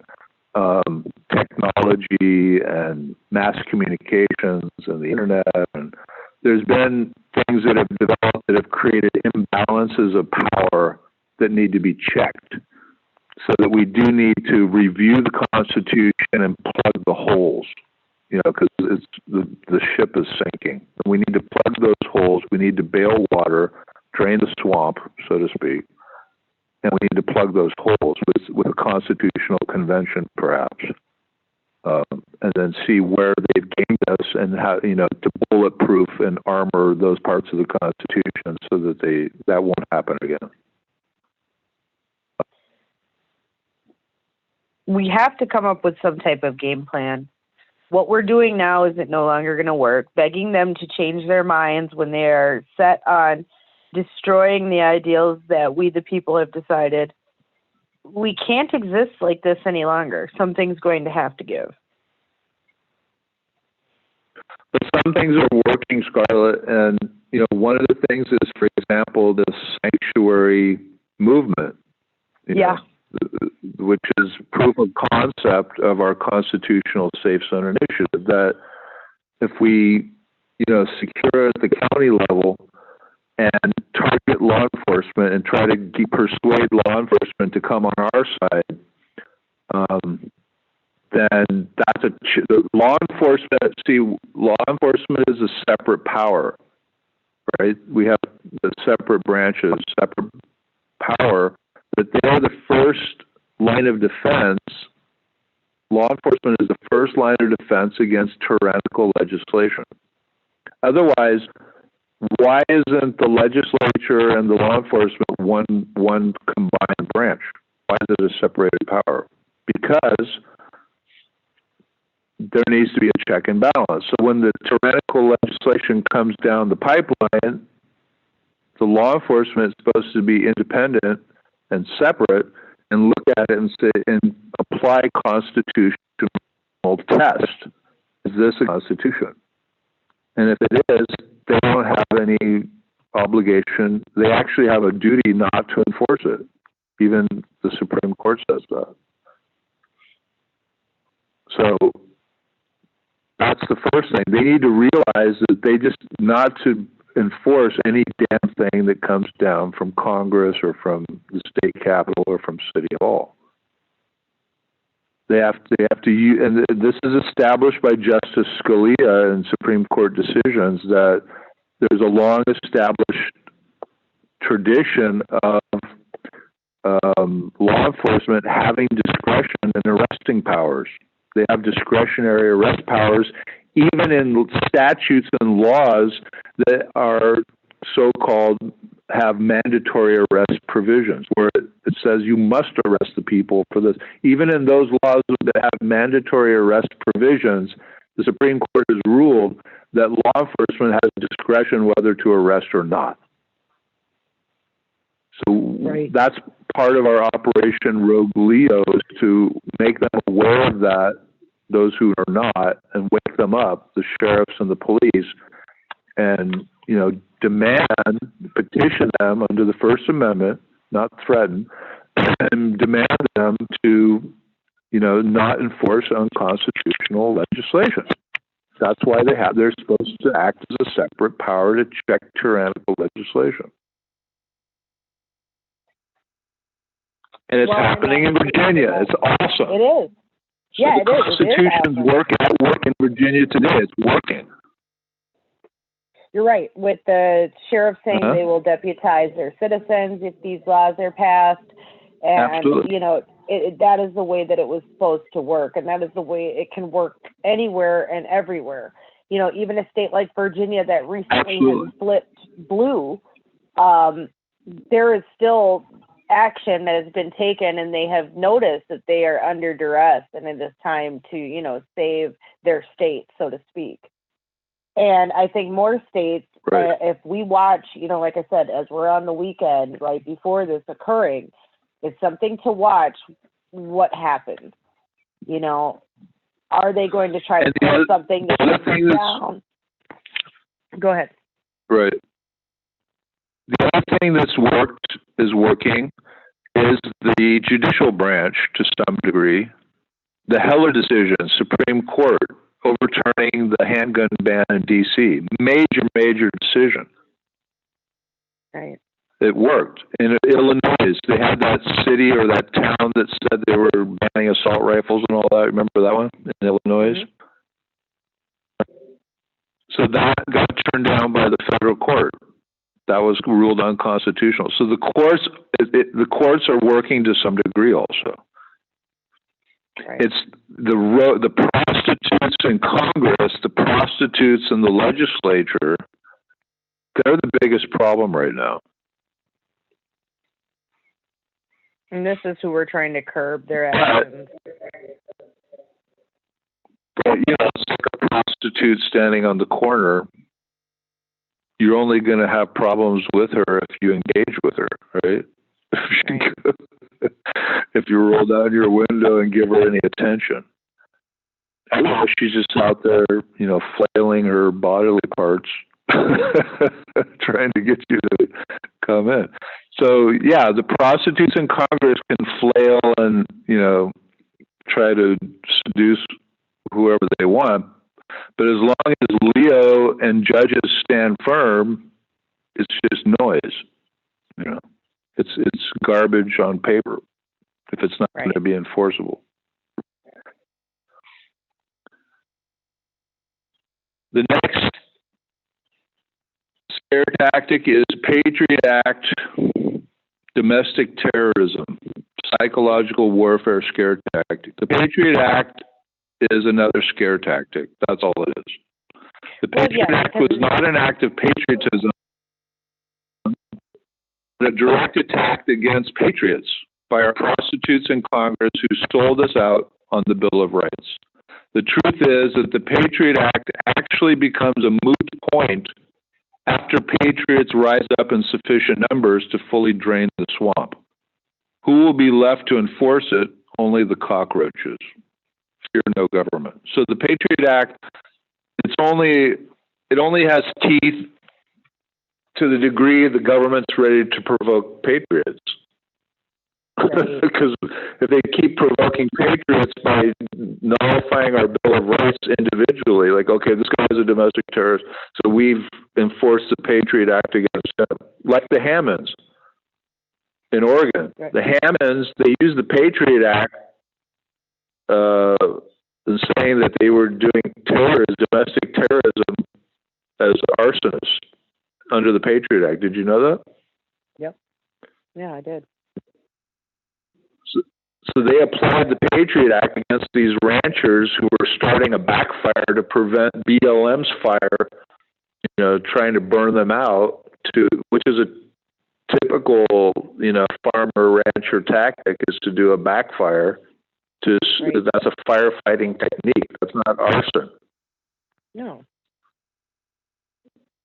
So that backfire got out of control, and it burned, a number of acres of federal land, and then they, filed the Patriot Act against them for arson, which was just, ridiculous.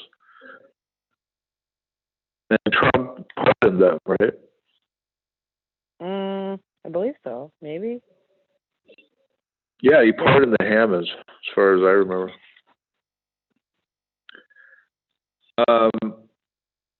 So the Patriot Act, it's like, how how many people can they apply that to? Just like the red flag laws, how many people can? It's kind of like plausible deniability. Like, okay, well, there could be domestic terrorists, and then we would want certain things to happen to them. And there could be crazy people, and we would want certain people to not have guns, right?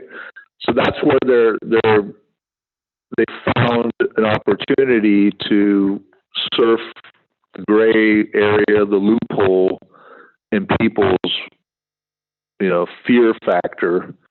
That, yeah, well, there could be real domestic terrorists and real crazy people, and we definitely don't want them to have rights and guns. But then the problem is people that if you deny them, then you can also be denied. That's the bottom line. If you're going to deny rights to the Jews, like they said, well, when they came for the Jews, then I thought that's not my problem. And then they came for the hippies, and then I thought that's not my problem. And then they came for the artists, and then they came for me, and nobody was there to help me. Right. So we kind of have to, like I said, the sacrifice, the price we have to pay for freedom, and the Second Amendment, the means to freedom, is that everybody has to have the right.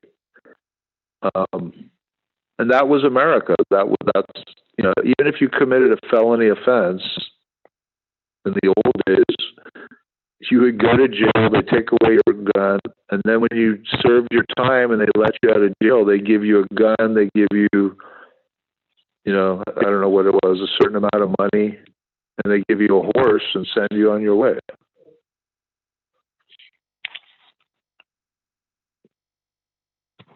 So we have to, defend everybody's right. Once you start picking out a certain target, then you can easily become that target. Right.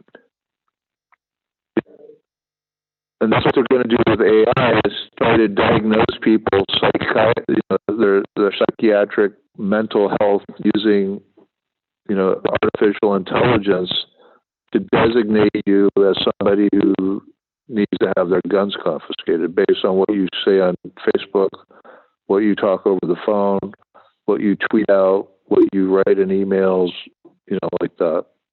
And then they'll put together a profile and it'll be ratified. And this is what Trump is supporting. He wants this kind of shit. You know that? Have you heard that? I have not, actually. Yeah, there's a whole program they're trying to put into place to be able to predict people who are going to be threats, and then they can enact the red flag laws against them. That's the whole idea.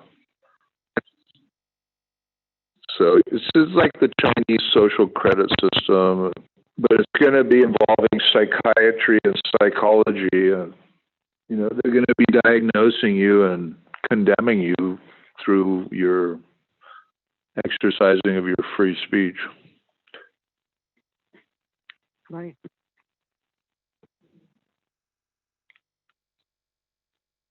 UN invasion, psychological warfare scare tactic. We already talked about that. The UN has 90,000 peacekeepers and a documented agenda to disarm American citizens. The good news is that Virginia alone has 3 million gun owners and could handle the entire UN by itself.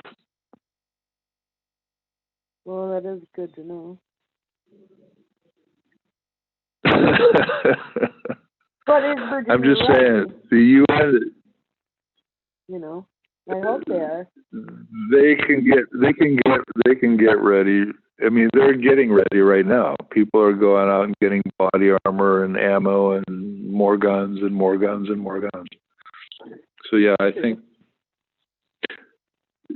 we've got enough veterans. We've got enough. You've got oath keepers right now, special forces, ex-special forces guys going to all the counties and showing them how to set up defensive postures and how to, guerrilla warfare tactics, and that's going on as we speak. I don't know if you know that. That's true. Yeah, I'm pretty sure it is. Like I said, especially getting ready for Monday, I can't imagine that it's not. Well, it's not about Monday. Monday, I don't think anyone's really worried about Monday. I think it's what comes after they pass these laws and all that, and being ready at each county and being able to put together, the ability to communicate, coordinate, and circle the wagons at the county level. That's what it's all about. And then, responding to mutual aids for request. If counties come under fire and other counties respond, and, there needs to be some top level coordination because, there could be diversion tactics where they look like they're attacking one county and then they do an end run and attack two other counties, or, we have to, it's become pretty much like a strategic potential for strategic warfare, where they may be doing all different types of things and misinformation and transportation, communications, roadblocks they've talked about.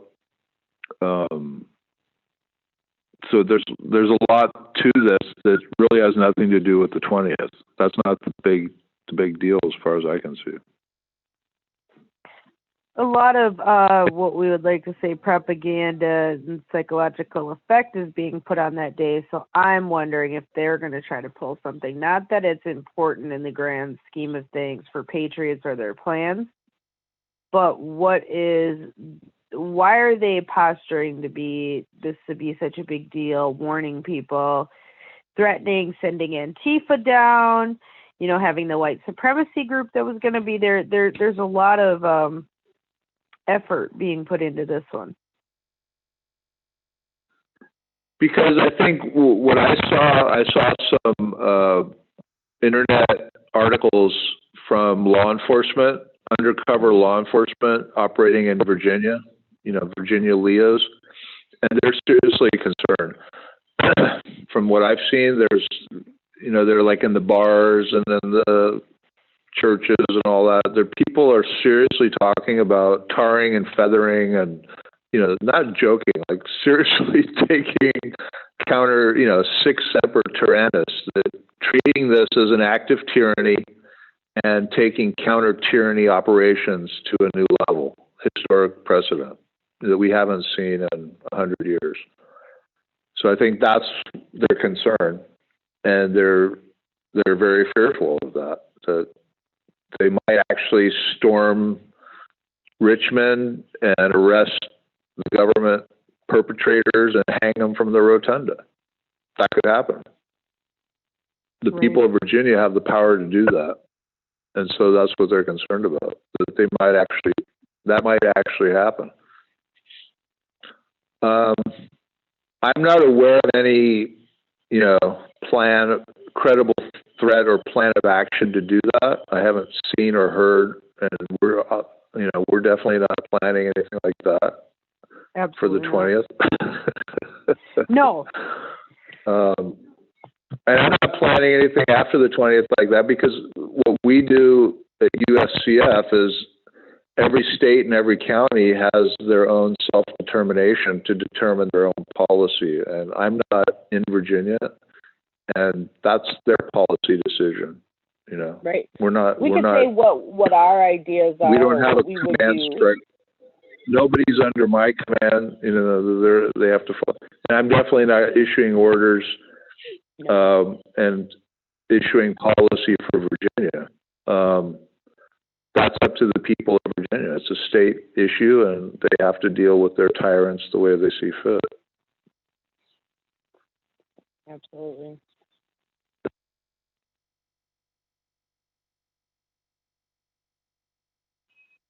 So now we're at truth number 11 that we've all been waiting for. Call to action to circle the wagons. Yep. That's this right now.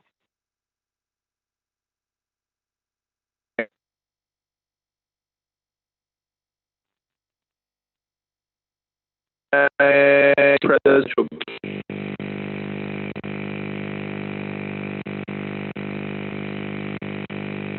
Oh no.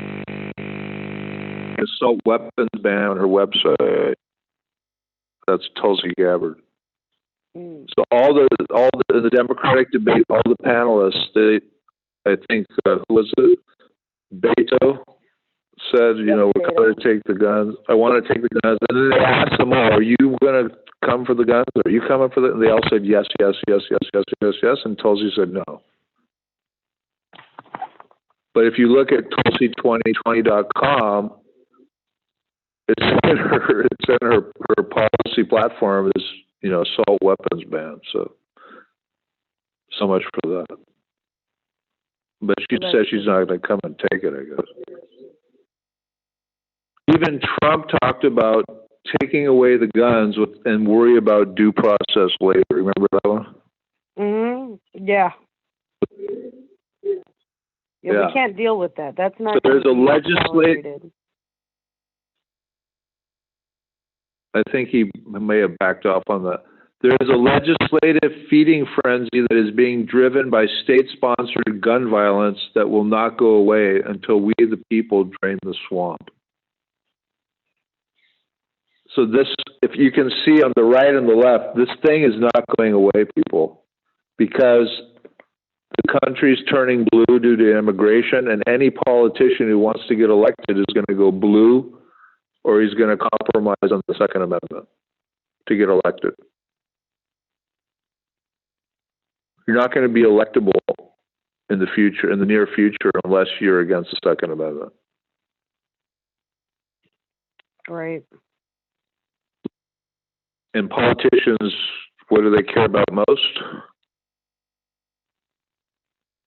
Getting elected. Yeah, money, getting elected. Yeah. Well, that's the means to money, getting elected. So we're saying it's time to dig in and circle the wagons in every U.S. county in preparation for the worst case scenario. The 2020s, the decade of the 2020s are going to be the roaring 20s again, as the decade that we either win or lose the war on the Second Amendment. So now we're saying get briefed on the proven strategies of how we're going to win. So number one is 1776. Thomas Jefferson said, the tree of liberty, this is paraphrased, the tree of liberty needs to be watered from time to time with the blood of tyrants and patriots. Right. That's one possible outcome. We have to be ready for that. If we're not ready for that, then if you're not ready to water the tree of liberty with the blood of tyrants and patriots, including our own blood, then turn in your guns now. Right? Learn how to become a good slave, how to become a subject, how to become a compliant boiling frog. Just learn the art of submission.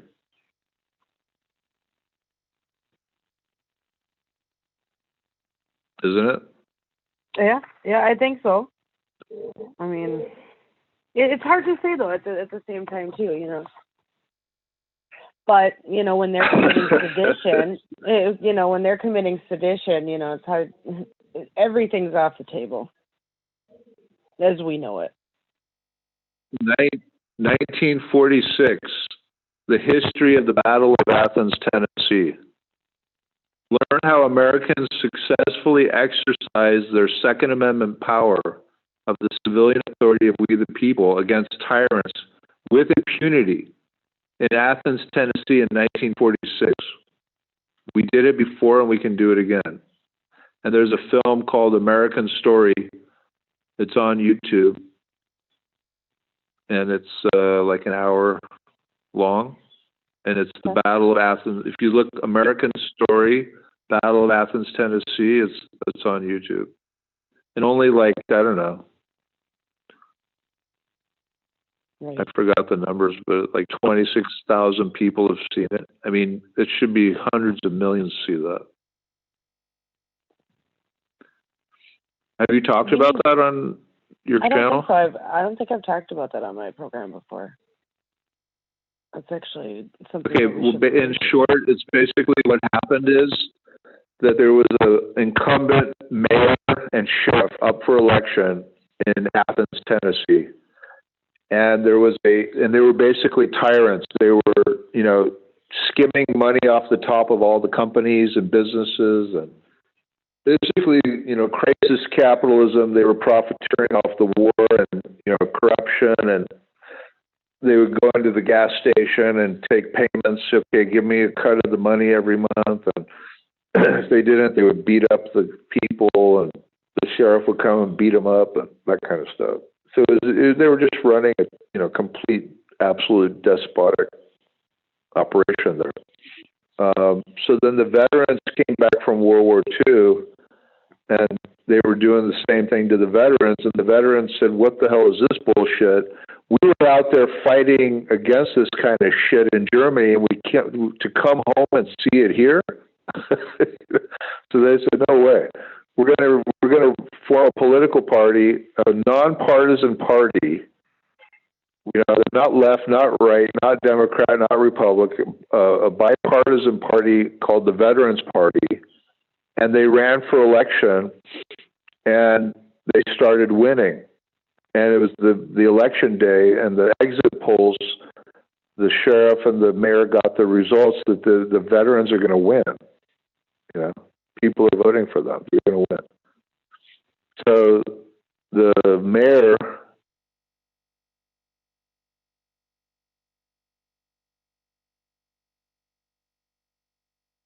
sent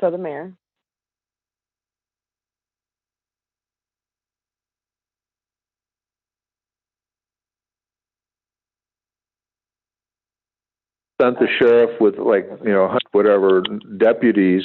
Are we still connected? Nope, we're good. Hello? There's a small glitch. Hello? Yep, we're still here. Scar?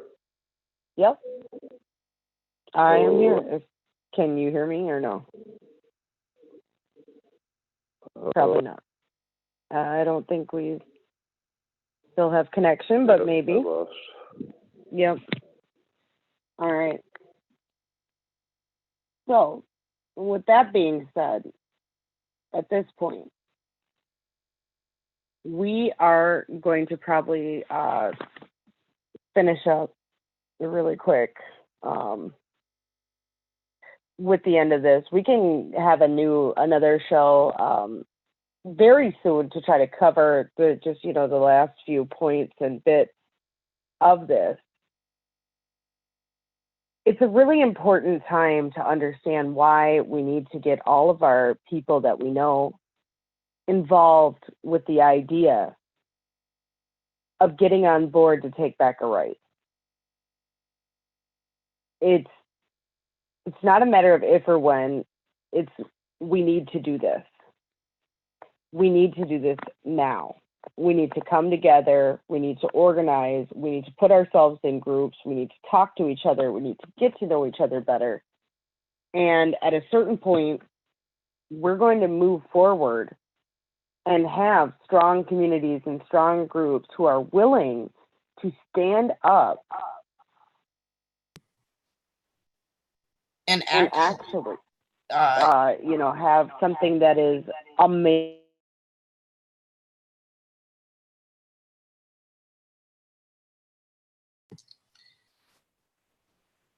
Have them, finally functioning in a group that is made for what America stands for. This is what we were created to do, is to take over and be masters of our own destiny. That's why the Constitution was written.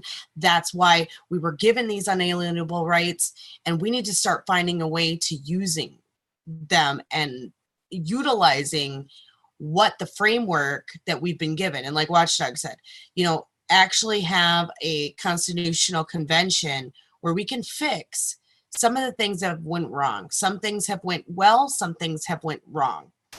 And at this point, I think if we can just understand that we all can be Congress, we all can be our local governments, we all can function and have things the way we want to, if we just stand up and take it back.